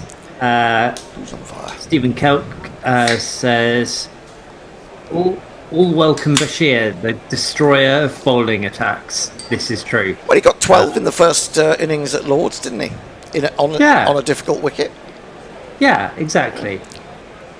He's not so much of a bunny as Tongue looked a bit bunnyish there as he went back to one that he expected to bounce, and it didn't really, and therefore he got it quite low on the bat, squeezed it out to the gully where Conway fielded, prevented the run. Tongue has 2, Bashir yet to score. Folks, what a find! What a concussion substitute! Got rid of the two of the big men in the England middle order. England captain and England vice captain. Exactly. In again, short ball lifted into the onside and caught at between mid wicket and square leg. Scooped up, folks. Well, what an amazing game cricket can be. There you are, sitting on your backside as a squad member, and suddenly you're thrust into the action, and you end up with 3 for 35. I guess Josh Tongue won't be sort of on his list of the greatest scalps ever when you've already got rid of Ben Stokes and Harry Brook, but they all count, and that has wrapped up England's innings on 354. Very disappointing from where they were overnight, but then you could say that about New Zealand after the first day. What do we think, guys? Yeah, I mean, it's definitely more disappointing than New Zealand's innings, I would say. But, they're not miles behind. What are they, 70 odd? 84, behind? I think it is. 84.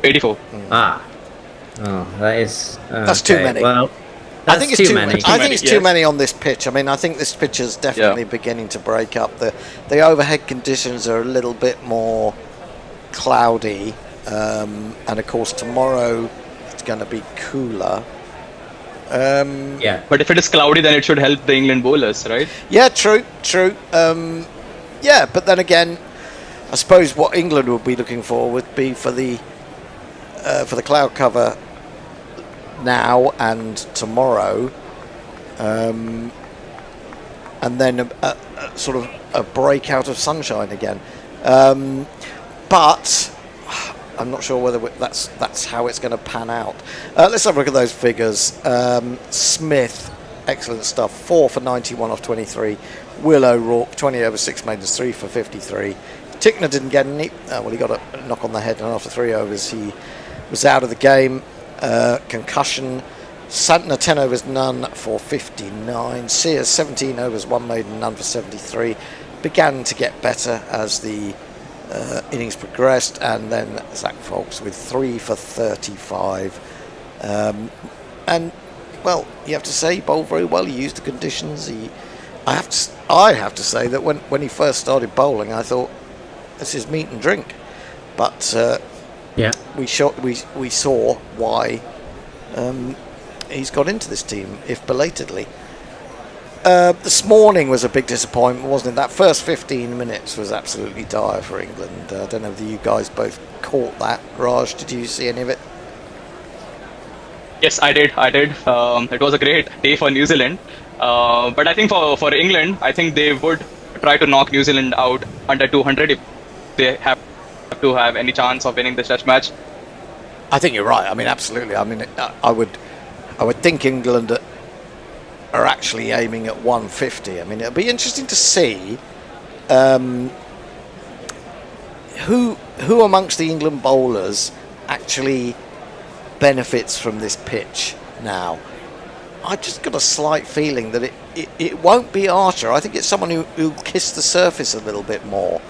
In the way that that Nathan Smith does a little bit.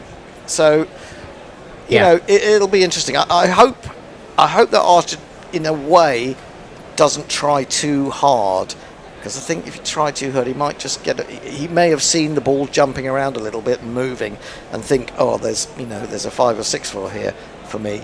But I think there is potentially if he bowls with great discipline. If he just tries to bowl just too fast and maybe pitching it in a little bit too short, then it won't serve him quite as well. I mean, he's at his best when he's getting the ball to rise off a good length, I would say. Yes, you also have Gus Atkinson, Josh Tongue, Ben Stokes as well. Yeah, I think Ben Stokes could do well on this again. I mean, we always know that he fought 4 wickets in the first innings. It might be his sort of wicket. He's still got the pace, but he's also got that sort of slightly ability to sort of kiss the surface as well. There's a real rhythm to his bowling when he's at his best. Yes. Any chat from our audience? Let's have a little look.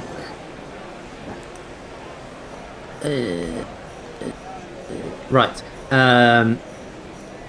Jay says, "Oh damn! I thought I'd found a new drug."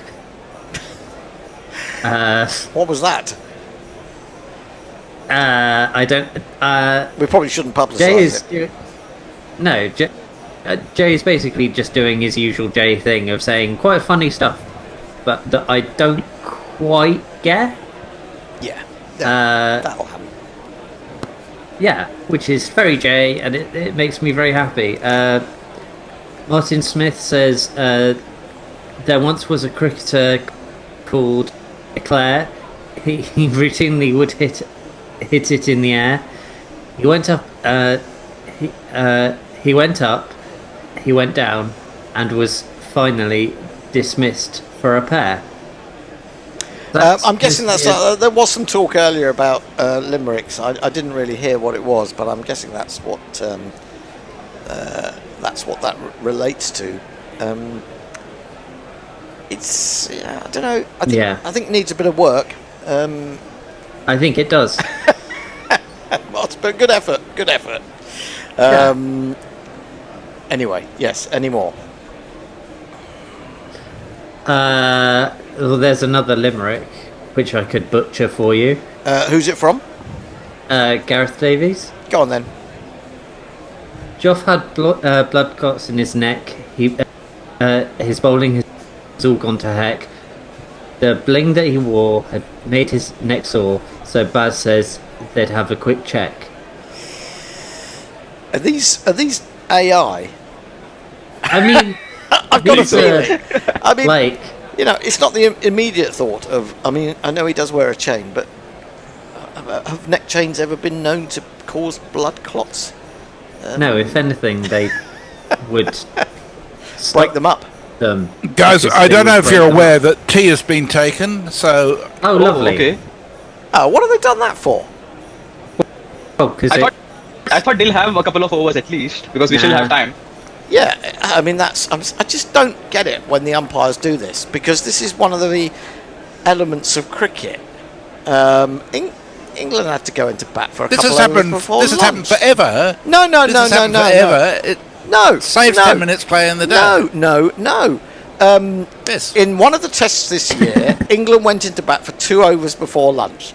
So explain to me when the umpires can decide to change that. I mean, it's only 20 past 3 now. I think we still had time for at least 3 overs.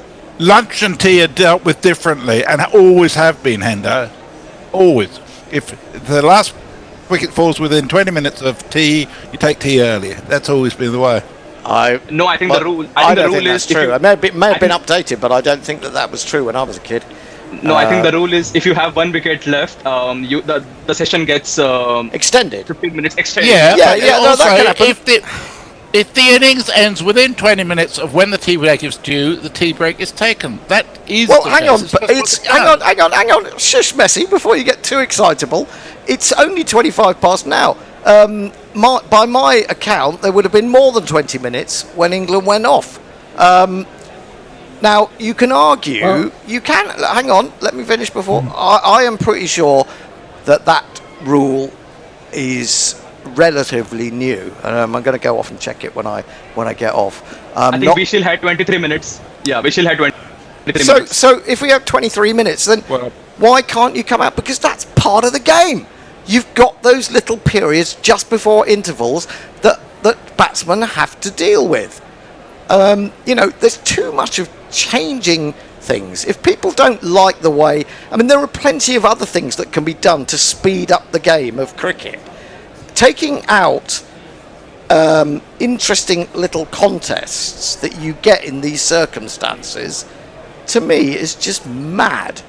And it's again an example of the cricket authorities not understanding what the important traditional elements of Test cricket are. It just kind of annoys me. But there you go. The authorities make constant changes that aren't necessary, and they don't change things that should be changed. But there you go. England were all out for 354. If it is tea, I'm sorry to these guys. We're going to have to take a break because I'm going to be on for at least 2, 3, 4, 5 sessions after tea, especially as it'll be an extended session. It's going to be now. It's going to be a near 3-hour session, and well, I mean, Bear. Let's have a look at Bear. Bear, are you aware of what? Is this? Messi is adamant about this, but I really don't know that this has been. They should have come back out. It's definitely utter nonsense. I mean, to be honest, if I were England, I would be disappointed because there could have been an opportunity for me to take at least 1 wicket. It would have been lost. Yeah. And I also think that's what a Test match is about. It's about testing the fortitude of batsmen, of having to come out to bat for 10 minutes, then go off again, then come out again, start twice. It's part of the game. And if you start chipping away at these things, then you lose some of the heart of to me, what is Test cricket. Anyway, guys, are you guys back on later, or what's the... Yes. Yes. We're now going to have to change the rotors. Where's Tony? I'll have a look at the rotors when I go off and see what sort of slight alterations we can make. But until, well, it'll be what? If we We'll be back in 10 minutes, 10 minutes, yep. Okay, in the meantime, as we go, I will do a little bit of marketing, tell you how you can help out with our Patreon donations. You pledge a monthly fee, and here is that pleading in music. Oh, there's lots of opportunities to to support the Gorillas, Patreon or buy some merch and enter the GPL. We've got the comms, you got the ears. Give us lots of money. No Michael Vaughan and no KP. You can spare us some money. Go to patreon.com/Guerrilla Cricket. Choose either Greg Matthews, $5 Alan or $10. Knott. Who's that weirdo? Greg Matthews, Alan Knott. Greg Matthews, Alan Knott. Who's that weirdo? Daniel Sidhu, Neil Mackenzie. Who's that weirdo? Dwayne Leverock, Shane Freed. Who's that weirdo? Chris Harris, Kevin O'Brien. Who's that weirdo?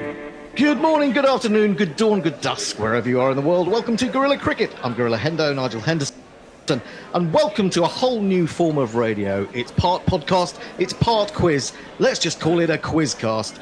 It's called Who's That Weirdo?, in which two of the finest Guerrilla minds come together in a battle to the death as we brazenly rip off many other quizzes and merge them together in a smorgasbord of absolute nonsense. So this is how we play. This is the game. Who's that weirdo? And what we have is a live cricketer, a dead cricketer, or someone who is not a cricketer at all. I will issue the name. The contestant, the Bear and Messy Jez, will decide whether that person is a live cricketer, a dead cricketer, or not a cricketer at all. If they get it on the nose, they get 2 points. If they get it wrong, it passes over to their opponent, and they try and get an extra point or two from naming that person, what they are, and what their age is. Are we ready to go? Morning, Bear. Morning, Tony. Morning, Messi. Good morning. Morning. Evening. As we said, it's always some strange different time in Australia. Indeed. If you in fact if you had a video of this, you would see Messy Jez sitting with a beautiful orange background and the words "Who's that weirdo?" over the top of him, and he's also swallowing a bit of beer. Would you believe it? No, so Courtesy of Brian 001, I might add. Thank you, Brian. It's not entirely clear. What I do is I give you a name. First, I'll start with the Bear. I'll give him a name. I'll say like David Gower. He has to decide whether he is a live cricketer or a dead cricketer, or not a cricketer at all, in which case he says, "Who's that weirdo?" And if he gets it on the nose, he gets the points. Messy Jez will be his opponent, and Tony Bishop in the corner will be telling you lots of interesting details. In the naughty corner. I'm in the naughty corner. Lots of interesting details about the various people that you will probably never have heard of. So, are we ready to go? Are we going to have a toss? I don't know. Choose a number between 1 and 10, Bear. No, I'm going to get a coin. I'm going to do this He's properly. going to do it for all right. Okay, so he's going to want. So I think I would take a point off him for that already. Right. Demanding a toss. Go on, Messi, you call. Heads. It's landing, and it is. I can't see it. I think it's a tail. It's a tail. It's a tail. What do you want to go first or second, Bear? I can't remember how we decided this would work when we did the run through. So, I'm going to play. You're going to play. No, there's no play or passes. It's just alternate. Oh, right, okay. And then I have to find the original name. It's very difficult to do when you're trying to do about 4 different things at once. Anyway, never mind. Let's get underway, and you will understand before too long, possibly better than us, what is actually happening. The Bear is going to play, and the first name I'm going to offer up to the Bear is Amit Majumdar, Bangladesh. Is he a live cricketer, a dead cricketer, or not a cricketer at all? He could be a cricketer, obviously, because Bangladeshi names, but it doesn't ring a bell. And he sounds to me like an eco-type dude, saving them from drowning as the oceans rise. You think he may be at COP27? Could be. Who knows? So I'm going to say, are you going to say,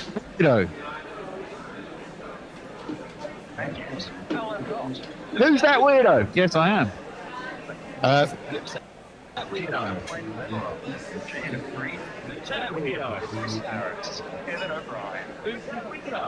It's a bit long, that, isn't it? Anyway, did you cut out the who's that weirdo bit?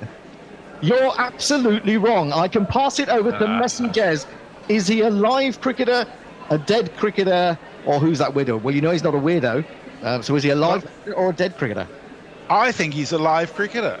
Wow, you're absolutely on the money. And so you smack that round the corner for a couple.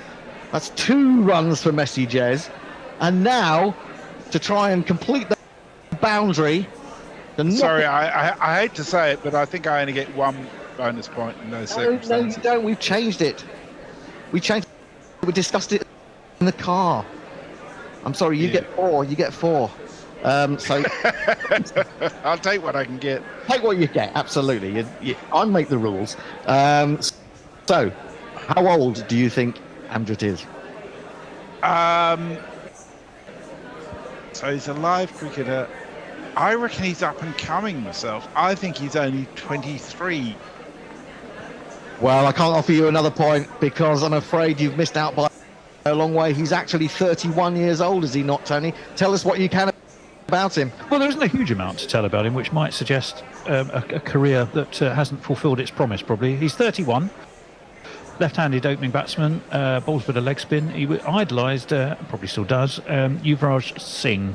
Took up cricket in 2000, part of the Bangladesh squads for the Under-19 World Cups in 2008, 2010. And he, at the time this was written, but on Cricinfo, I think it was a while ago, it did mention he was also interested in becoming a doctor. And the fact we've hardly heard anything about him suggests he probably went and did that rather than play as much cricket these days. But there you go. But he will be able to look back at the end of his career, whatever it be, whether as a cricketer or as a doctor, and say he was the first name on Who's That Weirdo, run by Guerrilla Cricket, won't he? Well, he will. Ignominy to his grave. Will that Yes. be put onto his Wikipedia page? I certainly hope so. Well, you can. I was looking at Wikipedia this week and how one managed it. You have to gain credibility by editing loads of other people. We'll never gain credibility. Us lot. Don't be daft. So you've not got an average for him? No. Okay. Well, there you go. Would it help you if I did? There we go. We're moving on. This is for you, Messi Jez, to see if you can strike a couple of runs behind square on the offside. Okay, I'm all warmed up. You're ready for Francis Quinn, Ireland. Francis Quinn, Ireland. Live cricketer, dead cricketer, or not a cricketer at all, in that case, a weirdo. Francis Quinn of Ireland. Well, I think he's probably an Irish politician, so I Good evening, say, Hendo. Good evening, who's that Messi? weirdo? Hello, Raj. How you going?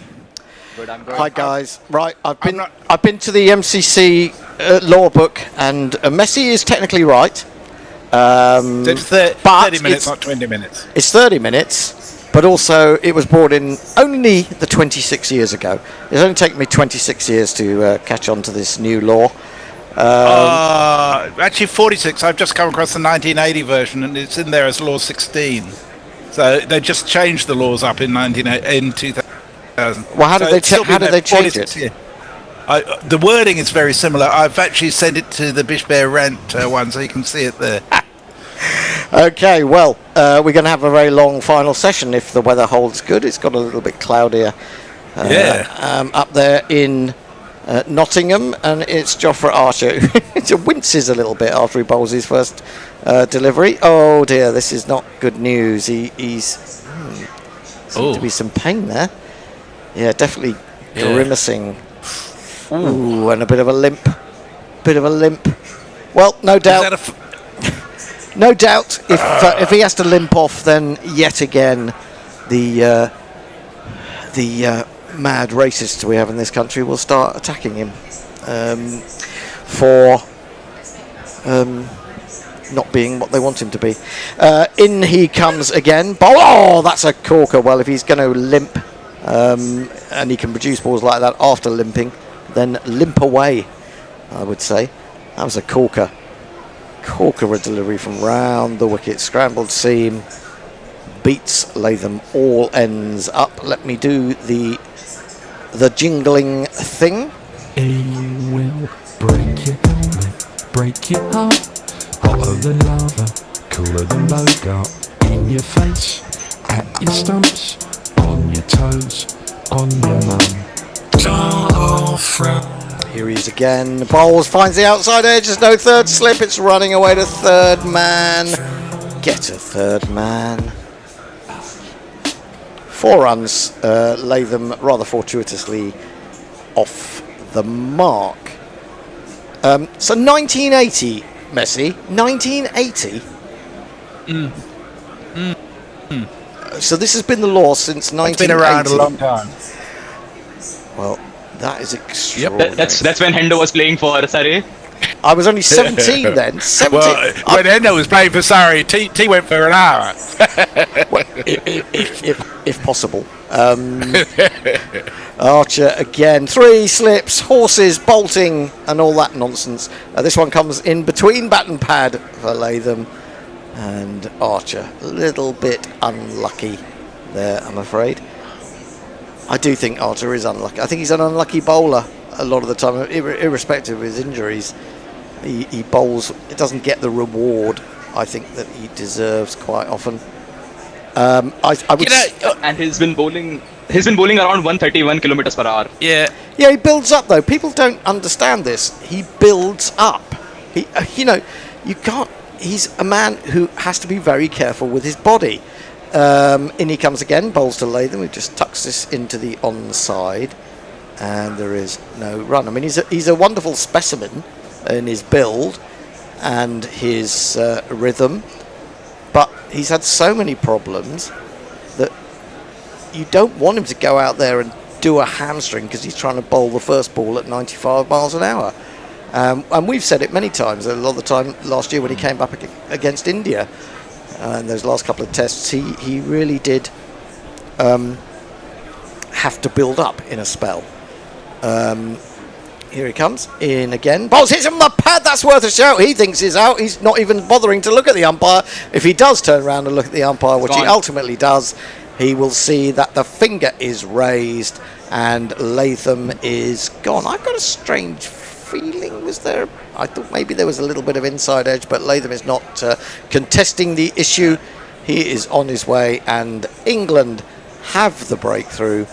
And irrespective of the speed he's bowling, it's been a wonderful over, and he's got his reward. Great stuff.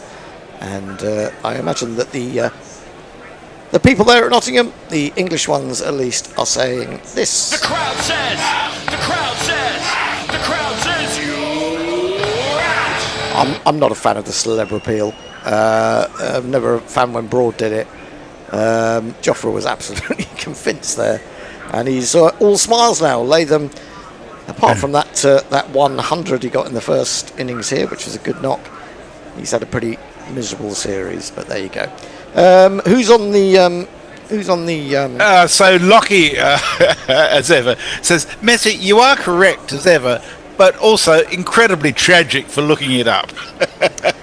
Well, I had to look it up. Yeah, I mean, I think this is the thing. I mean, when I saw it was the MCC in 2000, I immediately thought there is this cricket committee that meets, isn't there, to decide on the laws or any changes, and it's just, I suppose it's just such a, to the average fan, that would be such a sort of minor change in some respects that it wouldn't get any real coverage. I certainly missed it, and I wouldn't consider myself an average fan. Much more than that. Raj, thoughts on that over? Yeah, I mean, good news for England as they draw first blood, and we're discussing about Jofra Archer before the break, right? Yep. It was good. I was going to say that the grimacing from Archer at the beginning, I don't think that was an injury. I think that's that thing when you're really stiff and just getting back into that place of exercising those muscles again. For the first time, it's always a fucking stretch. As we know. And the second, and the third, and the fourth. Atkinson into Conway, cramps him up around his ribs, and he does his level best to get back down out of the way of that. It was very reminiscent of the way that Emilio Gay was dismissed by Will O'Rourke yesterday. This time, though, Conway managed to get his bat and glove out the way of it. Yeah, no, I think you're right, Messi. But with Joffre, there's always that fear, isn't there? More so, and he's grimacing after one ball. He's certainly aiming into that area. He's hit him sort of just above the hip there, I think. Atkinson. Well bowled. Yeah, 4 for 1, lead by 88. I mean, England need to run through New Zealand if they possibly can. There is definitely something there in the pitch. It is no more flat deck. Yeah, that's right, isn't it? I mean, we had 2 days of it being a pretty flat deck, and then today it's definitely done a hell of a lot more. That was a great ball from Archer, seeing the replay. And that's a pretty good ball from Atkinson, having bowled 2 into his ribs. He then takes one away from him, just on the line of off stump. Prods at it and doesn't make contact, luckily for him. Yes, it's so much more going on out there. I don't think we saw a ball do. Even with the new ball, we weren't getting anything like that in the first innings when New Zealand opened up on Thursday. This has been a tough over already for Conway. Atkinson is in again. 3 slips and a leg slip, and again he's probing around that leg stump line. He has a polite inquiry as to whether that might have been LBW, but by his own body language, I suppose, he didn't look convinced. But he is struggling, Devon Conway. Yeah, he is. I mean, I still felt that he's nowhere near his best. He just seems to have developed a lot of little, technical flaws. Whether it's because he's played quite a bit of short form cricket now. In Atkinson again, he fends that one off. Goes to the man at leg slip, who has to make some ground to his right, Emilio Gay.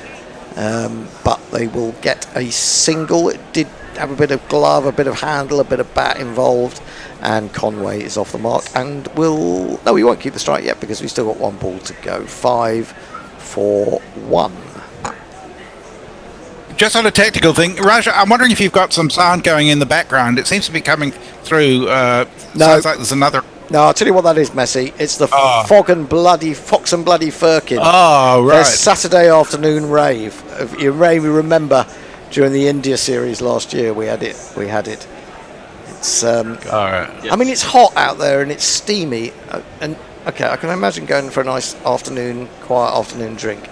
That's not it. Defended into the onside. Third left-hander out there is Nichols, Henry Nichols. Straight to mid-wicket. The end of the over. A good one from Atkinson. Just a single from it. 5 for 1. Grace says, I just saw the high shot of Trent Bridge. Anyone else been to the pub attached to the ground, the Larwood and Vos? It has an upper story where you're basically in the ground. It's cool as fuck. Yeah, actually, I have been in there briefly when there was a rain delay and it was open. I don't know whether I generally don't think that they open it up to the public during test matches, but yeah, you could see through to the ground, yeah. Nice. Lockie 6 says, I see Jay as the people's poet. Of course he is. Out on the streets telling the fascist pigs not to hassle the kids. That's exactly Jay's role in life. Yes.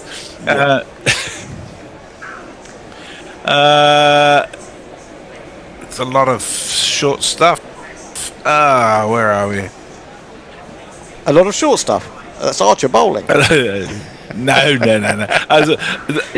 There's a conversation going on which I really can't sort of read out. Okay, you're back. He's gone for the Yorker. It's dug it out with it right on the bottom of the bat, up to mid-on. Good delivery again from Archer. He's got a wideish leg slip. He's got 3 slips, and I'm guessing a gully. I can't see when the camera is close up on the pitch, but Bethel is normally in that position, isn't he? It's been a good test match though, this, hasn't it? It's been after it was getting a little bit hard to watch at 317 for none, New Zealand from an England perspective, but it's developed into a very good match. That's nicely played by Conway. It was a full-off volley, but probably didn't go through with a shot and hit it straight to Stokes at extra cover. And there is no run. And slowly and steadily he is cranking it up. Jofra Archer, the last ball was 135 kilometers per hour. Right, you'll have to do the conversion for me. I mean, I guess 140 plus is what he's looking at really, and yeah, 150 is top banana, I suppose. 150 is like Archer, like. Yeah, here he is again. Bowls to Conway. Conway is more confidently into that one and pushes quite nicely. Times it through mid-off. Stokes runs around to field, but they get through for a single. He goes to 2, and New Zealand are 6 for 1. And Henry Nicholls comes down to face Archer for the first time. Archer, of course, who got him out last time he faced Archer. He was dismissed right at the last on the first day. So that will be in the memory bank and very fresh. He did get 100, of course, at Lord's. And did look quite good in that first innings, I have to say. That's a poor ball from Archer. Just a bit too round arm down the leg side. And taken by Smith, tumbling away to his right. Archer 1 for 5 into his second over. Latham gone for 4. And did you see that wicket ball? Of Archer, the very first over? They were showing in. Yes, straightened incredibly, didn't it? Yes. Yeah, it was a really good ball, because you can see why Latham might have thought that was going down the leg side with the angle, but it was the way it straightened from middle and leg. In again, bowls to Nicholls. He seems to have plenty of time to jump up onto his toes to play that defensively. And there is no run.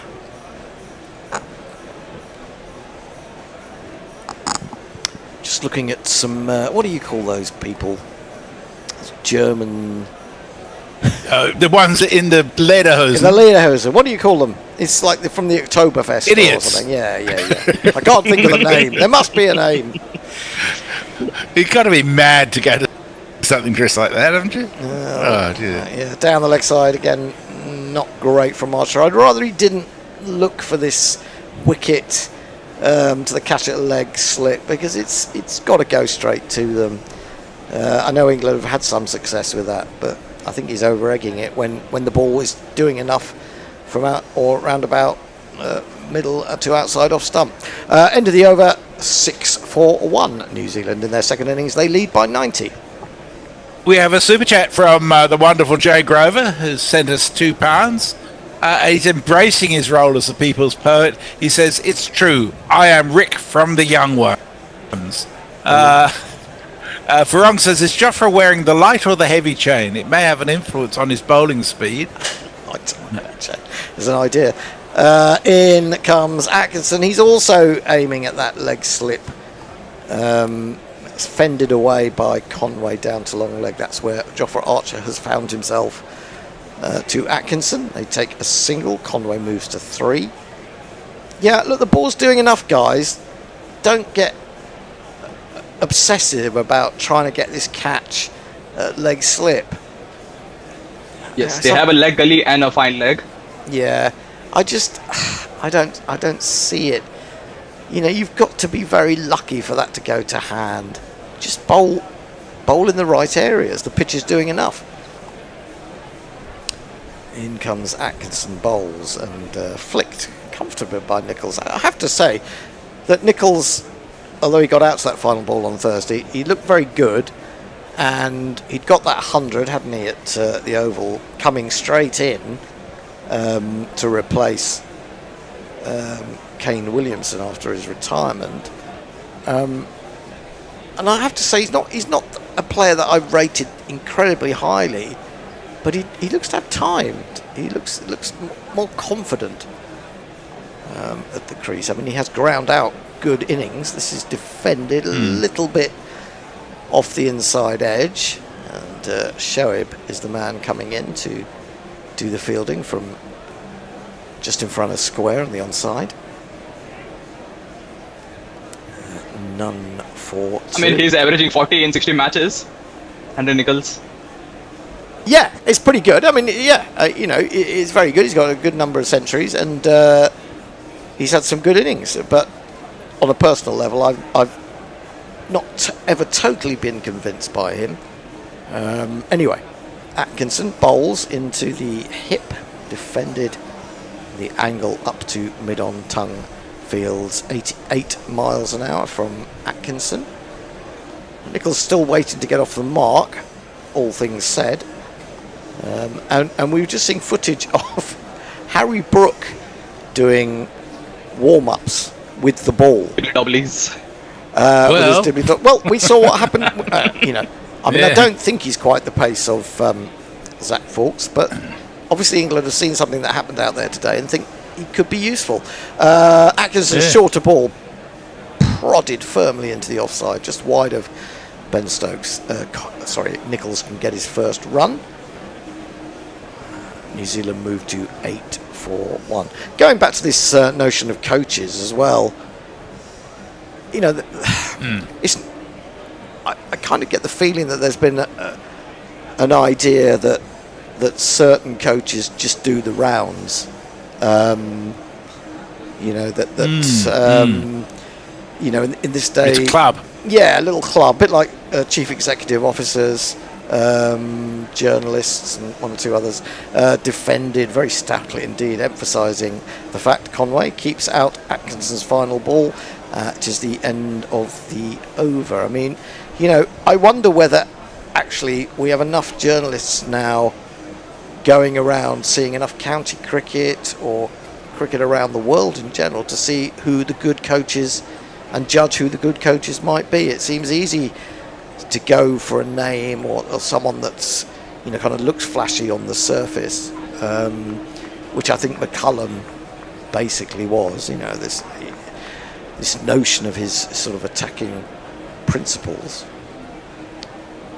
Archer will start again. It's a really interesting thing, isn't it? Archer in down the leg side again. I don't like this. Stop it. They're going to get a single to long leg where Atkinson is now positioned. Yeah, I just think, when the McCullum situation came up, or when the England coaching situation came up, or vacancy came up, I mean, apart from McCullum, the only names that seem to be being thrown into the hat were Gary Kirsten, who's been around forever. And I kind of suspect he'd be a very different kind of coach from McCullum. But I don't know. There are lots of guys cutting their teeth in shorter form cricket down the leg side again. Conway tries to flick it, doesn't make contact. Archer's just. I'm not sure that he's losing his line because I think it's deliberate. But again, I'm going to harp on about it. I think it's the wrong line. Well, if you've got 3 slips, wouldn't you try a few over the wicket? Well, you've only got 1 leg slip, and you've got 3 slips and a gully on the offside. It doesn't seem like the percentages are with you, does it? No. Here he is again. Bowls. That's better. Oh, and he's wrapped Conway, who was trying to get out of the way of that. And it just kept spearing in towards him, and he's ridden it somewhere on his body, but he doesn't seem too bothered about it. Did it hit him on the? He's taken the helmet off, so I'm guessing it must have done. So there will be a delay as we wait for a new helmet. Messi, can you get through any? I certainly can. Hello, Gorillas. Says Gabe owners. I'm really concerned that England might lose this game. The pitch is looking ominous for batting. Yeah, that seemed to be a lot of bounce there all of a sudden. A lot of bounce. It just kept coming. It seemed to swing a little bit. Oh my goodness, the bounce from side on is ferocious. Yeah. Wow. That's concerning, isn't it? Yeah, it is, yeah. And he's sort of turned, in the end, he's turning away and he's hoping it's going to go past him, and they end up just completely coning him on the side of the head. So Archer is... and I think that's why they are having... Yeah, I think that's why they are bowling the body line, tactic, I guess. Well, yeah, I mean, that's fine, as long as you're going to get it outside off stump and it's going to do that and cramp the rubber. If you're just putting it down the leg side, I mean, maybe he's just being a little bit wayward with his line. It could be that. But it seems to me that both Archer and Atkinson are playing in that way. And, of course, as we saw with Emilio Gay and his dismissal in that first innings for England. For a lot of batsmen, most batsmen, it is really difficult. A ball that's coming up into your ribs, but not passing far enough outside your leg stump, you can easily get tucked up by it. But that is just, wow. It's almost swung after pitching, if that makes sense. It just kept on swinging. Yes. And that's why I think Conway was unable to get out of the way of it, really, because it just... Wow. That was nasty. It's a lot worse than it looked at first glance. Well, he's now sort of flexing his neck a little bit as well. Yeah. And now, Nichols is hanging around with the umpires and a couple of a substitute fielder and a groundsman, it looks like, or a member of the ground staff out there. He's had a little sort of look at the pitch, Conway, giving it a little prod.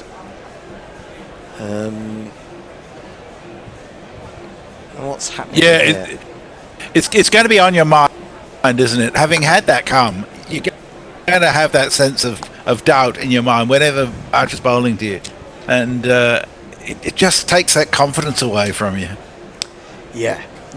I mean, in some ways, I wouldn't be surprised to see Archer really go for the Yorker next delivery, because Conway will naturally be sort of trying to get sort of back away from this in a sense, potentially. So if he can get that Yorker, he would be expecting a bouncer. Yeah. Well, he might be expecting another bouncer, but he might.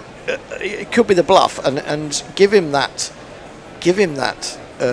full ball, and he might actually struggle. Yeah. 9-1 New Zealand. They lead by 93. It's 4 o'clock. It's probably time for a change. I think, for simplicity's sake, who's on next? We are the ones due on at 4 o'clock. Well, all three of us. The same three. Oh, right. Okay. Yeah. Well, we better stay for another half an hour. We get sick of our own company. Lucky Six says, Jay, I'm sorry I called you a hippie. Get over it. I don't want to live rent-free in your head. It's a fucking dump. Lucky, I suspect you may have 1 or 2 lubrications today as well. Living rent-free in a dump is what a hippie does, says Greystoke. Raho Werox says, British cream is white like their port and butter, poor diets. What's that about? Seems a bit random. The same can be said about quite a lot of these. I've got to say, as the day's gone on, people have lubricated more for various reasons. Lucky Six says, was it Gary Kirsten who got his face smashed to shit? I can't remember. There have been various players who've been badly injured. Who was Rick McCosker? Was that facial injury that he got? What about Anil Kumble? Yeah, Anil Kumble as well. And I mean, there was Contractor, wasn't there, in the 60s? You'll remember that better, Messi. That was a dreadful pitch, wasn't it? Didn't they cancel that game after he got so badly injured? I can't remember. Yeah. Well, not that I do remember it, but I do remember reading and writing about it. There were a couple of games in the West Indies where the pitches were just so dreadful that they had to call them off for safety's sake. But I think that was in the 70s rather than 60s. Yeah, and of course, remember it all merges into one for me. Yeah, but I mean, one game that I remember quite a significant game was the England in the West Indies at Jamaica, and I think it was 98. Because I was working abroad, and I'd taken the day off, and I wasn't sure that they were going to show the test, but they did. Where I was, and I'd gone out in the morning, got my stuff done, and came back to sit down, and then within about 6 or 7 overs, the game was abandoned because of that incredibly reflective pitch in Sabina Park. Do you remember? It was. Oh yes, it was like a mirror. Yeah, it was like a mirror. Yeah. So yeah, and that was a real shame. They had to add another test on at the end, if I remember rightly, that year. Do they count the statistics of the game then? If the match is abandoned? I don't think they did. There's been 2 or 3 tests abandoned. I'm trying to remember. Certainly, some of them don't even count as test matches if they're not being started. In terms of matches that have been completely washed out, there was one at Old Trafford, I think, and there's also been at least one in Dunedin, maybe 2 in Dunedin in New Zealand. Maybe any Kiwis out there can double check that for me, but it's definitely one in Dunedin that completely washed out. And wasn't that why there was the extra test added on at the end of the 1970 series in Oz? Well, what happened is the Boxing Day test got washed out, abandoned. They played the ODI, the first ever ODI in its place. So that they added an extra test at the end of the series. They already had 6 scheduled, so it was the 7th test technically. Blimey. Right, we're back in action. It's taken a while, and that was quite a poor follow-up from Archer. It was wide of the off stump, and it ends up being a no ball. Didn't actually even make Conway play. 10 for 1. New Zealand, their second innings. England really need Archer to get 2 or 3 out here. Him and Atkinson, I think. That was quite a big no ball.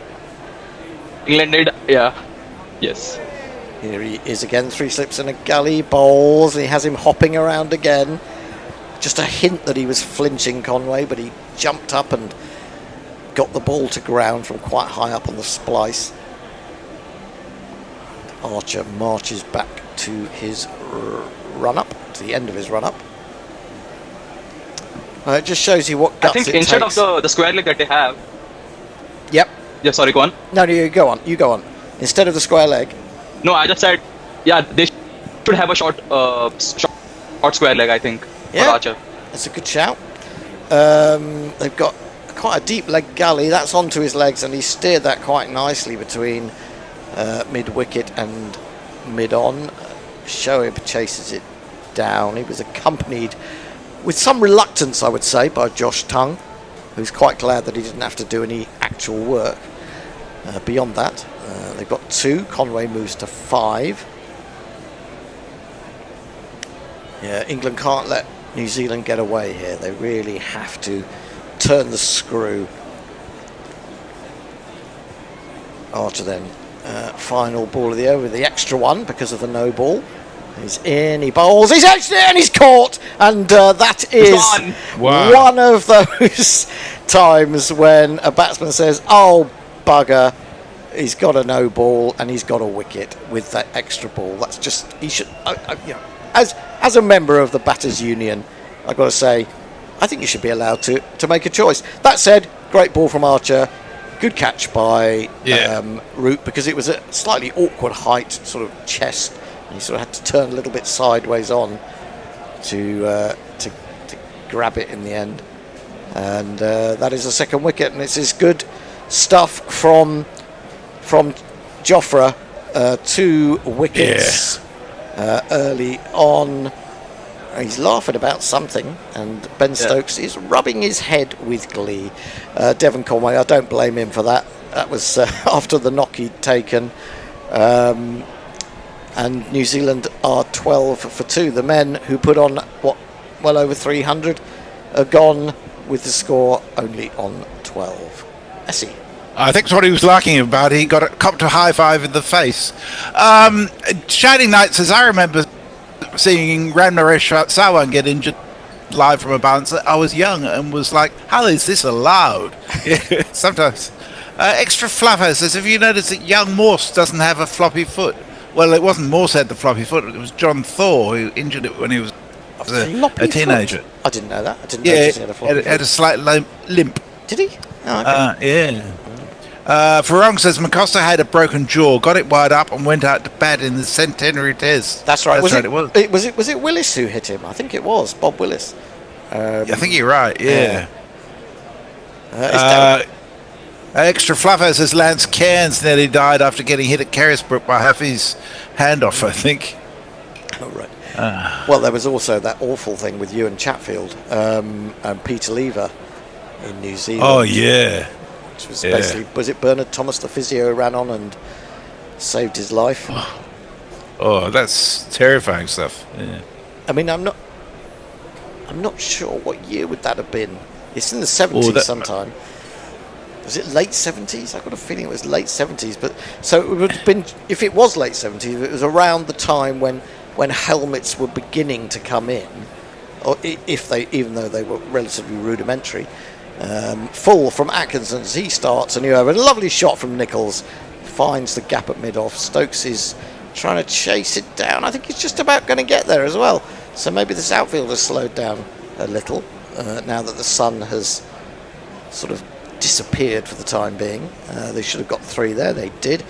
And Ravindra has come to the crease. And apart from that first innings at the Oval, he's had a bit of a poor tour. Of course, he did get 100 in Ireland. Let's jingle him up. He is gonna be a star.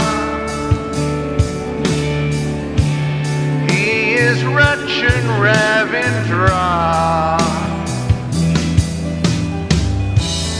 and he knows his major role. He is there to keep control. And he's right over the top of that one. Foolish delivery from Atkinson, just outside the off stump, angled in from round the wicket. February 75 it was when you and Chatfield got hit. February it was his 75. test debut as well. Goodness Yeah. me. Am I right in thinking that Ewan Chatfield is no longer with us now? That's a good question. I shall check. I have a strange feeling that... Yes, I think you're right. No, he's still going. At 75 years old. According to Good. That's good news. I'm sorry to kill him off. Flanked away by Ravindra down to long leg. They hurry back for a second despite Archer's throw, which is pretty good, pretty quick. Do you know, I have this with cricketers. For many, like I say for many, I reckon for about 2 or 3 years I was convinced that John Hampshire, or Jackie Hampshire as he was known, England batsman of the 60s and 70s, had died, and then when he did die I thought, hang on, wasn't he already You're dead? already dead. Yeah, what's going on here? Driven very pleasantly by Ravindra, just over pitching a couple of times in this over, Atkinson, and that is 4 runs. That is a nice 21 for 2, that lovely shot, but there is a gap there at mid-off. I'm guessing that Stokes has allowed it. He wants them to play at that ball. It did actually move away, but it was a little bit too full. And yeah, beautifully played by Ravindra. You may or may not know, if you haven't been to a match this year, and I don't know how long this has been going on, forced into the offside, another couple of runs. Expensive over this from Atkinson, 3, 4, 5, 9, 10, 11 from the first 5 balls. They get back for 2 on that occasion. Ravindra moves to 8 from 4. Mildly irritating, although, you know, these things are all relative. There's the spider cam seems to have been dispensed with, and we now have the Sky drone. Yes, I noticed that. But they always put it, you know, obviously behind the bowler's arm a lot of the time, and so it was in my eye line quite a lot at the Oval last Saturday. It's very annoying, isn't it? Yeah. Flicked, nicely timed, well fielded by Bashir. I'm sure Bashir's fielding has improved. I don't think it was terrible. It wasn't on a Tufnell sort of category, but he's throwing himself around with quite a lot of abandon right now. So we have a super chat from Jay Graham. And it's in 2 parts for £5. Yep. He says, Ray, all day drinking. When I hit a plateau and enter recovery, others seem to descend. Godspeed, my black emperors. I'm off to get shot with a howitzer. And then he says, stop it, Vivian. Where did you get that howitzer? Oh, right. He's in a Rick Mail. Channeling. There's some sort of Sky program that's looking at Rick Mail. It's quite a sad life in some respects, I think. It got an excellent review in The Guardian the other day. Yeah. I was never a massive fan, but I did sort of warm to him. I read Ben Elton's autobiography, and Yeah. he was big mates, obviously. In bowls a bouncer to Henry Nicholls, trying a bit too hard there, Archer. I think it was quite an ugly, round-armed attempt, and just stay with the high arm. I think that's where you're going to be more successful. Anyway, I don't know what that. I don't know what is that sign that Archer does when he gets a wicket, where he sort of It looks like a penis coming between two legs. Well, that's actually the best place for a penis, I think. Yeah. I think he's showing A for Archer. Oh, is it? It could be. Yeah. Flicked away to me. Sorry, that's my mind. It says more about me than anything else. It says far too much about you, Messi. So here we are. Are we due a change? No, not yet. No, we're not. Mark has just joined us. Half an hour. All right, he's just sitting in. Because half an hour after tea, that's why I was thrown. I see. Yes. 15 minutes. We're moving to 4:30 now. We're going back to the 4:30 rota rather than rewriting I'll have 15 minutes. All good. Archer in again. Bowls to Nicholls, gets in nice and tightly behind that. He looks. I don't know. I feel like Nicholls looks a little bit more organised than I remember him. I mean, he was obviously a good player, but he looks a slightly better player now, which is allowed. You are allowed to improve and be more confident the more Test matches you play. So were you underestimating him? I think I was a bit. Yeah, he seems to have more time than I remember him to play the ball. In comes Archer again, bowls, and that's into his thigh, and he's trying to flick it away, and it just pops down in front of him, and he says, "Can I pick it up and pass it to you?" England fielders say yes, and then all appeal in unit. No, they don't. Which would be fun. Nicholls has 5 from 14, a revenge at 8 off 5. We're into the 7th over. Archer's 4th. He has figures of 2 for 9. And the lead. I should warn you that we have coming up at the end of this over the best attempt at a limerick so far. Not technically a limerick, but in the metre of a limerick from Gareth Davies. Okay. We'll have a listen to that in a couple of balls' time. Here is Archer again into Nicholls. Oh, sure, that's a snorter. That is the delivery that got rid of him in the first innings. This time he's managed to not get a little feather through to the keeper. That's a cracking delivery. I'm not sure how you play that. This has to be Archer's session. How many overs would you give him? 5, 6, 7 in this spell? It's very difficult to say. I mean, I think as a skipper, you probably get a sense of when he's tiring a little bit. It's a bit like this morning when O'Rourke and Smith were bowling well. How long do you give them? Well, if they've got the adrenaline and the fire, you give them a bit longer than perhaps you normally would. This is jabbed away from his ribs, fielded behind square. Fisher is on the field doing the work, so that means we have a sub-fielder on. That's the end of the over. Messi. Okay, so from Gareth Davis we have this. When Jay gets good night... Sorry, I'll start again. When Jay says good night at great speed, he might be probably peed. After several beers and a strange online feed and smoking a shitload of weed. Yeah, that's not technically a limerick, is it? Because you've got 4 rhymes. Yeah, it doesn't quite. But it does actually, technical limericks are usually less fun than rhymes anyhow. Well, as you know, Gabe Ernest... Sorry, go on. Gabe Ernest says, what is the total number of runs New Zealand should set up for England to make it enticing for a chase? New Zealand will be all out. They're going to get as many as they can. If they get over 300 ahead, they're in a very, very good spot, it seems to me. Tongue is into the attack. I'm not really surprised because Atkinson was over pitching a little bit in that last over, went for at least 11. He may have gone for more in the end. So he is into the attack, staying around the wicket. I do wish they would occasionally switch to over the wicket to the left-handers. I mean, that's where O'Rourke had some had some success doing that, just switching from time to time. I wonder whether it's the right, just do something different at the start. They're almost expecting you to come around the wicket now. Maybe start over the wicket to this particular batsman. Nicholls digs this one out, full and straight. Ends up rolling to Ben Stokes at mid-off.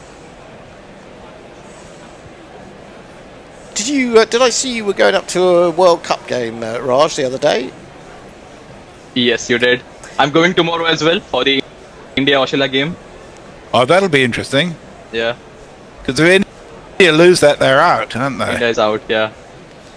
Here is Tongue again. He tries to pull that one, but threw the shot a bit early, hits him on the pad. No chance of an LBW. And what have you made of it so far? About the Women's World Cup? Or? Yeah, the Women's World Cup, yeah. I mean, to be honest, we are not doing that great. So I'm not sure if India would win tomorrow.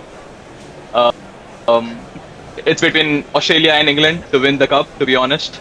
And South Africa. And South Africa, yes. West Indies, I'm going to say they surprised me because they always have had some good players, but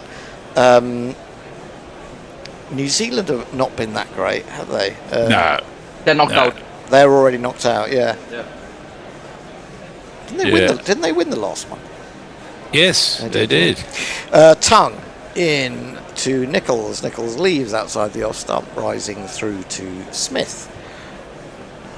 There is no run. I must admit, I've barely caught any of it for one reason or another. Sorry. I guess the final get Australia, and if it was an Australia-England final, well, there's always niggle, isn't there? And it's time England beat Australia, isn't it? England have, I think the women's team not. It's never that time. Flicked away down behind square, where Emilio Gay is in a rather unorthodox position, which is sort of not saving the single, but certainly not saving the four. Somewhere in between, maybe just the whip away in the air, or the pull shot that would fall short of the boundary rider. Single to Nicholls, goes to 7. Ravindra's been a bit starved of the strike. Came in and played 2 or 3 really nice shots. What have we got? A man coming in at square cover. We've got mid-off quite wide, a mid-wicket and a mid-on, 3 slips in a gully. Emilio Gay, as we said, and a long leg. Driven, lovely shot. Hammered that, Ravindra. He's made up for lost time in that respect, having not faced the ball for a while, and he's put that away through mid-off for a rather lovely one of these.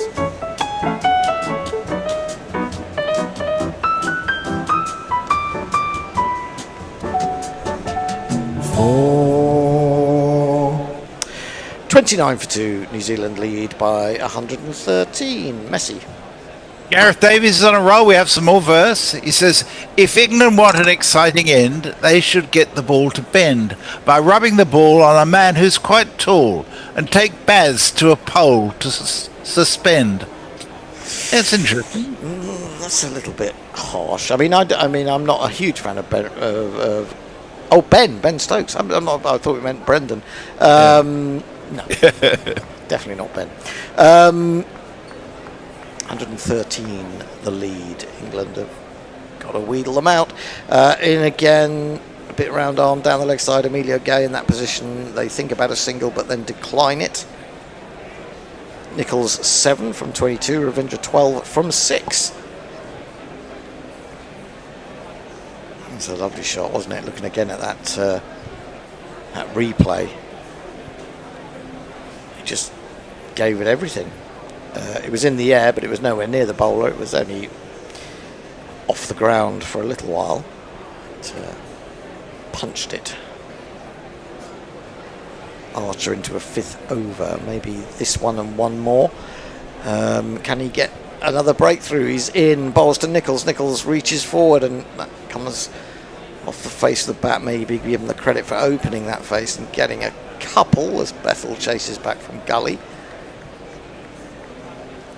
Nichols moves to 9, 31 for 2. And there's a point I think to be made about Archer and England's other bowlers. There's been a lot of talk, a lot of criticism of Archer, and even from amongst one or two Guerrillas, which I was quite surprised about and I disagree with quite strongly. But here we have New Zealand 31 for 2. Archer has 2 for 12. The other two bowlers gone for 19. Onto the front foot comes Nichols. Defends into the covers. 2 for 12 at 2.5 and over, 2.6 and over. And so I kind of feel like that makes a point. I do take the point that sometimes Archer will come back and it won't necessarily have such a whirlwind spell. He's got the new ball, and this is when he's at his probably at his most dangerous, but I still feel like he's the man who's going to get you a wicket. Apart from Stokes, of course, who can just magic things from nowhere. Lovely cut shot back with a square, and well stopped by Bethel diving away to his left. It was actually travelling, and I suspected for a moment that was going to find its way to the boundary, but Bethel did well. It's quite fine there at Gully. I think the point you made yesterday is very valid about Archer, though, Hendo. The fact that he doesn't really have a bowling partner. Yes. It makes such a difference, doesn't it? Yeah, I mean, if Tongue is on song or Atkinson is on song, it happens. But I tend to feel that those bowlers are really, they're good in conditions that help them. Archer can do it a little bit more in conditions that aren't so favourable because of his pace and his accuracy and his height. That's down the leg side, though, talking about height. And, that was rather sprayed down the leg side. This will be his last over the spell, I reckon. Yeah, but you see, these two have looked pretty confident, and they've got I think another Stokes will be tempted. 2.5 hours to go today. They have. 2 hours. I totally understand what you're saying. I think Stokes might be tempted to give him one more, but we shall see. I'm not saying it's the right thing to do. Now that's plopped up into the onside. Was there bat involved? Because that would make the case for the short leg. It would probably have been That's what I said, yeah. Comfortable catch for him if indeed the bat was involved, but we don't know for sure. It's the end of the over. Archer 5 overs, 2 for 12, just 2 runs from that one. 31 for 2. Messi. Now Gareth Davies has a final poetic offering. He says, okay, here we go. A fellow called Messages was gifted a strange-looking Pez. It looked like Ben Duckett, to which it said, fuck it. It does what it says. Yeah. Pez? What is a Pez? Oh, you remember those things you used to flick the top off and there's a little sweet came out of them? No, I don't remember those at all. Anyway, I thought it could be a Pez. Your scansion's falling off as you go, I think, Gareth. But you good effort. It's almost harking back to the days of Dr. Dan and his doggerel. Oh no, it's not as bad as that. Dr. Dan's doggerel was painful. Bowls, I quite liked it. Defended by Ravindra. Back to the bowler. You're much more generous than I am, though, Hendo. That's the thing. I wouldn't say that, but I mean. I quite liked his doggerel. I really did. And I'm a big fan of haikus as well. Oh, haikus are good, yeah. Short and sharp. Sharp. What is it? 17 syllables. 5. I thought it was 6. I can't remember. Yeah. Flicked nicely by Ravindra. He's looking in worryingly good form from an England perspective. He'll get a single, as the man at mid-on has to slide round to stop that. I'm hoping you're going to go 575. 575, that's what it is. Yeah. You may remember those who are patrons who ever read The Smaximum, which was our sort of roundup of weird cricketing thoughts and feelings that went to our patrons, that we did start trying to do cricket haikus. we ran out of steam quite quickly after we realised how hard it was. Tongue bowls, a little bit of a nibble away, left alone by Nichols. The first couple came so easily. I thought, oh, this is going to be absolutely piece of piss each week.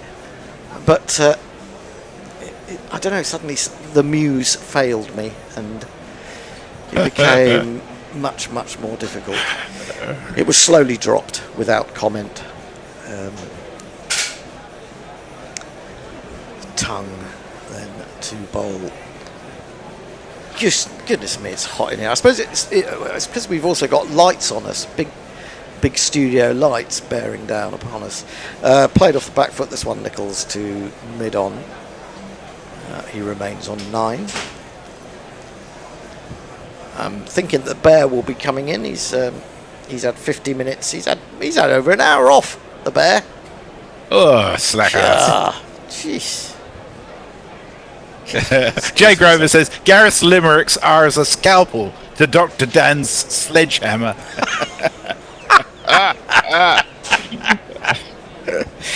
Tongue looking for the Yorker, dug out by Nichols. It was probably gonna. Oh, well, it would have only hit him on the pad. It would have been outside leg stump, so there wasn't a hell of a lot going for it. Just a single so far off this over, so a better in economy terms for Tongue.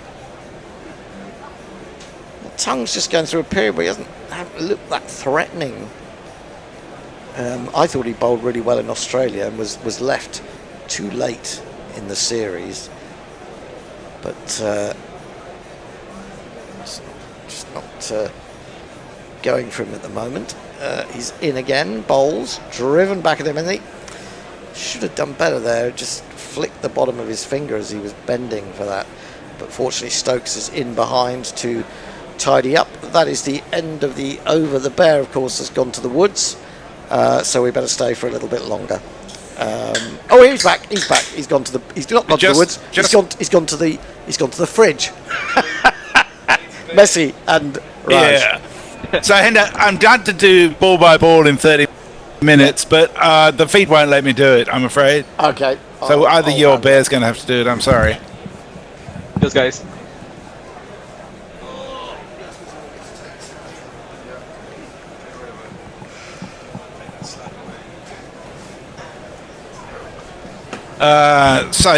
You're on Mark.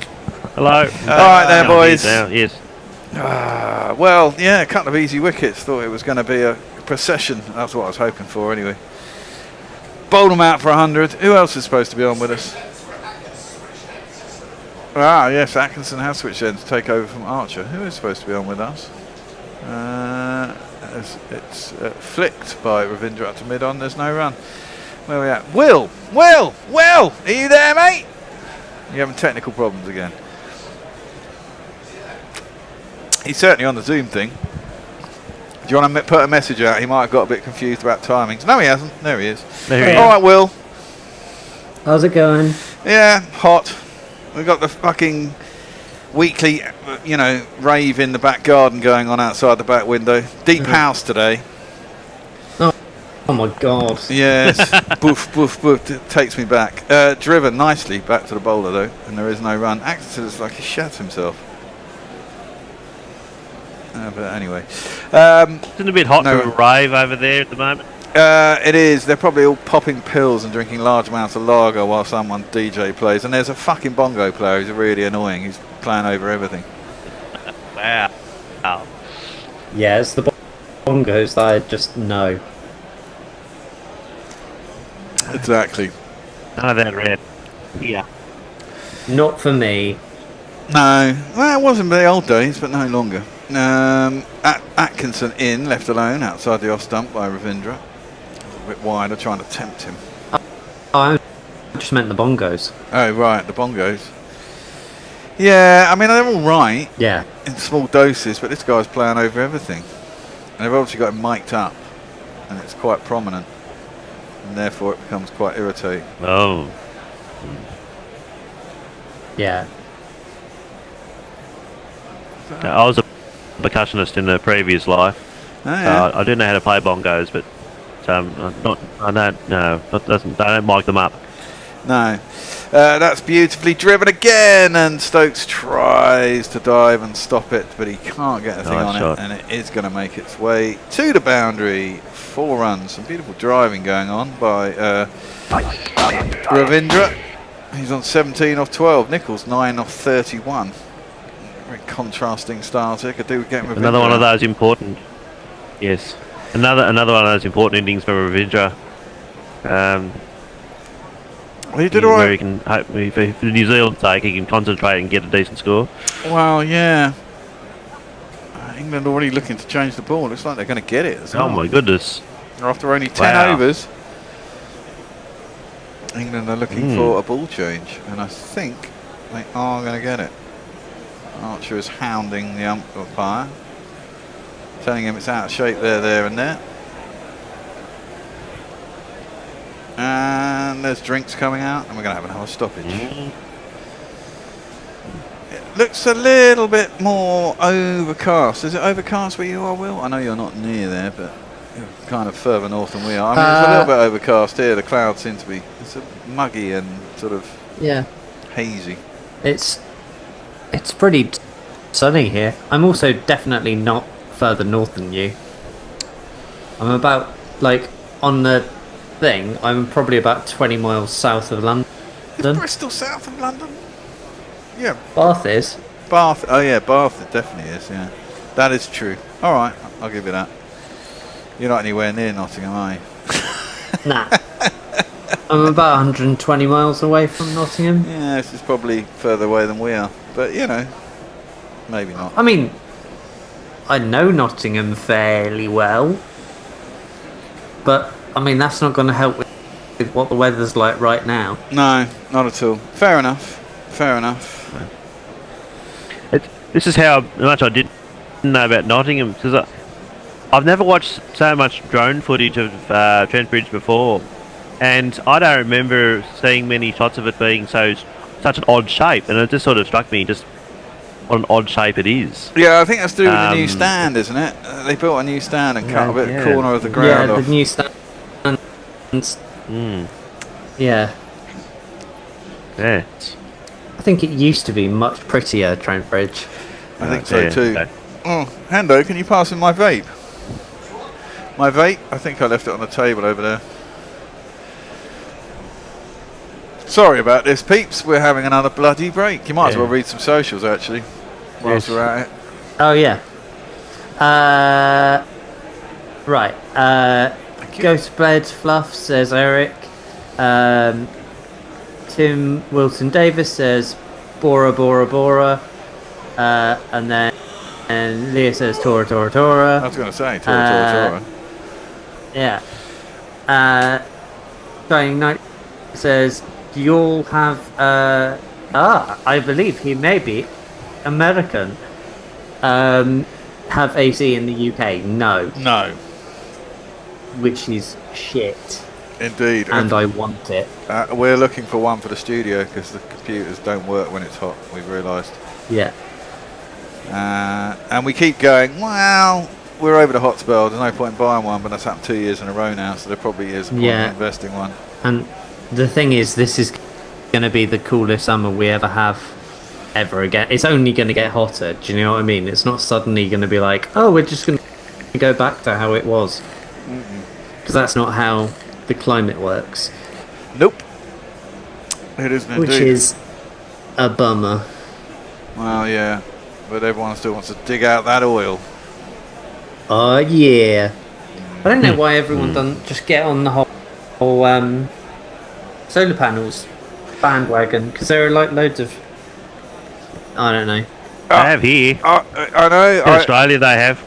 I'm not surprised you get loads of really hot, strong sun. And, you know, the amount of energy you would have got out for the last week stored in batteries. I know. Fantastic. I know. Yeah, It makes no sense to me whatsoever. I mean, people going about, oh, yeah, but you have to pay for it. Yeah, you have to pay for fucking everything. But long-term infrastructure. Yeah, but long-term... Exactly. But also, solar panels on the roof. I mean, even most right-wing people out here will put solar panels on the roof because they say, well, in 5 years you get your money and then you get free I was going to energy. say, you probably get your money back. In 5 years, because we give government gives rebates and stuff like that. So yeah, within 5 years you've already paid for it, and that's the long-term benefit. So that's why a lot of people here get them. Yeah, I dream of buying a little house or building a house in the country, a sort of eco house with a little solar panel park at the bottom, so I don't have to put them on a roof. You know, a little wind turbine for the winter, solar panels for the summer. Living totally off the grid. But I don't know where. I dream of doing that in a van or something, you know. Yeah, no, I want a bit more comfort than a van, I have to say. And I want a swimming pool too. It's going to get hot, you know. Well, I need a pool. This kind of weather is very bearable with a pool. Pool and air conditioning. And dream. Happily retire. Exactly. Atkinson around the wicket. We are back in the game, and Ravindra is facing. He defends that square on the offside, and there is no run. And it seems to me that planning ahead for things like renewables is eminently the wise thing to do. You get mortgages on houses. You might as well take a mortgage out on your energy. Effectively, you're going to get a decent return. Exactly. It's just a point to say when we've got air conditioning here, but that's because we're Australia and most of us have air conditioning. Well, exactly. Yeah, And your houses are probably built for hot weather rather than cool weather. Oh, that's a decent ball. Fuck me. Right. Yes, Ravindra is very lucky that he didn't get a nibble on that. That seemed to jump off a length, beat his outside edge. Last ball of the over. It does go through to the keeper in the end. 36 for 2 are the Kiwis. Will. Right. Jay says, shining light. I have at least 2 windows. Yeah. Well, that is basically the closest you're going to get, isn't it? Yeah. And then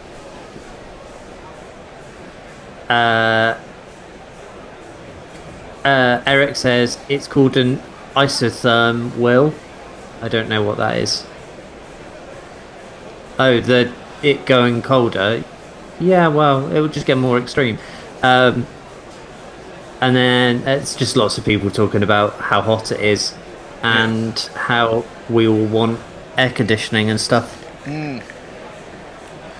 Such is life. I was just reading a story in the paper. Liam Plunkett was doing some pitching last night in a baseball game. Struck someone out. Yes, I saw that too. Minor league. Yeah. As Tongue comes in. That would have been interesting. Had there been a clean pick-up at mid-on. Struck straight to Gus Atkinson at mid-on by Nichols. And if Atkinson had cleanly picked that up, he'd have had a decent shot at some stumps either end. He's got an unfortunate mark on his backside where he's gone down on the grass, but it looks like he shat himself, unfortunately. I think he should go up and change his trousers. The Sky pick up all the club cricket games going on around Trent Bridge with their marvellous drone technology. There's a rather nice looking ground in the distance. Nice clubhouse there. Tongue in. Driven back down the ground. Not going to make it past mid-on. He feels. And all of them with odd shapes. Odd shapes. Yeah, well, the grounds might be in odd shape, but I imagine the boundary is quite round. Yeah, right. Because in Australia they're all ovals. They're all ovals here because they're used for Australian Aussie football rules. in winter. So they're oval everywhere. Yeah, no, here you'll often find grounds with odd little shapes and short sides and long sides. So we used to play at a ground called Valley End, and literally the leg side boundary on one end. I mean, it was the most high-scoring ground you could ever play at. That's down the arse, and there's no run. We once played a game there where I think they got 400 and we knocked them off in about 40 overs. And the leg side boundary was probably less than 30 yards. I mean, it was literally just a pick up. It was in the woods and it was 6. Yeah, there's a little ground like that near here, out in one of the villages, and I swear the leg side boundary is like about the same width as the strip again. And then it's the boundary, and you're just like, well, this is easy. Thanks. Well, exactly. It's madness, isn't it? That one's full and driven. Stokes is quite deep at mid-off and reasonably wide, and he stops it from going past him, but it will be 1 run. England searching for another wicket. Yes, the bowling looks a bit less. Bowling looks a little bit less threatening now. Yeah, it's funny, isn't it? You take a couple of wickets, everyone's up, and then the batsman quieten things down. Then suddenly a wicket goes, and everything goes the other way again. I think England need a little bit of a change here. I wouldn't be surprised if Stokes brings himself on shortly. No, he'll do one of his mammoth 10-over spells. Well, and knacker himself out. Well, Atkinson's only missed 1. Atkinson must have bowled 5 now. So edged through slips, through vacant second slip. Not sure on the edge. Carried. Yeah, I'm not sure it would have carried either. It was going down, but it's definitely off the edge, and it's gone to the boundary. 4 on the floor, and 1 more 4 than the 4 before. That's what 4s are for, to get funky on the dance floor. I don't know. I mean, Stokes is next man over bowl, and after that, I saw they were warming up Harry Brook to maybe do the Folkes role. But I'd be tempted to give Bashir a little go too. Yeah. With a reasonably hard ball once all the fast bowlers have had a go. Tongue in again. That's into 2 straight this time, and Ravindra can just knock it up to mid-on. It's a single. There's no one at mid-wicket. I guess they're trying to get him to play a full shot through mid-wicket, get a leading edge. But that was 2 straight. Ended that over. 14 off of 3 overs for Tongue. New Zealand at 44 for 2. Nichols 11. Ravindra 23. Will, what are people saying? The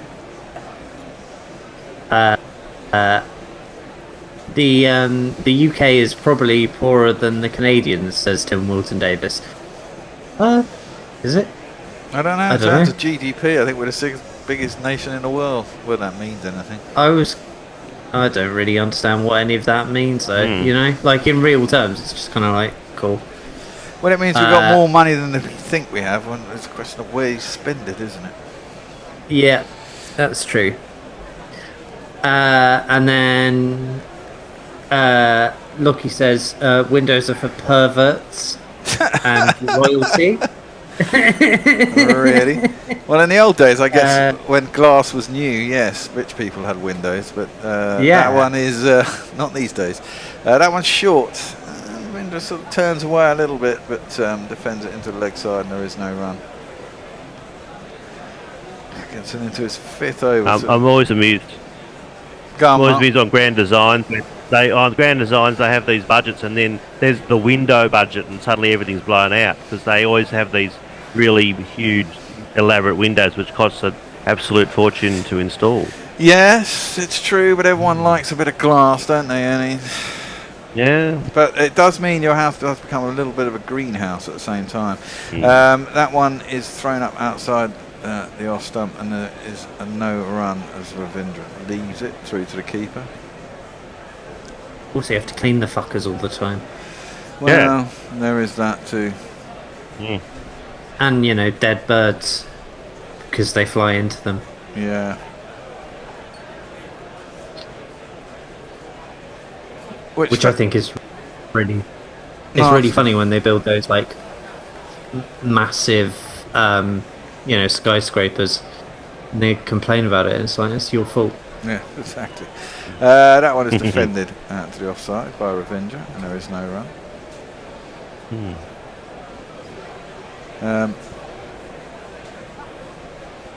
Yeah, on the flat I bought down in Herne Bay, because it hasn't been lived in for a couple of years, the fucking pigeons have decided that they're going to nest. It's got a balcony out the back, and they basically sit on this thing there, mate, and then they've laid eggs 2 or 3 times. I don't know.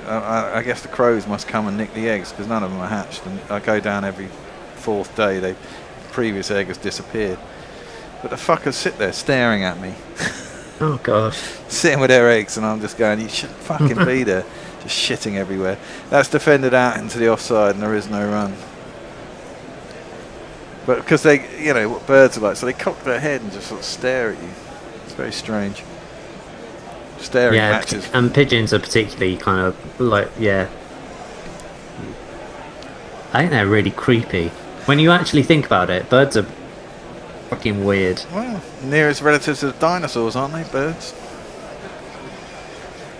Yep. Supposedly.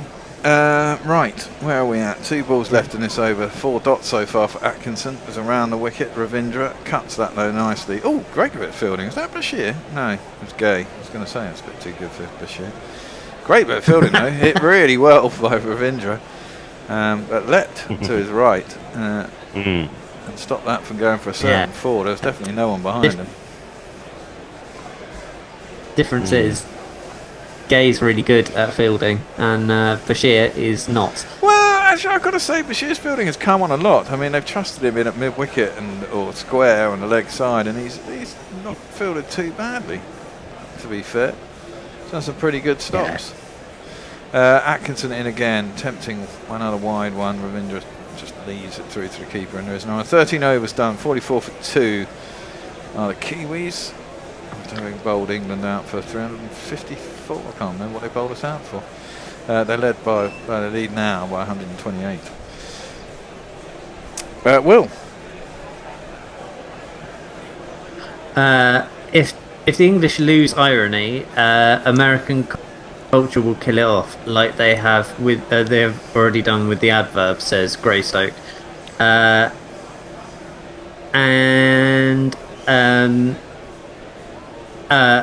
Arcady Tech Renko, I think, says very nice live podcast from you guys. I'm not watching the cricket on the telly. I do like the biased commentary these days by the ICC. Well, we're quite biased, or can be anyway. Yeah. We try our best sometimes. Yeah. And then... Oh, edged! Gone! No! Oh, for fuck's sake. How the fuck did you not catch that, Brookie? Jesus fucking Christ. That's extraordinary. That is extraordinary. That was extraordinarily bad. Nichols has just hung that up for a first slip catch, and I thought he caught it, but it's just gone through Brook at first slip. Raced down to the boundary, 4 runs. Oh, Jesus fucking Christ. How can you miss that? Oh, wow, no. He didn't even go for it. Didn't even go for it. What the fuck are you thinking of? Well, he is, I suppose it's actually gone bad through. Placement. It's gone That's through bad first placement. slip, and he's basically a kind of very wide first slip, almost second. Why have they got just 1 slip? That doesn't make any sense to me. Fucking hell. So why they haven't got attacking fields of 2 slips? I don't understand that. And now he's gone across to where the ball's gone through. That's ridiculous. No, that's just bad captaincy. That's bad captaincy. Bad. Yeah, bad it placement. is. Defended into the offside, and there is no run. That's Jesus Christ. And I thought he. Don't blame Brook for that. I mean, that's bad. That's cat. No, did he think that Smith was going to go for it? I don't know, but neither of them went for it in the end. Yeah, because it's just there. That looked like they were looking at each other to go for it. Yeah. Well, it's one of those ones where he's so wide that it's dead. It's kind of between them. Ooh, inside edge onto pad. No run. I mean, hopefully that'll fire up Tongue. Why are you appealing, Stokesy? No, it's an inside edge onto the fucking pad, you muppet. Tongue, tell him, you're the bowler, you saw it straight on. Don't you dare review that. Don't you dare review that. Thankfully, the time has run out. He wanted to, I think. I'm surprised he didn't. Considering Stokes's past history of reviewing, it's, Oh. Wow. Yeah, sure. What? Yeah. Anyway. I mean, it's clearly an inside edge onto pad. It was also too high, probably. Yeah, but way too high. The desperation's already hit them, clearly, because they're even considering that one. Yeah, well, the desperation's hit me. Tongue in. No, that's better shout. Now, that is a good shout. I might be tempted to review that one, however. That one seemed to nip in, beat the inside edge. It's caught the knee. Probably is, but it might only be umpire's call. I think it's straight enough. The question is it too high? It's definitely leg buys. Review. I reviewed that one. They're not going to review that one. You should have we should have a bloody We should have one of those walkie-talkies like bloody BMAC here to the ground. Nah, too high. Oh, I don't know. He's quite short. It's hit the back. Well, it's hit the back thigh. It's quite a full delivery, you know. No, it's probably going over. It might be clipping because he's too far out. So no, he's going over the top. Might be clipping. Close, but no. Close, but no. Yeah. Tongue in again. He certainly got his dander up, having that catch go through the slips. His pace is up close to 90 miles an hour. That was a dot ball through to the keeper, and there is no run. Did I tell you that I had a dream where they had like crowd deciding what was reviewed and what wasn't? Like, you know, on Who Wants to Be a Millionaire, and they had the like ask the audience thing.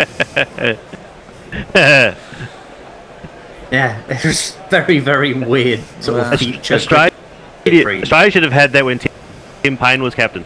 Yes, well, he was terrible at it. And everyone would have said, no! Tongue Always the worst. defends that up to mid-off. They go through for a quick single, scramble it through. It was proved that ball was going over the top. Yeah, it was. Him and Harmanpreet Kaur are the two worst reviewers, I think, in world cricket. Test cricket. Sorry, world cricket captaincy. I mean, it's amazing how many she gets wrong. That's There's a skill to getting it wrong, you know, Mark. Oh, it's a big skill. I mean, yeah.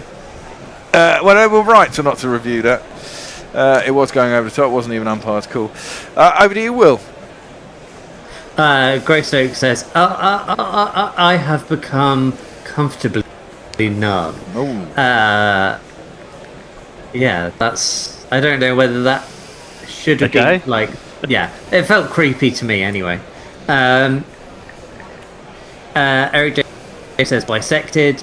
Shining Knight says, regulation catch. Tim Wilton Davis says, another brick in Trump's wall. Ooh.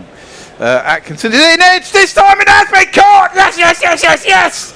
Fucking hell. Atkinson's got the wicket. And Brooke was in the right place this time. Nichols has fended at one. And Brooke was finally in the right place. And he held on to it. There you go. And there has been a catch. Yep. And Nichols has to go. England are 51 for 3.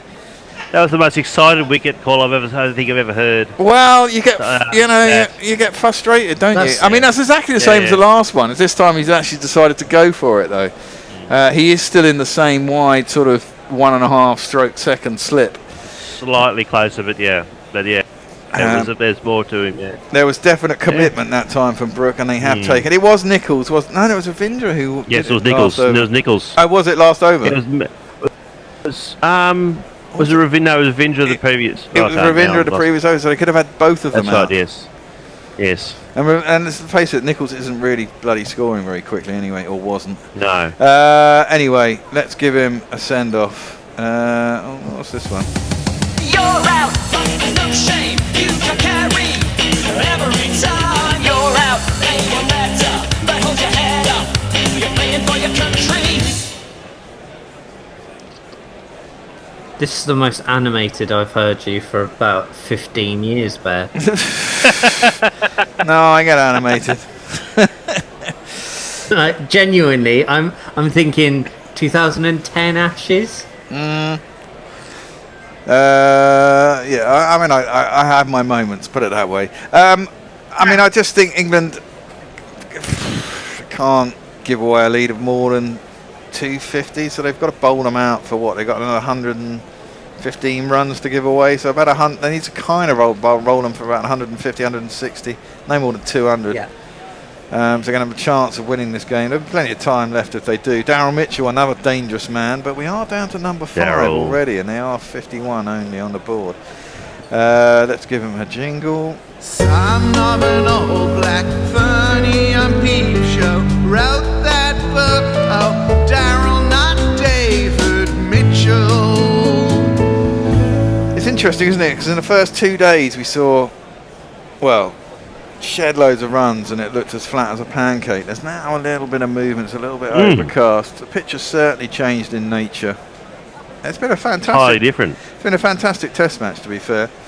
I think obvious advantage of winning the toss was a big one, but then New Zealand didn't get as far as they thought they would have got. England looked like they were going to get parity and beyond, and then they fell over too. So it has been possible to score runs. It's getting less easy. Still the outfield is pretty quick, and there are plenty of gaps and plenty of boundaries on offer. I just heard the DJ say, "Am I ready?" Oh, well, there you go. Daryl Mitchell's just ducked into his first delivery from Atkinson. Don't know what he was thinking there. Didn't get in any sort of position. Just let it hit his shoulder. And there is no run. I guess probably the most crucial session of the test. This one. Kind of, yeah. I mean, England really needs to I think it's the... Yeah. Well, Mitchell's come down to track at him there. First ball, it's a bit ambitious. Interesting, yeah. Well, let's see. Atkinson probably a bit G'd up after that. Comes in, bowls. Daryl Mitchell just defends. He's quite fidgety at the crease, is Mitchell.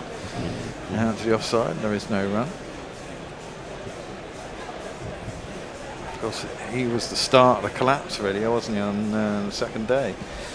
A brilliant review by Stokes, a feather through to the keeper. And he was looking to set on and looked in quite good nick. And the DJ's just said, "Are you ready?" Yes, we are. Ready for New Zealand to get the fuck out. Yeah. Atkinson in, bowled. Oh, squared up, edged. It's going to go for 4 probably down at third man. Can't stop those. Totally squared up, outside edge, races away down at third man for another 4 runs. There's not one boy for me, I must have 2 or 3, I need 4.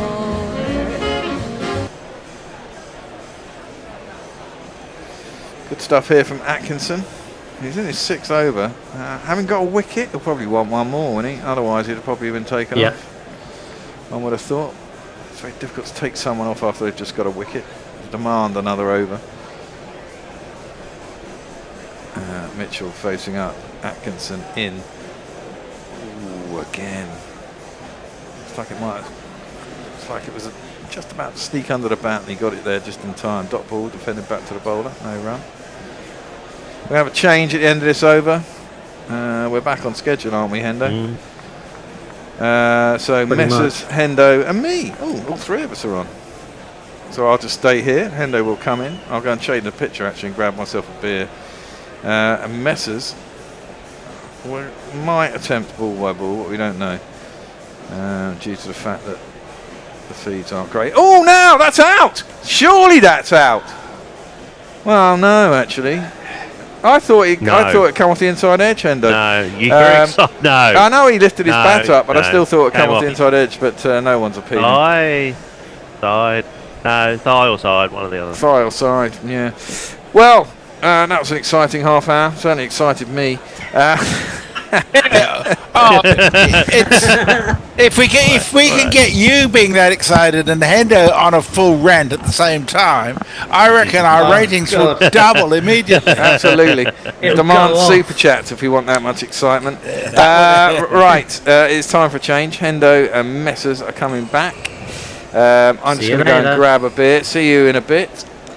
Hendo's going to do the ball by ball because my feet's just not up to it, I'm afraid. Okie dokie. I'm going to change the cold pack underneath the computer. It does seem to be slightly better if I do that every half hour. Cold pack? Didn't know we had a cold pack under the computer. Yeah, it used to play for South Africa, but now it's allowed to play for Guerrilla. I was going to say that. I knew the name felt familiar. Tongue is in, hits Ravindra on the pad, but it's going to go down for 4 leg buys. The man at long leg is 2 square, and in fact, he apparently got bat on that. It didn't look like he did. So well played, Ravindra. He's looked very good, I think. I thought it was Nichols who was missed both times, but I heard Mark saying that the previous over was Ravindra. Maybe I wasn't watching closely enough, but I was pretty sure it was Nichols. But anyway, he's gone now, Nichols. But Ravindra remains. What can Tongue do here? Just the one slip he bowls, and he cuts powerfully. It's a great shot. There's a man out there running around from deep backward point, but he's not going to get there. So successive fours for Ravindra, who's raced on to 31 from 25.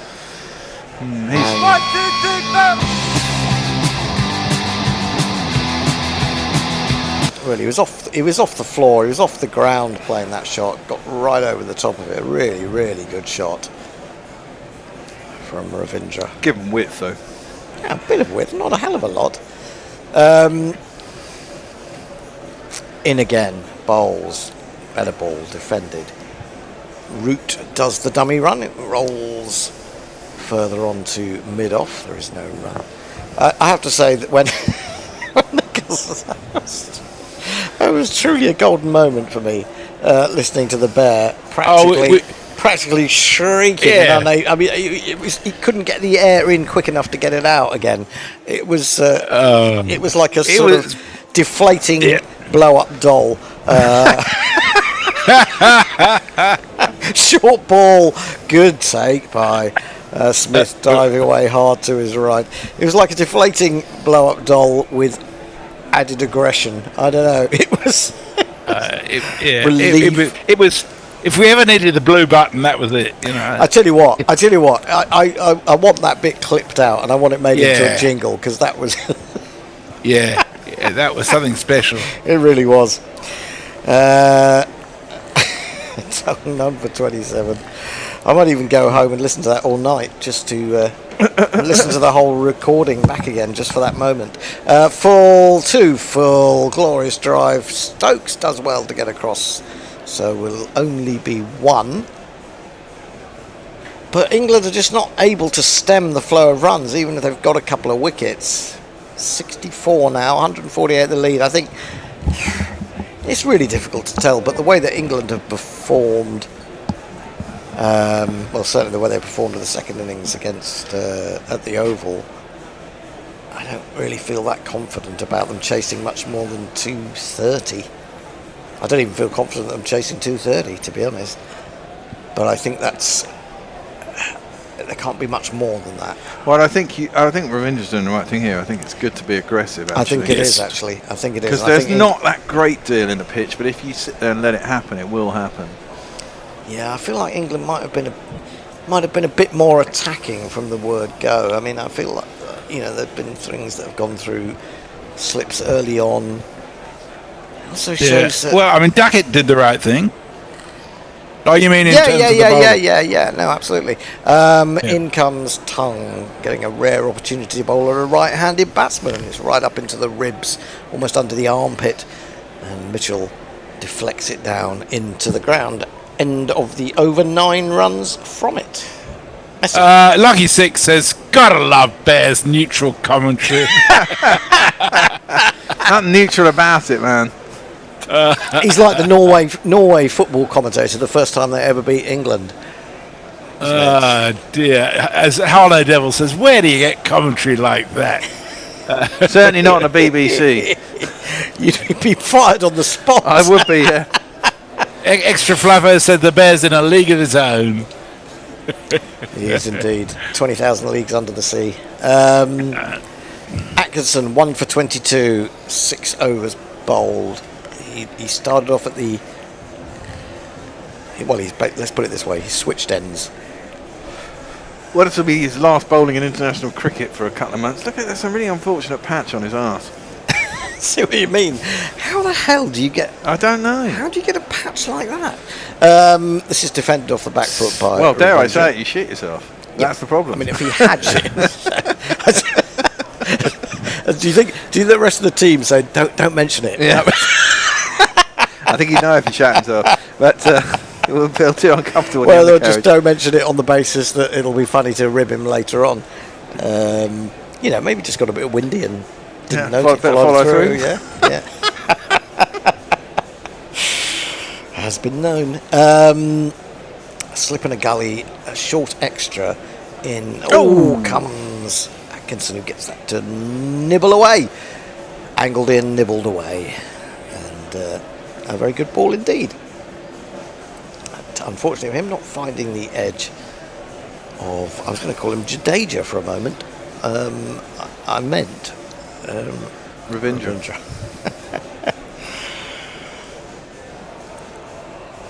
Nice ball, That nice was a ball. nice ball. I kind of get the feeling it's time for a bit of Ben. Yeah, Bit of Ben. I would be tempted to try Bashir as well, actually. I agree. Oh, now that's moved, and it wasn't a great ball in one sense. It was given far too much width. But Ravindra went back thinking, oh, this is easy meat, I'm going to cut this. And then it nibbled away. And he held off in the end and let it pass through. 64 for 3. England bowled out with a deficit of 84 after a fantastic first 15 or 20 minutes for New Zealand when they got rid of Root, they got rid of Bethel, and they got rid of Smith, yeah, absolutely. Atkinson in again, bowls. He's really getting it to do a bit. Again, you wonder whether, I just feel that the bowlers have slightly lesser pace, although Atkinson is relatively rapid. Actually get a bit more from this pitch when the shine begins to disappear a bit. Yeah, I mean, I have to say that Fawkes looked easy meat to me the first 2 or 3 overs that he bowled, and then he gets that one to go back, take out Ben Stokes, and then a cracker to get rid of Harry Brook as well. Ended up with 3 for 35. Defended to Joe Root at short extra. And there is no run. 5 dot balls so far. This is better from England and Atkinson in particular. He's been stoop a little bit, Root, or has he always been like that? It just looks a bit as if his back is a bit... He spends his life stooping, doesn't he? Really, I suppose batting? he does. Batting. That's why my back's gone, probably. Atkinson in again. Oh, hits him on the back pad as it moves away. Might also have been a little bit of bat on that. I think there was. Anyway, it's a maiden. 64 for 3. Messers. So I did actually write a haiku for Guerrilla Cricket. You never waste a minute. It just reads, frozen video. 12 voices, none in sync now. Bucket size the bear. I like that, that's good. Richard Peel has sent me on WhatsApp a limerick. I've asked him to review it because there's something that needs correcting in it before I read it out. Sounded like a teacher. Oh, look, I should have been in charge of this side. Why is that? Likes to attack. Now in an England cap. I can't help thinking a trick's been missed though when Bashir. You have the 4 left-handers at the top of the order, and now there's only 1 left out there. Yeah, you couldn't really put them on. You couldn't put him maybe a little bit earlier. I don't know. We've only bowled 15, Well, yeah, true. We've only bowled 17. Yeah. Yeah, I mean, I think that's a bit harsh. Yeah, maybe. But it's worth giving him a try early. Jay Grover says to you, Bear, stop saying surely. Oh, God, he said that yesterday. I don't even remember myself saying surely.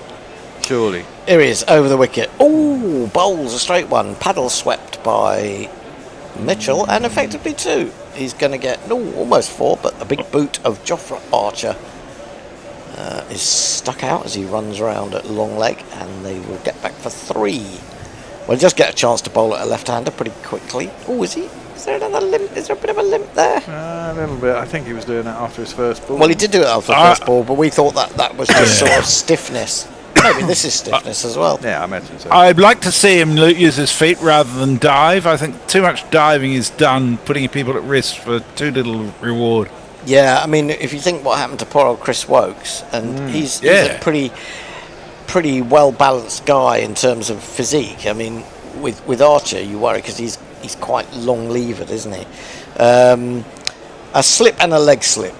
Bashir into Ravindra. It's on his leg stump. It's a full toss. He whips it away, And little Ben Duckett is racing after that. He slides, picks up, turns, throws. Brilliant piece of fielding. But 2 runs, 5 off Bashir's first 2 deliveries. I've got a confession to make. I did some research. No. Well, it's not that. Oh, sorry. I mean, you've still got a limerick to read at the end of the over. I'll let you do the limerick before my confession. No, I'll let Richard fix it up first. Oh, okay. Short extra as well in Bashir. That's a slightly better ball, quite flat.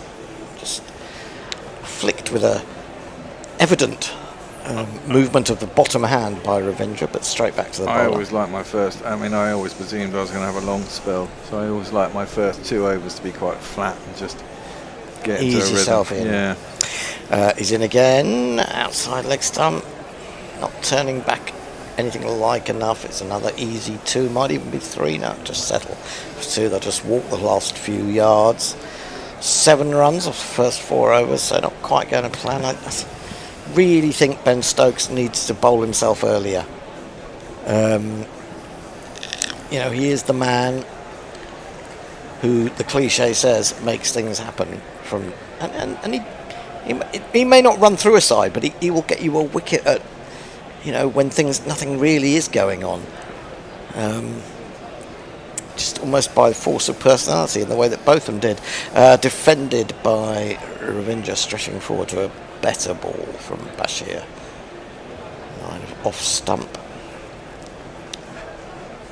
36 from 38. He's looked very good indeed, Ravindra, so far today. In again, bowls. Line of leg stump, hoping for a bit of turn, but nothing much there. Defended, end of the over, 71 for 3. I've been late. So Richard's come back with its limerick. Yep. He said, there once was a young lad from Sheffield who asked friends could he go play in their field. He scored a few tons, then thousands of runs. Joe Root, you're a beaut. Keep it real. Oh, I like that. Ooh. Although Pretty good. The field and the field. Yeah, I know. It's better than it was when it first came, though. He's having problems with the technology at the moment, so I'm forgiving him that. Other things that Sheffield wheeled, something wheeled, or yield.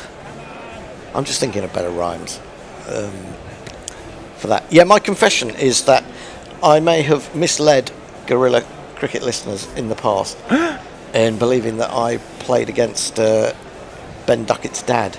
Atkinson in bowls. Oh, that came back and kept a little bit low, but Mitchell is down on it, squeezing it away behind square leg. I was actually, because I was thinking of a game that I played against Guildford for Epsom years and years ago. I think actually it's turned out to be 1986. I was watching Ben Duckett yesterday, and I was just fiddling around with my phone, looking up some details about him. And I thought, I'll just really check, see if I can check this out, see if I can find anything online. Is that what you were asking me for Cricket Archive? That was why I was asking for Cricket Archive, yeah. Anyway, after searching around, couldn't really find anything on Cricket Archive. And AI told me there was a misapprehension that Graham Duckett, his dad, had played for Guildford. I'll come back to this after. Atkinson is in, bowls, jab through gully. Yep, it's going to escape the grasp of Bethel, who made ground, then put in the dive, but still couldn't get there. They'll get another 1. So yeah, I was looking this up. Apparently he had a really good stand for Dulwich. He played for Dulwich, and it was against Guildford that he had an enormous partnership with somebody, Graham Duckett. So after this, I was double-checking things again. And searching around, I discovered that I think the man who scored this incredible 100, 1986, against Epsom, he just came out opening the batting, and you didn't see this sort of bat. It was Bazball in 1986. He was just clubbing the ball over extra cover. They weren't slogs, they were great shots. 4 men round the bat now, and the keeper's come up to Atkinson, which is something you can do with Mitchell, because he's another of these guys who likes to get down the wicket. He's got a short leg in, that's Gay under the lid.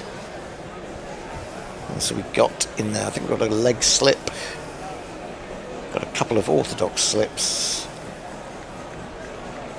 So England doing what New Zealand did earlier to them and did to them at the Oval as well. Atkinson bowls, defended, they're going to get a run. That's lovely the way he opened the face there to just thread that into a gap. Can you thread it into a gap or you have to thread it through a gap? Anyway, he's got a run. 3. So going back to this, and I discovered, I think, who was responsible, a guy, I don't know if there's anyone from Guildford or knows anything about Guildford Cricket Club, where a lot of Surrey players have come through, of course, and it's the outground for Surrey, or the main outground now. A bloke called Tim Walter, I think, is very much involved still with Guildford. I think it were he who scored this. Sorry, what was that name? It didn't come over. Tim Walter, I think was the name. Tim Walter. Right. Was it Walter? I think it was Tim Walter. And it was he didn't go on to be a pro or anything, but not as far as I know anyway. Atkinson in, full ball driven hard but straight at Bashir. That shortish extra cover doesn't get through. But it was a phenomenal innings. And I'd just come back down from college where I'd been playing up at York, and this bloke's just smacking it over my head at extra cover. He must have got I think he must have got 120 in about an hour or so. Wow. It was unbelievable. I mean, we probably didn't have a very strong bowling lineup that year, but it was past the glory years, Epsom of the early 80s, but very early 80s and late 70s. Driven nicely to orthodox extra. No run. End of the over. Atkinson 1 for 25. Messi. Tim Walter is still the chairman of the cricket committee at the Guildford Cricket Club. Yeah, I did find that. But if that, I'm just wondering if I've got that right. I did find something on AI which was saying that he then led the club to a Surrey Championship title in '87, but that he was there was talk about his explosive century at Epsom. So I just wondered whether anyone by chance out there who's got any connections with Guildford remembers that, or knows anything about it. I mean, it is 40 years ago. Yeah, we have a super chat from Jay Grover who sent us £2. He said I wouldn't anymore, but £2 for the mint haiku. Thank you, Jay. There is a very exciting thing going on in Bristol after Ireland's victory over India yesterday. After a shithouse Women's World Cup, they are in a very strong position to actually beat the West Indies in their final group game, which would mean that New Zealand could qualify for the finals if they beat England later tonight. England are through already, aren't they? I presume. Yes. To the semis, presumably. We're talking about, Yes. Bashir will continue bowling to Mitchell. Oh, jabs that down off the back foot. Didn't really deserve a wicket. Almost got one. It was only the fact that his back foot was in the way. It came off the bat down onto that back foot. A little bit of turn, not much, but great deal. That would have been a horrible way to go. Mitchell is on 9, Ravindra at 37. That's in again. That's a little bit quicker and flatter through the air, but a nice line. Defended by Mitchell. I can hear a little bit. It's very disconcerting because I can hear Messi chuckling away in my ear. But then when I look at the monitor, well, it's not that. It's when I look at the monitor, you're just completely still. Yeah, it's true. It's very confusing. This is pushed back to Bashir. The lead is 158 for New Zealand. I've got another poem from Richard, which is making me laugh. What's tickled Messi? This is a bit too short. That said, hurried through, and Mitchell was prepared just to go onto the back foot and defend up to mid-on. I'll wait till the end of the over. Well, it'll be here soon. Only 2 balls to go. Here he is again, just the slip. This is pushed into the offside, looking again for that quick single, but rooted round, shoveling the ball in underarm to the keeper.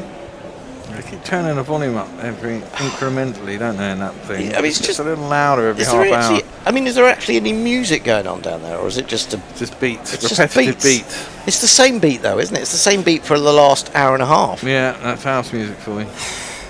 Bashir. That's why you need drugs, Hendo. That's why you need drugs. Sounds good when you've taken them. Well, I suppose, you know, if you think of sort of. If you think of sort of very ancient music, it was probably more like that. It was more just. And they all probably took mushrooms. And they took mushrooms, and yeah, exactly.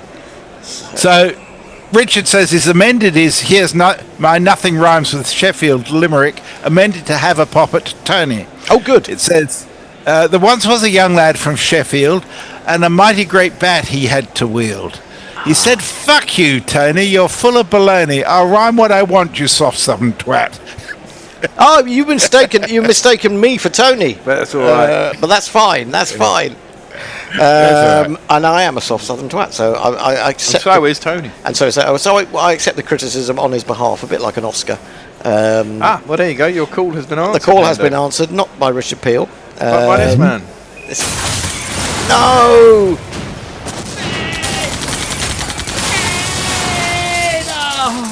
Ben Stokes. I realise that Bear is like one of those people at a cricket ground who would be responsible for chiding the stewards with a beer snake. Stokes is in, bowls to Ravindra, plays a lovely shot off the back foot, away past Emilio Gay, but however, Josh Tongue runs round from deep point. I thought just Emilio Gay had just given up now. 34 runs. Yeah. You snub your nose at... If anyone tells you not to do something, you will do it. Yeah. Yeah. Or even asks you politely. 76 for 3. So he knows I hate that Stokes jingle. I thought you hated the other one. No, I love the Men with Ven one. I love that. That was the Men with Ven. That wasn't. Yes, it is. No, it wasn't. Was it? Yes. No. Yes. This has gone past the outside edge. No, the one. Yes. Hang on, play it again. That's Mog. Yes. That's the one you just played. No, it isn't. I played. Ben? No, you didn't. Yeah, I did. No, you didn't. Oh, for fuck's sake, tell him I did. We need an adjudication. I didn't even notice. You don't need an adjudication, you can just replay it. But they're very difficult. Yeah, it's true. Well, you could go back. I heard music, and that other one hasn't got music in it. No, you didn't. You heard machine guns and crashing doors. Really? Yes. All right, then. I must be going mad. Stokes into Ravindra again. A lovely shot off the back foot. Really good piece of fielding by Gay. The ball springs away from him despite his efforts, and they will be able to run through for a single. But very good work from him there in the infield. I might have another beer. It's fucking Saturday afternoon. I think you should just go downstairs and say, would you mind turning it down a little bit? And then 2,000 people will shout at you. Well, I'm tempted to shout out the window, can you turn it fucking down? No one will hear me, of course. That's possible, yeah. Call the police. It's out of hand. How are you supposed to commentate on cricket? Yeah, exactly.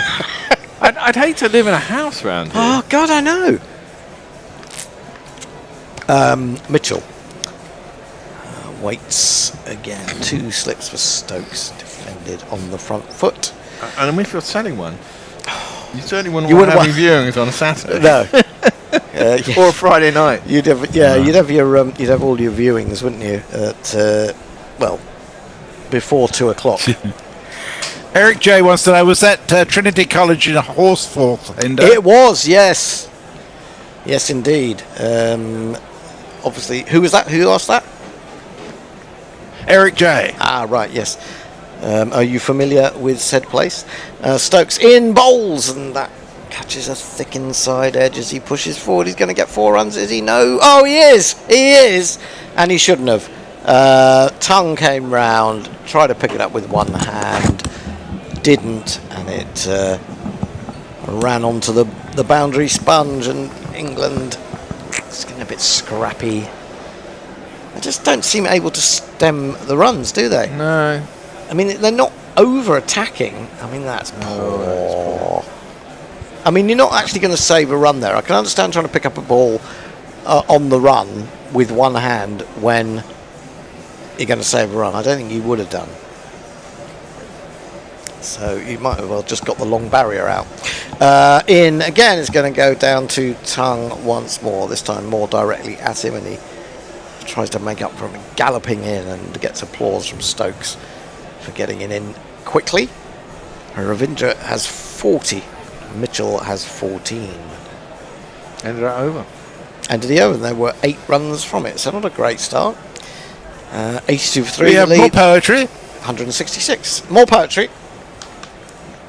Yeah, Gareth Davies says, Guerrilla was bored with the sport. After hours it was 0 for 0. In a strange fit of pique, they tried golf for a week and learned nothing from nothing for 0. And for Wrong says, the bear on the air yelled, that's cricket, as England drew edges. They nicked it. He'd leap with a beer and bellow, it's here, the wicket has fallen, I predicted it. There you go. Can you find the jingle? There's beer involved. Can you find the jingle which says, don't give up the day job?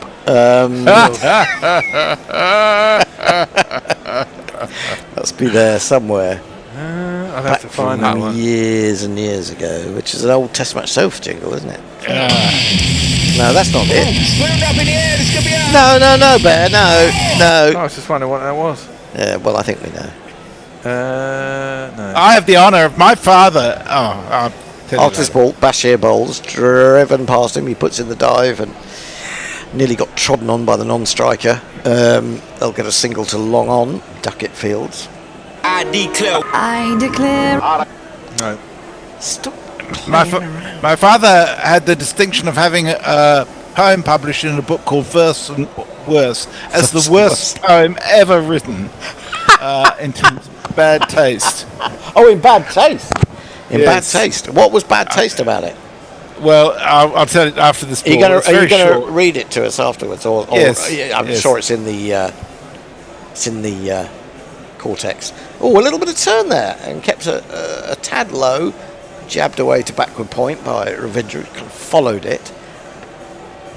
This poem was written in the 1950s. Remember that? Right. It goes ring of geraniums, a pocket full of uranium. Hero, Shima, all fall down. That's awful, isn't it? Isn't that awful? Hang your head in shame, Messi. I mean, how have you lived with that? Flicked to mid wicket. The shame. Tell us more about it. Is this why you left England in 1970? It is, and I won a competition on the Australian Financial Review for the best sporting limerick, although it's not strictly limerick. There. Driven back into the ground and then into the hands of Bashir, who feints to throw back down the wicket. The striker's end. Well, I think we need to hear the limerick. I'll do that at the end of the over. It's a little longer. The award-winning Messi Jez. In again, defended. Good ball that outside the stump. Hint of turn, nothing very much, but the length was right, the line was right. End of the over. No, one ball to go. Well, it was a case of beer that it won, which was much better than an award. And did you go up and say, I thank my mother, my father? No. It was his inspiration, his Hiroshima poem of 1951. Bashir in again, bowls, lovely drive, sweetly timed up to long off. Duckett Fields again, end of the over. Bashir 3 overs. Don't know where that one is. You what? Okay. No. So here you go. The poem goes, when God built the heavenly golf links, he needed a pro with good instincts, but rejected St. Peter on the grounds that his feet are too far apart and his swing stinks. What year was that? Oh, would you change? That was about 1985, I suppose. So there I was not taking on Ben Duckett's dad at the same time as you were writing award-winning limericks. And who would think that, I don't know, 30 years later our paths would cross?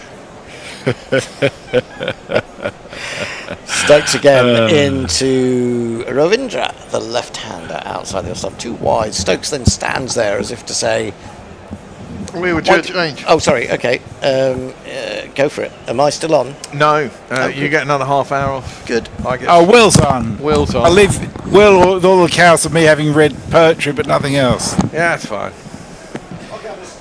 You go and listen to music. Boogie away in the corner. You're on for the last session now. I finally get a break after this, 3 in a row. Right, Stokes is coming in. He is around the wicket to Ravindra, who tempts him with one wide outside his off stump, but he leaves it through to the keeper. And there ain't no run. Ravindra on 41 of 52. May I point out that Stokes has 2 slips? Yes, for himself, obviously. Funny that. Yeah, exactly. I'm the captain. I will have 2 slips. Who's playing in that? West Indies versus Ireland. I don't even know what's going on in the Women's World Cup. I know England are kind of through. I presume India are kind of through, aren't they, after they won yesterday? Everyone was saying they could go out, but they looked in a pretty good position to me. I presume Australia are going through, plus AN other. Australia is, yeah. Yeah. That's too wide outside the off stump. And Ravindra has no need to play at it, so he doesn't, and there is no run. Probably have to be surely South Africa. Yeah, I'd have thought so. I haven't even looked at the tables actually. It'd probably tell me quite a lot, wouldn't it? Everyone gets to play 5 games in a group, don't they? Yeah, I think so. Yeah. Tables. There we go. Australia are top of their group. India are second. They've all played 4 and they're on 6 points. Oh no, well no, because India are in the same group as South Africa and Australia. So one of them is going to have to go out. That's through to the keeper, and there's no one. Australia and India. Oh, that's right. No, Australia thrashed South Africa. Now I remember. Well, have India played South Africa? That's the question. Next, India have got to play Australia. Australia, yeah. Oh, right, okay, so yeah, they could actually, because South Africa have got to play Bangladesh and India have got to play Australia. So India could lose to Australia, South Africa beat Bangladesh, and South Africa would end up going through. Interesting. Stokes in around the wicket, left alone by Ravindra, through to the keeper, and there is no run. So India have lost a game against someone, presumably they must have lost to South Africa. Yeah, right, that would make sense. So considering that, because presumably South Africa lost to Australia too. Sorry, South Africa lost to Australia. India have yet to play them, so yeah, India lost to someone they weren't expected to lose to, which must be South Africa. That one's through to the keeper, and there is no run. I presume that was the game for second place between those two. South Africa won, so if they win their last game, they'll go through to the semis, along with Australia. In the other group, England are top of the group, having won all 4 games. West Indies have won 3 out of 4. So have Sri Lanka, actually. It doesn't say who the next games are against, unless they're playing today. Don't know. Maybe. I mean, this cricket talk is all very well and good, but can I read my poetry? Yes.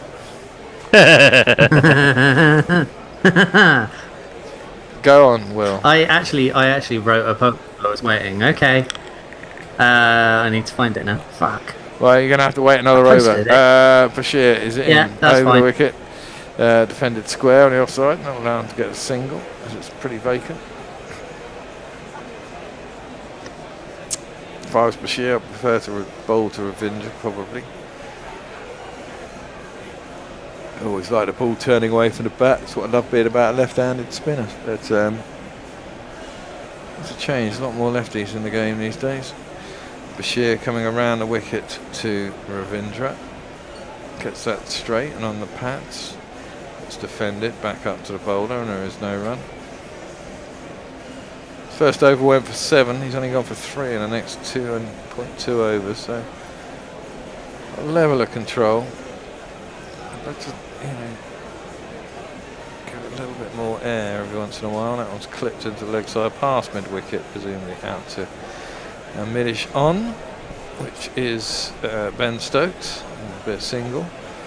Inga could really do with a wicket right now. Slow this down. But she's been interesting. There's a couple of balls he's bowled that I've thought, I think Mitchell Santner might do all right on this. Some shooters.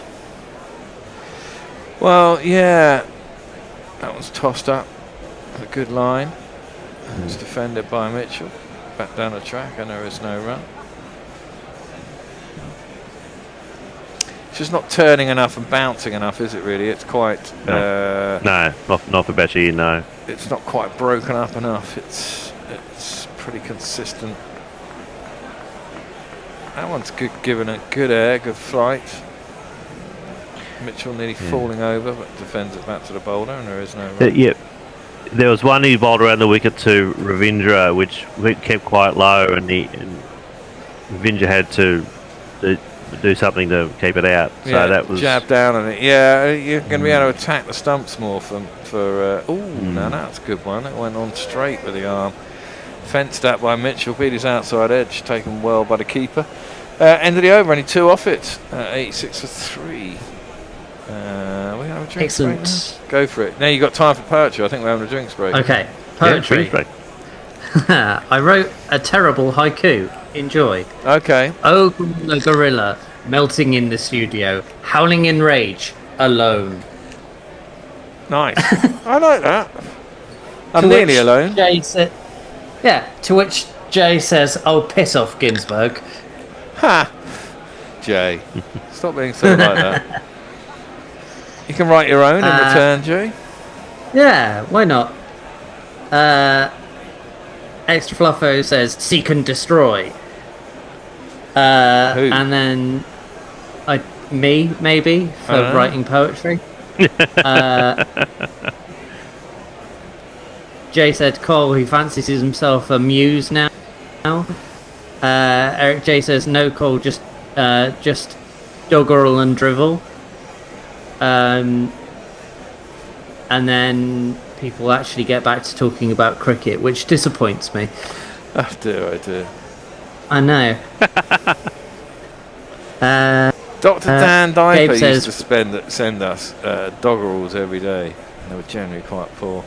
But, yeah. Carry on. yeah, but I think that's the whole point, isn't it? Well, yeah, if you're going to do it every day, at least, some of them should be good. Yeah, So if I was writing a poem about today's experience, it would be basically doof doof doof doof. Someone needs to shut the doof doof doof up. Yeah. No more doof doof doof. That's basically today. Well, it's added atmosphere, the rave. That's what you get at all cricket grounds. It really isn't has. Yes. I presume it comes over your ear, because I can hear it in my ears now. I can hear. Yeah. I can hear it. Yeah. But it's weird I can hear the because bongos. because it's house music as well. It just sounds like it's looping. Yes. Because it probably is, but it does also sound like it's a broken. It's definitely tech repetitive thing. beats, one would say. I can hear those electric bongos. Yes, they're quite annoying, but there you go. Well, it's a soundtrack to the cricket. I think we're about to get back to some cricket on the pitch, one presumes. Do you want another? Yeah, give us some more tweets while we're at it. The tubes, even. Chris the Choir says, "My father made this up. This little piggy was marsupial. This little piggy was domesticated. This little piggy was carnivorous. This little piggy was a vegetarian, and this little piggy was incontinent." I mean, that's kind of a rhyme, but I don't know. Yeah.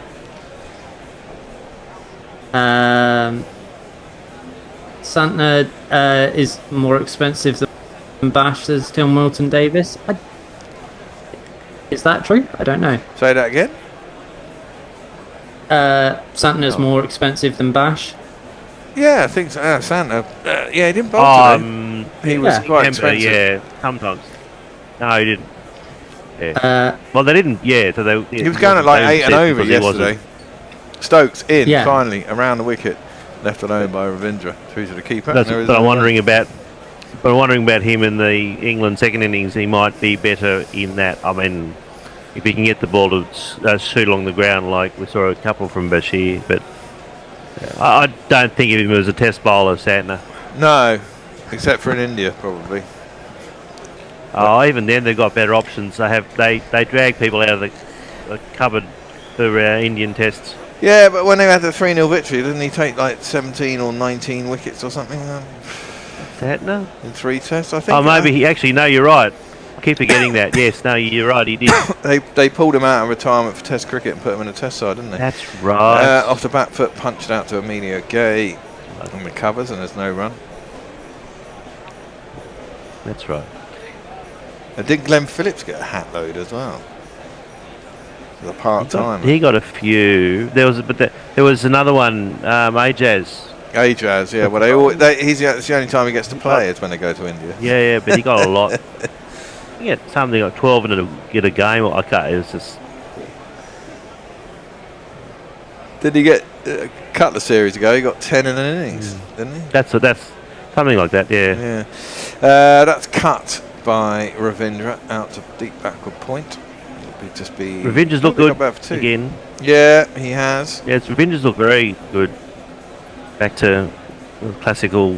But of course, should have been good-looking caught shots instead of letting it just glide past the slips down to the boundary for 4 runs.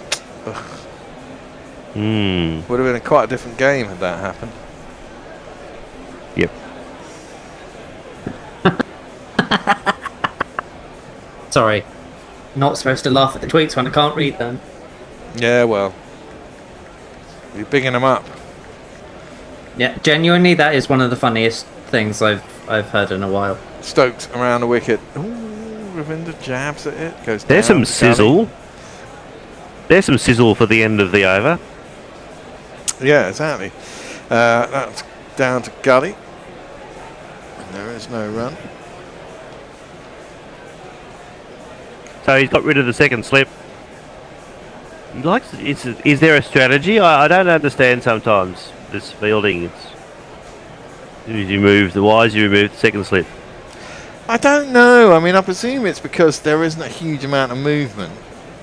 But then every once in a while there is. Exactly. But that has generally been, to be fair, that one is defended by Ravindra onto the leg side. There is no. To be fair, all the wickets that England suffered were right-handers, and the ball nipping back into the pad. So it wasn't about the splits, really, was it? Genuinely. Yeah. There was a couple of slip catches, but they were at first slip. So maybe it's being judicious with where your slips are. I mean, there's not a huge amount of lateral movement on this pitch. Just every once in a while, it does go a long way. Attempted pull by Ravindra, but doesn't really time it. He goes to Duckett, I think, who's at mid-wicket, and there's no run, and that ends that over. Only 2 off of it. 88 for 3 after 25. Over to you, Will. Right, so the thing that was making me laugh is that Eric said to Jay, at least he's a Dylan fan, and then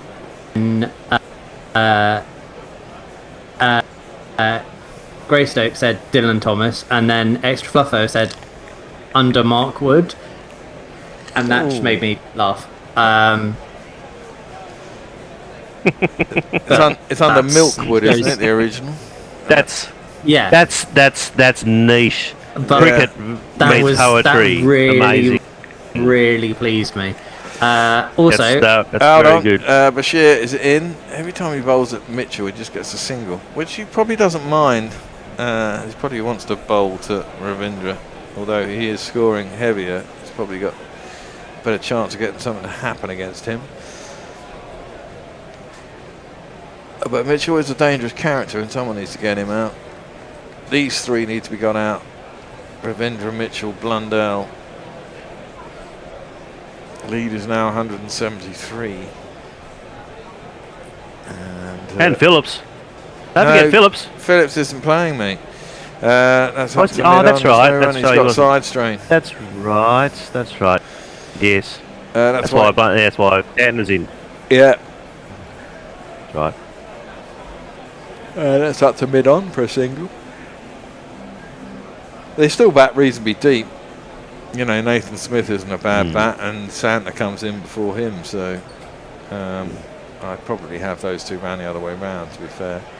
Swept well by Mitchell, but Archer is at deep square leg, and be a single.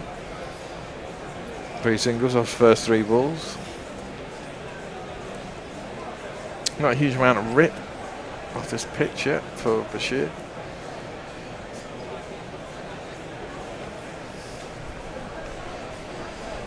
Archer maybe knew another spell sooner or later. We've had 25 overs, been off for what?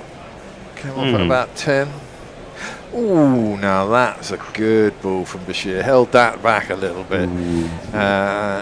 Floated it up a bit more, and Ravindra played an ugly little push at it. It turned and beat the outside edge of the bat. That was a good ball. That was a horrible shot by Ravindra, to be fair. Very good. He was setting himself up to give it a big yahoo, and he'd taken the pace off it a bit. One of his get out shots. Yeah. Looking to be aggressive. Bashir around the wicket. That's flatter and a little bit quicker. Yeah. Defended, no run. Played better by Ravindra, that one. But that's what you got to do. Vary your pace, vary your flight. Yeah. On a wicket that's not doing a huge amount. He does, I mean, he certainly get more rip than Santa did. He does put a lot of revs. He puts a lot of revs on the ball. He's got big fingers, Bashir. I think that's kind of why they still stick with him. And to be fair, I've said this all along, I'm quite happy if they stick with him. I don't see that many better options. 3 dot balls to end the over. He's better than a lot of spinners that England have produced over the years. He's not a finished article by a long shot, right? But he's got all the attributes, and he's only 22, 21 or whatever. He's got plenty of time to learn on the job. You know, if they keep him in the job until he's 25, 26, 27, he'll be ahead of a lot of other people and have a long career ahead of him. And he'd have probably played in most countries around the world by then and have a lot of experience. Yeah, exactly. You got to be good with Australia with that kind of action and that kind of. Yeah, I think when you're not a particularly spinning nation, you think you've got to do that, really. Darryl Mitchell defends Stokes up back to mid-on, and there is no run. And Smith is up to the stumps for Mitchell. I don't know if he will be against Ravindra, but Mitchell, we know, likes to get out at the ball.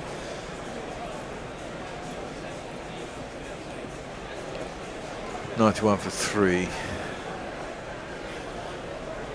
And Stokes coming in. Bowls defended by Mitchell. And there is a no run, just defends it out to the leg side.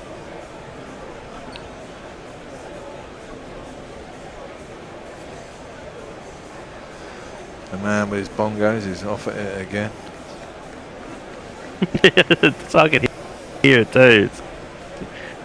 It's constant, man. Just let the music play. That's what, you know, have a DJ. Don't need a fucking bongo player.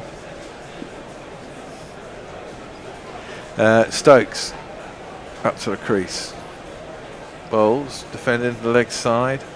Thinks about a run, Mitchell, but there's none there. Emilio Gay's at mid wicket. Hopefully he'll get some runs in the second innings. Pretty poor dismissal in the first. Don't know if it's the answer at England for opener, to be fair. Small sample size.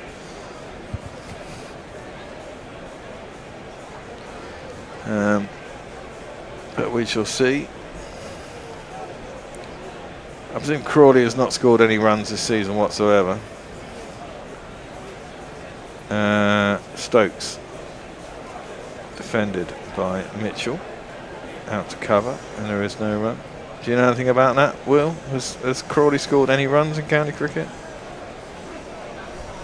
No, I know his average is basically the same as it was in Test cricket. He's not really scored a lot, but also I don't really follow Kent that much because they're in Div 2. 29. And yeah. That's his Test average, isn't it? It's about 29. Yeah. Stokes in. Ooh, now Is that off the bat, off the pads? I think it looks like it's going to be leg byes, the way the umpire was standing. Angled in from wide of the crease. Yeah, Yes. it came off the pad. Yeah, leg byes. Roots at leg slip, but it was inside him and raced away down to the boundary for 4 leg byes. Yeah. I guess trying to get that little inside edge that carries to Rooty. He certainly played at it.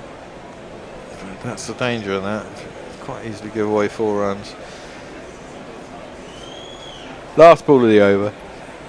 Stokes defended by Daryl Mitchell out to the covers. That was ostensibly with a maiden, even though it's 4 leg byes. Obviously don't go against the bowler. And 95 for 3 are the Kiwis.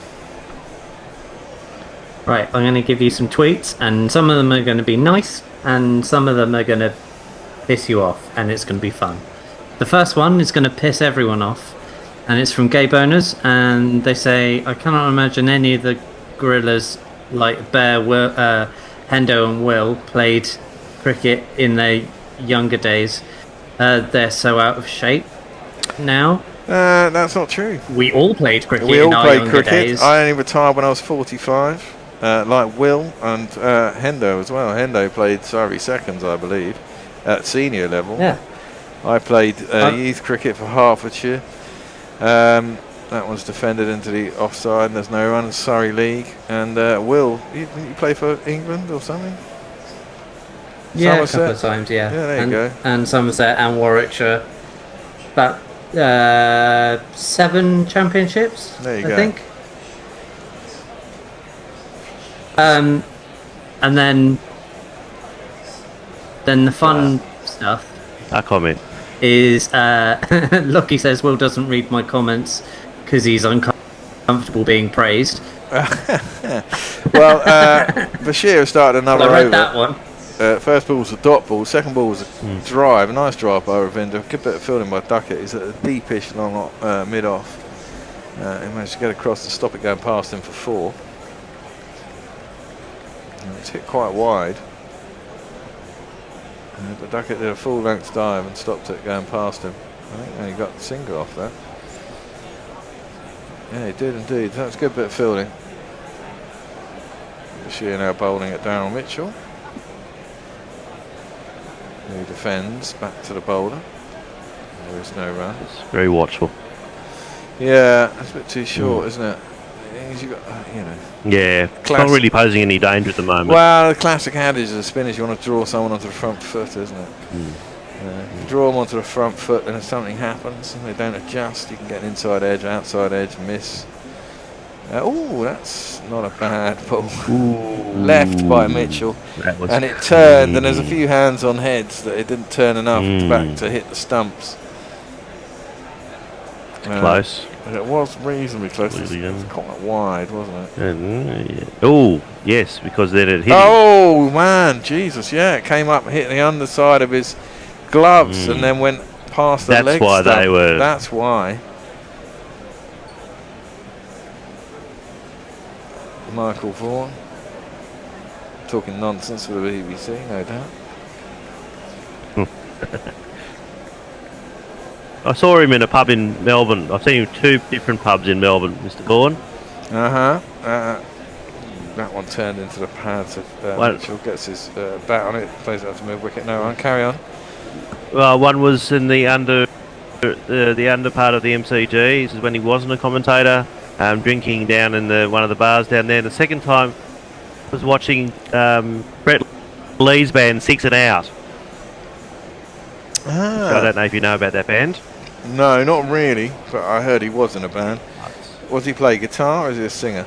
Raj Patel. Yes. Oh, no, they're appealing for LBW. That's not out. Nowhere near. Shoaib. It's hit him a mile outside the line of off stump. And he's playing a shot. And he's playing a shot, so he can't be out. I do think they should change that rule.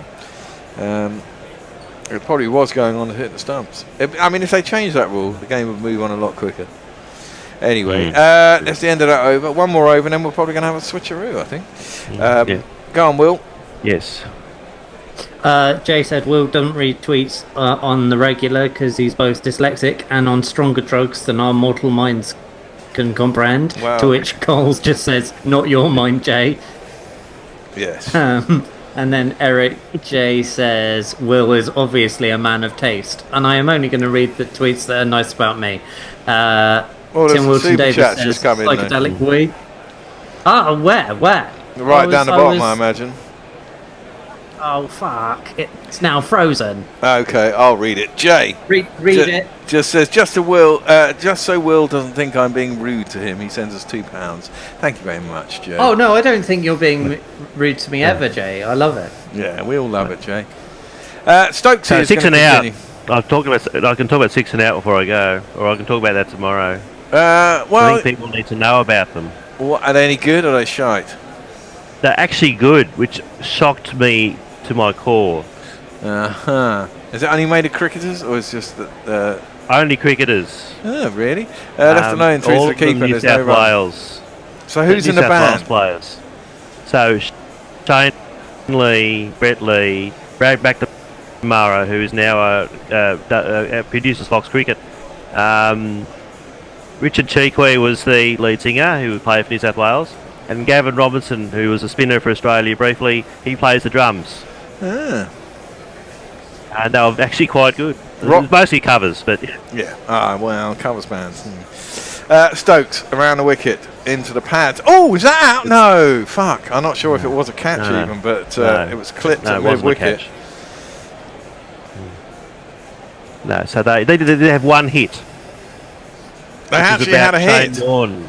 Yes, it was about a notorious comment Shane Warne did or did not make about an Australian player. Called "Can't bat, can't throw." Or can't bowl, can't throw.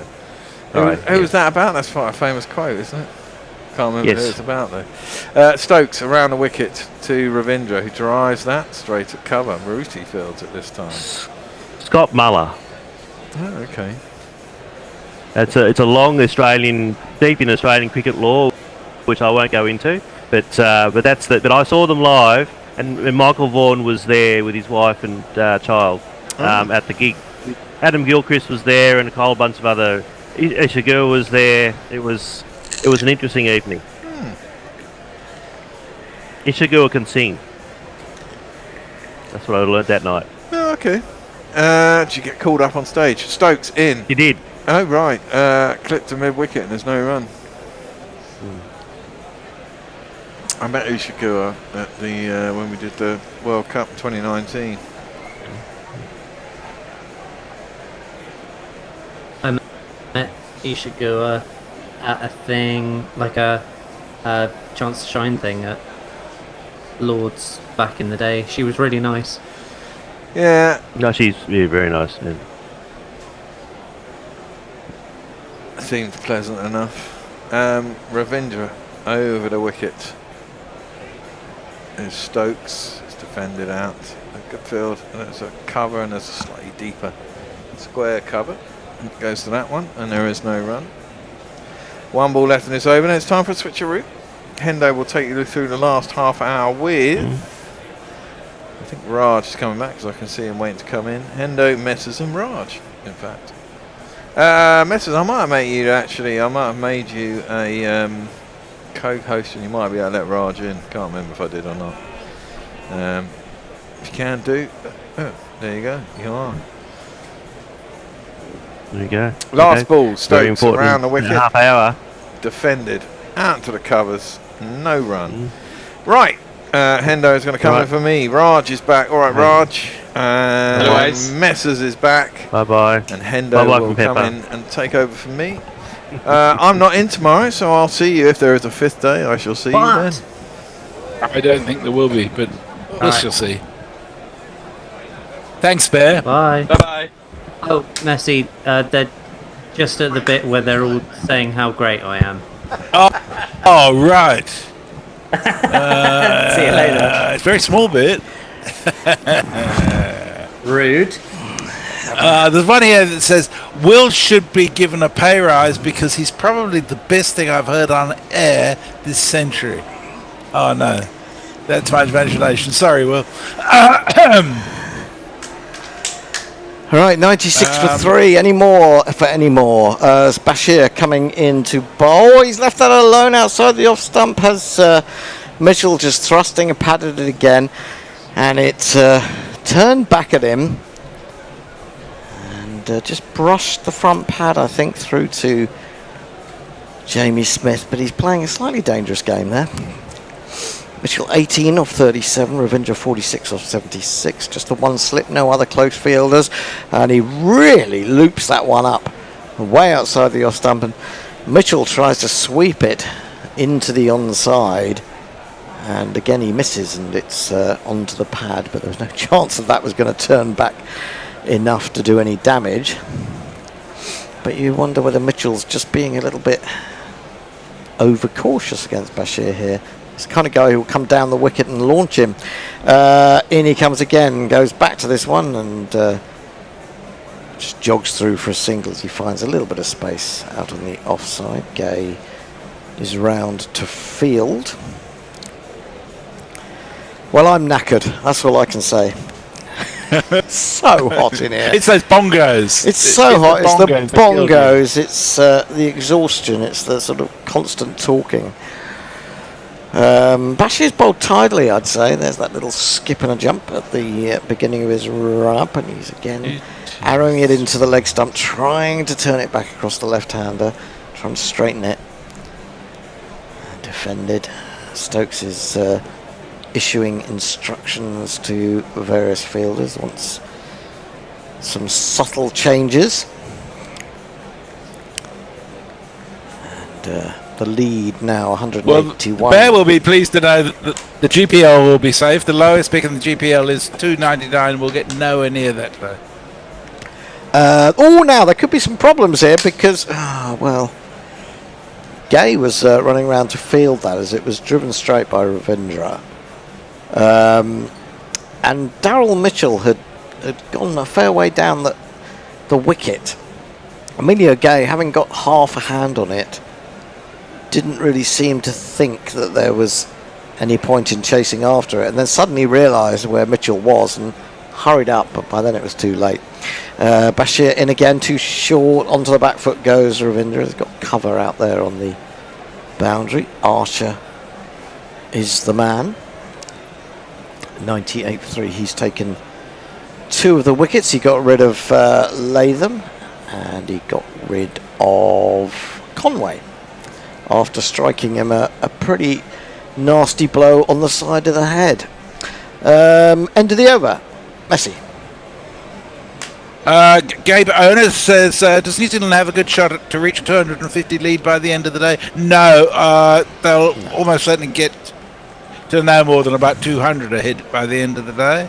But, we've got 2 full days to go, so there's plenty of time. They'll bat as long as they possibly can tomorrow, I have no doubt. Tim Wilton Davis says, both of them criticising Stokes for drinking is like Trump something. I don't want to know about that. Stokes a slip in a gully, bowling to Ravindra. Ravindra drives, punch drive really, or a check drive up to mid-off. There is no run. Raj, it's still slowed down a little bit, hasn't it? Yes, I'm actually waiting for the Archer burst. I'm not sure why is he not given a chance to bowl after the first spell. I'd be surprised if they give him another spell, although who knows? They might just save until the morning, but you would want to get one out, but the ball is now 30 overs old. Should still be a little bit in it in terms of hardness. He's in, bowls over the wicket now to Ravindra, who flicks that with a kind of nonchalance through mid-wicket, and Stokes walks back to the end of his run-up, visibly shaking his head. Ravindra has gone to a second half century of the series for him, and congratulations. It's been a very, very nice knock so far. Let's find the milestones. Here we are. 50 runs, you're 50 runs. Well done, well done, well done, well done. 50 runs, you're 50 runs. The job has only just begun. He rather overcompensates with a ball outside the off stump this time, which is a little bit short, and Ravindra cuts out to deep backward point for a single. Those are his scores: 0 and 8, 33, 76, 7 and 52. He'll be, I guess, a little disappointed that he hasn't got 100, but he's got a chance here, hasn't he, at 52 not out? Yes. What do you make of Ravindra, Raj? I mean, he's a good player. We'll talk about it after this ball. Here he is again, Stokes over the wicket to Mitchell, and Mitchell finds a thick outside edge as he pushes forward. Yeah. And once more, the absence of a third man brings another boundary. I do wonder if someone was hitting cover drives or pulls so regularly for 4, whether England would try and block it off. I mean, they've got a guy at deep cover, for goodness sake. At least you've got to play a proper shot. I think it's dispiriting for a bowler, a team, to see someone edging it and getting 4, personally. Pushed into the offside. There is no run. And Stokes has gone for 9 in this over. He bowled 5 overs for 10. Yeah. And his first over, I think, went for 8. So he's had 2 overs go for 17 between them. And 2 more runs off 4 overs. It's feast or famine. He's in for a marathon. Yeah, he's in for a marathon spell. He could be. Here he is striding in once more. Bowls to Mitchell. Mitchell is forward in defence, very watchful, full face of the bat. End of the over, 107 for 3. Mitchell 23, Ravindra 52. Tim Walton Davis says Stokes will be in a class of his own with 8,000 plus runs and 300 plus wickets. Magna Carta says no one is above anyone when the law is involved, says defunct. We're getting onto Trump. I'm not going to talk about Trump. It only gets people going. Jay says, Messes, the world changes, continents collide, the stars explode, and Botham is imperturbably, willfully, utterly unself-aware. Muppets. I did read something. Yeah. I did read something sensible that Botham said the other day, and I'm trying to think what it was now. it was so unexpected that I've forgotten it.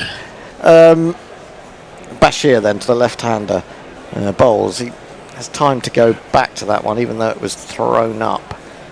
Slow. If there is a turn, it's quite slow turn. They get a single out to square cover, deep cover. It was probably something about how incompetent the England management have been. It might have been. It might well have been. And let's face it, they have been. Yeah. Here is Bashir again into Mitchell, who is playing in defence to mid-wicket. Bethel is then a slightly unfamiliar position in terms of Test cricket, anyway. Often to be found in the gully. Taking some good catches there as well. Bashir over the wicket again, in flatter and quicker. Right in behind it on the back foot, Mitchell. It runs into the onside. The lead is 192. Yeah, I mean, it's hardly worth talking about the Stokes-Atkinson incident, only to say it was not really an incident. He's really thrown that up nicely, and it does turn, but cleverly Mitchell has got himself well outside off stump so that it turns into his pad, and there's certainly no chance of that hitting the wicket. He is playing a shot too. But that was a beautiful ball from Bashir. Let's see him do that more. I know there's been a lot of criticism of him, and he's got, quite a few wickets at an average of 39, and people say, he's not playing enough regular county cricket. Why is he getting in ahead of other people? But as we've said before, who are the alternatives? And I think there is talent there. I mean, that's a lovely delivery. It really is. In fact, that's hit him on the inner thigh. I'm just wondering whether that thigh is in line with the off stump, actually. He's got big thighs. He's got big thighs. Didn't it? I don't think he got any bat on it. I'm no, not sure. the pad, I thought, first. Yeah, that's what I'm saying. I thought. Right. I'm thinking that maybe an appeal might have been worth it. Maybe it was a bit high. It was high. It was high. Yeah. And I think Archer is warming up. Oh, is he? So you might see a couple of overs at the end. From him. Where are we now? We've got 15 minutes. So yeah, probably he'll only get 2 in. 17 minutes. 17 minutes. In again, and he's dancing down the wicket this time, and Bashir doesn't like to see that, and he picks up the ball on the return and sidearms it back down the wicket. Got away from Jamie Smith, and he could have given himself 4 overthrows off his own bowling, which would have been fun. But fortunately, Harry Brook, who's gone behind the wicketkeeper, dives back to his right and just about saves it. That was a good save. It was. Bashir in again. Oh, top edge. Oh, just short of Archer. And then it bounces off his knee, and Shoaib is shouting at Archer, please get it in, don't let him get more than one. But suddenly Bashir is throwing the ball up, and I think it's to his credit, and it's possibly showing that there's more spin there than we think. That's a lovely delivery. It's a horrible top edge as he tries to sweep. And just short of Archer. He just didn't know whether to put in the dive. He ended up trying to just stop it on the bounce. Stokes is annoyed. I don't know whether he's annoyed with Archer or whether he's annoyed that it just didn't quite carry. Anyway, it is going to be Archer. Bowled earlier, 5 overs, 2 for 12. And wow. We've got 2 quid, Messi.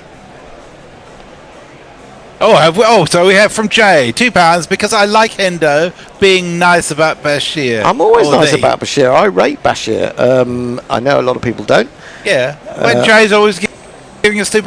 Yeah. Indeed. Let's. Thank you, Jay. Super chat cash, super chat cash, super chat cash.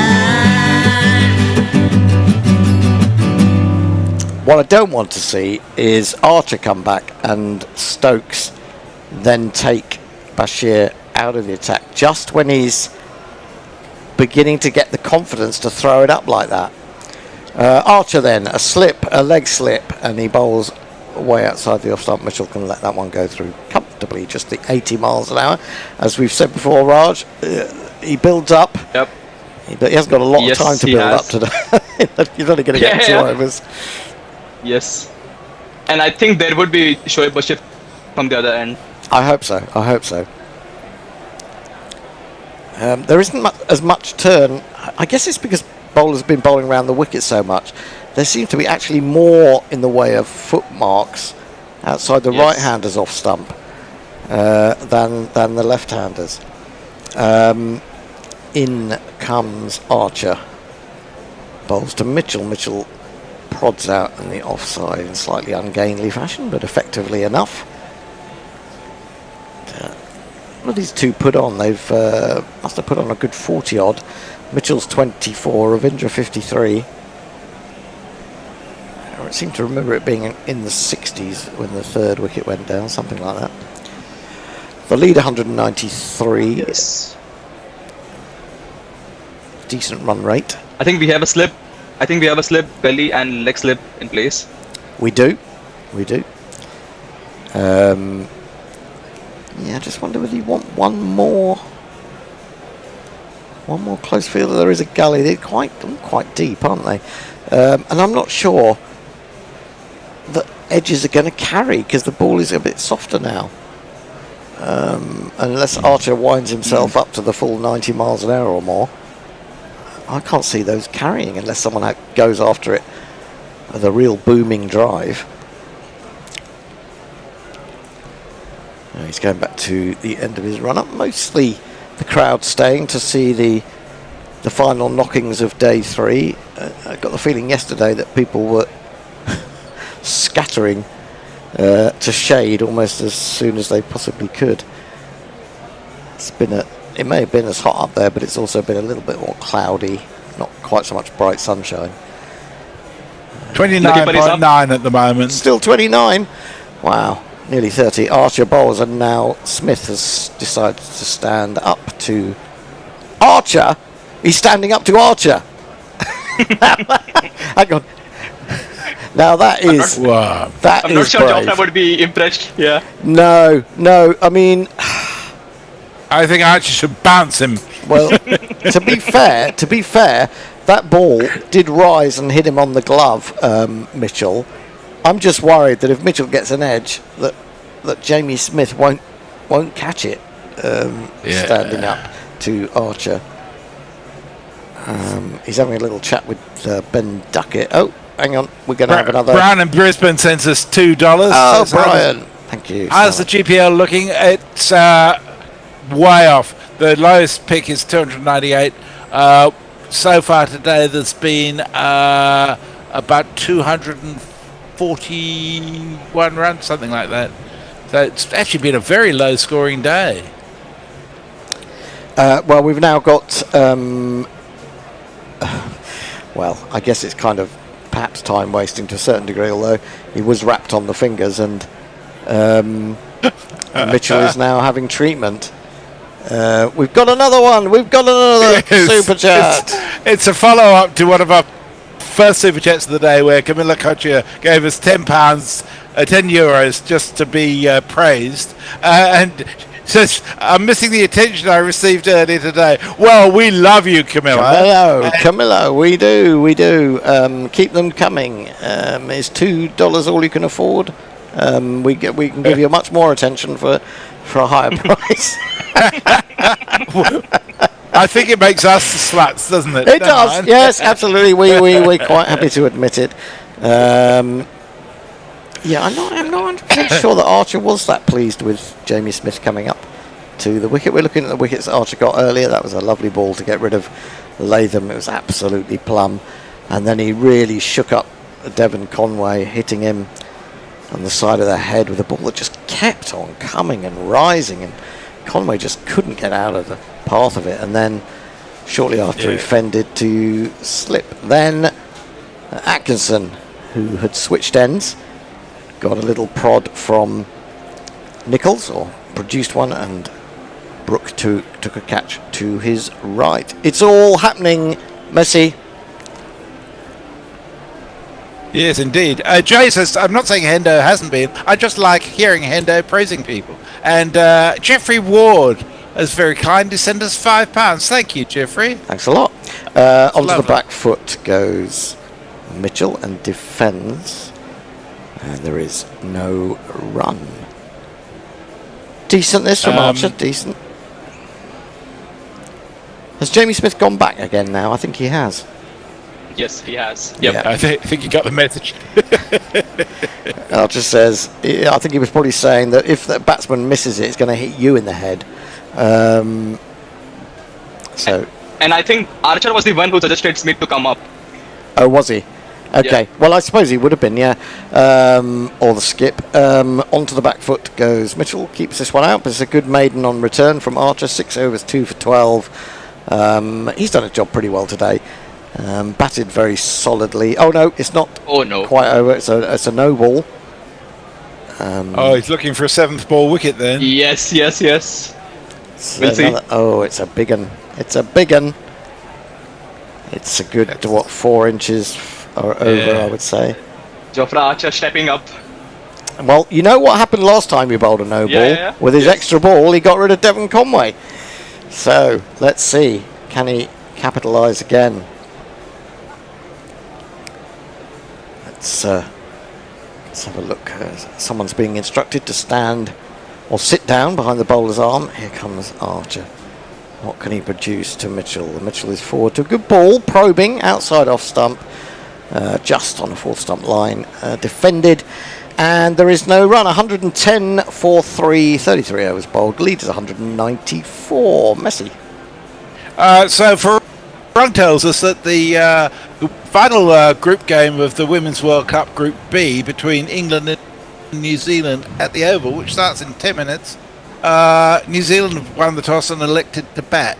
And if New Zealand win that, they will qualify for the semi-finals, and knock the West Indies out. But England have won all their games so far and have done so very comfortably. So there's a packed house at the Oval. You might be able to squeeze in if you want to on your way home, Hendo. Well, I'm taxiing at home this evening, so probably not. I'll probably give that a miss. Bashir in to bowl to Ravindra. It's a little bit flat, too wide outside the stump. He needs to really throw it up, tempt him, give him the tempter. I mean, you know, if he goes for 4, it's not a big loss at this stage of the day. He's got a short extra, quite straight, and that's too short, and Ravindra steers that past Archer as if he's not done enough work. Oh, what is he doing? He's doing all sorts of spectacular work, which could have injured himself, and he gets a lot of applause from Ben Stokes for it. This is what I don't get about the criticism of Archer in regard to his attitude. I think his attitude is almost always spot on. You know, every fast bowler will get a bit irritated when catches go down and things like that. Bashir. Oh, well, now I said he said he might like to give it a bit of air, but I didn't mean he should bowl one so high that Ravindra has to reach almost above Jamie Smith's head to lay a bat on it and rather skillfully get it away for 4. Whoa, fuck. It was awful. That has slipped out. That's It's a carrom ball attempt. He's attempted the carrom ball, and, well, I don't think Jamie Smith would like that very much. That's just... let's just say that's a work in progress. He might just put that away for a little bit.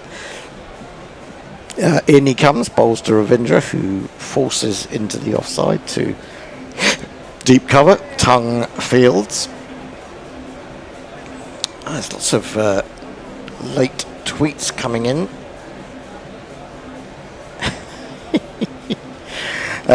Mitchell 24, Ravindra 60. It was signalled a no ball, of course, because it was... I mean, I don't think it was in danger of actually injuring anyone because it wasn't quick enough, but could have landed. Well, Jamie Smith was the greatest one in danger, I think. Yeah, oh, now that's much better again. It seems more comfortable bowling to Mitchell. Beautiful flight on that one. I think Bashir's got some considerable talent. You've just got to be patient. I mean, you might argue that he got promoted too early, but what went on Australia, we don't know. But anyway, here he is. Bashir is in down the wicket. He bowls it in a little bit flatter this time as he sees Mitchell coming. Lovely sort of game of cat and mouse this. And probably his final ball of the day coming up. Bashir, what can he do? Can he just give England that little bit of, that little ray of light, that little chink of light to take into tomorrow's morning session? He's into Mitchell, 24 or 56. Short leg comes in now. He bowls. Oh, great ball! Wow, it's come off the bat very quickly. The inside edge of it, really. It's a lovely ball. It shot past the short leg. I don't think it was catchable. It was too quick and probably too far away. But very promising. Apart from that wild carrom ball attempt, a pretty good over. Tim Milton Davis brings us some astonishing news. He says David York can now count himself amongst that elite group after producing astonishing figures of 10 for 7 as Kettering's third 11 beat the old Northamptonians' fourths by 186 runs. Hang on, I don't think that's fair, a third 11 playing a fourth 11. No wonder he got 10. Oh dear. Right, Archer, final over of the day, I would think, with... Well, my computer's saying 27 minutes past, but it may be a little quick, the fast. I see Jay's refusing to pay for my taxi. It's all right, you're not paying for my taxi. Don't worry about it, Jay. Archer's trotting back. Oh, well, more than trotting back. He's run back to the end of his mark because maybe he thinks they can get another over in after this one. He's in. Bowls to Mitchell. Oh, now that really dies. But Smith does a good job because that could have easily got away for buys, and he took it on about the third bounce. Excuse me. 119 for 3. The leader's gone up above 200 now. This is getting quite serious for England, I would say. Archer's, he was ready. Archer is quick. Yeah, he was quick, and he was turned. He turned and he was ready to go. Whether it was the batsman who wasn't ready or a fielder moving. The batsman had a nice little conference in the middle. Probably. Now this is jabbed away. Some gardening over there. Yeah, indeed. So they're not silly. Gardening. I think they'd be, producing a water feature or something. 2 minutes to go. It's going to be very tight. I don't think we're going to get that. Single to Mitchell. He's got away from the strike. He's on 26. Ravindra on 60.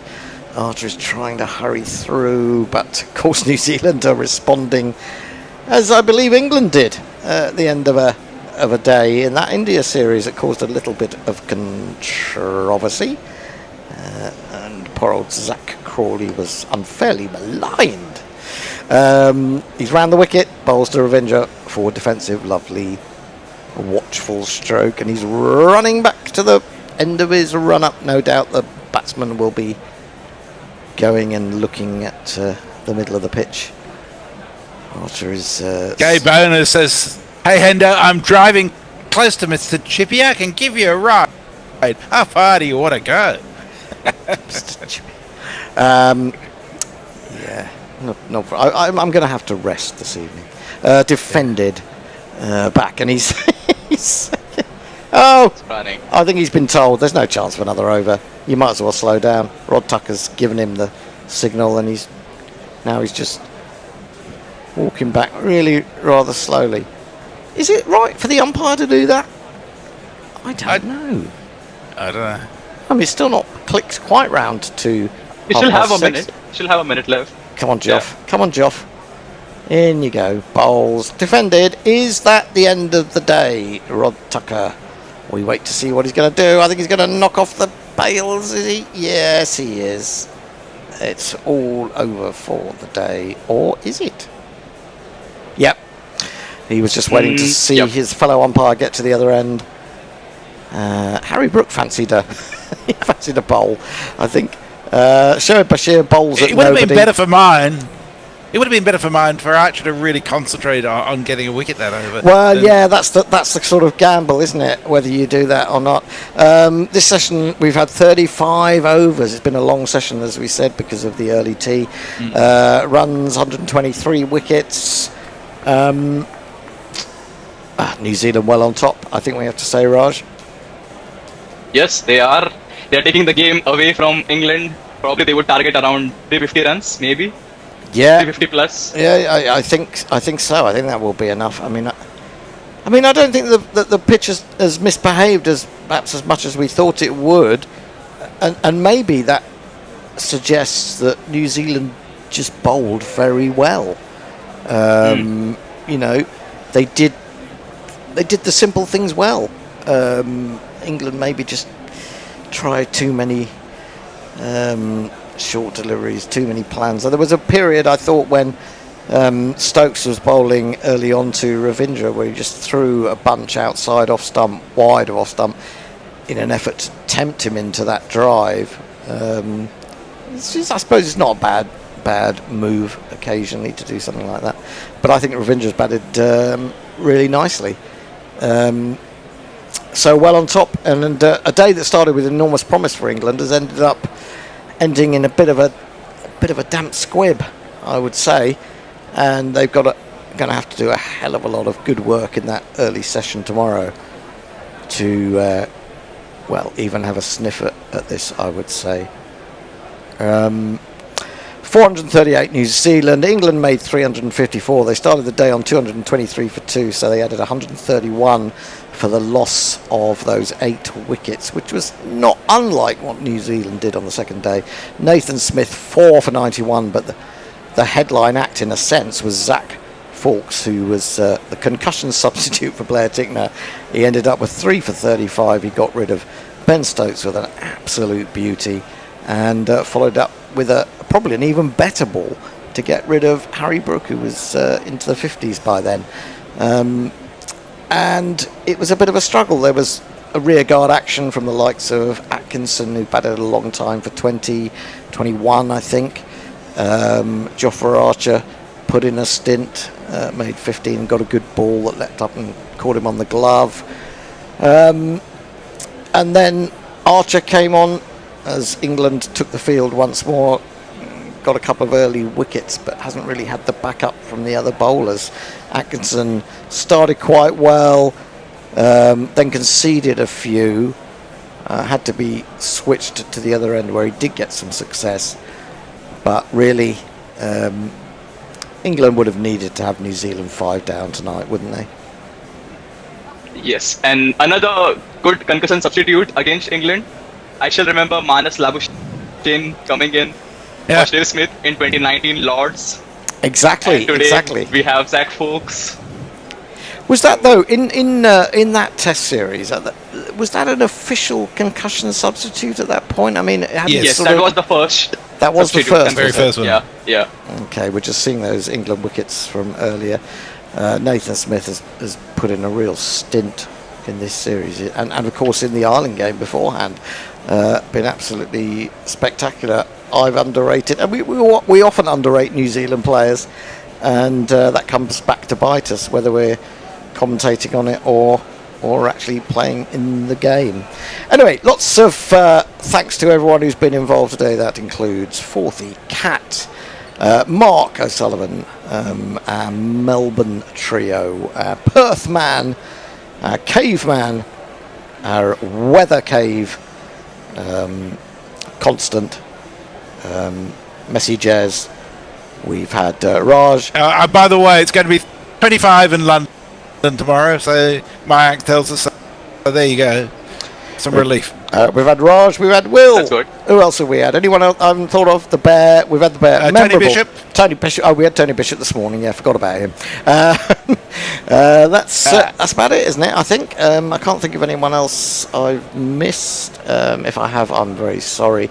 And of course, not to forget that we've had great contributions from you out there in YouTube land. Messi, have we got any final comments from our adoring fans? Mike says, lucky for Endo and all, the Heatwave Observer, 25 tomorrow in London. Go down and enjoy some of that music while getting violently drunk. Oh, actually, there's an afternoon festival in my local park, and I noticed from the posters around my neck of the woods that there's a band called Drums for Jesus, and I think I might, if England lose early, look terrible, I might go and sample that. Could be fun. I don't quite know what it's going to be like, but anyway, we'll give it a go.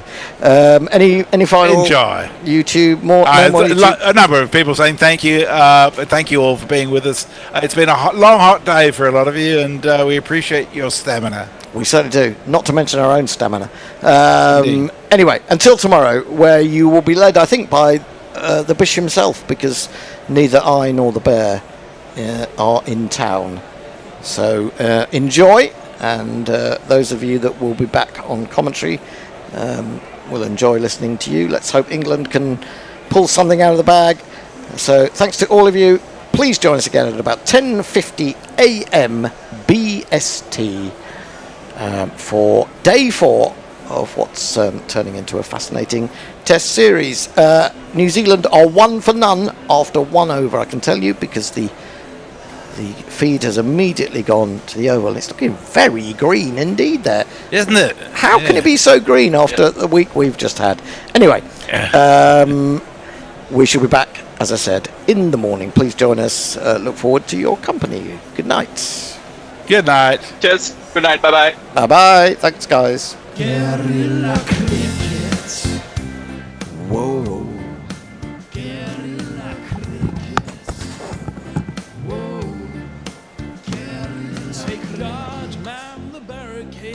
control the cover boundary. At last the time is come, this is a cricketing emergency. Hear this call to arms for every cricket revolutionary. Take up your bats and stumps for the test match insurgency. At first they tried to silence us, but we would not be silenced. They threatened us with lies, so we threatened them with violence. Che Guevara, Sangakkara, Joseph Stalin, Douglas Jardine, Robespierre, Darrell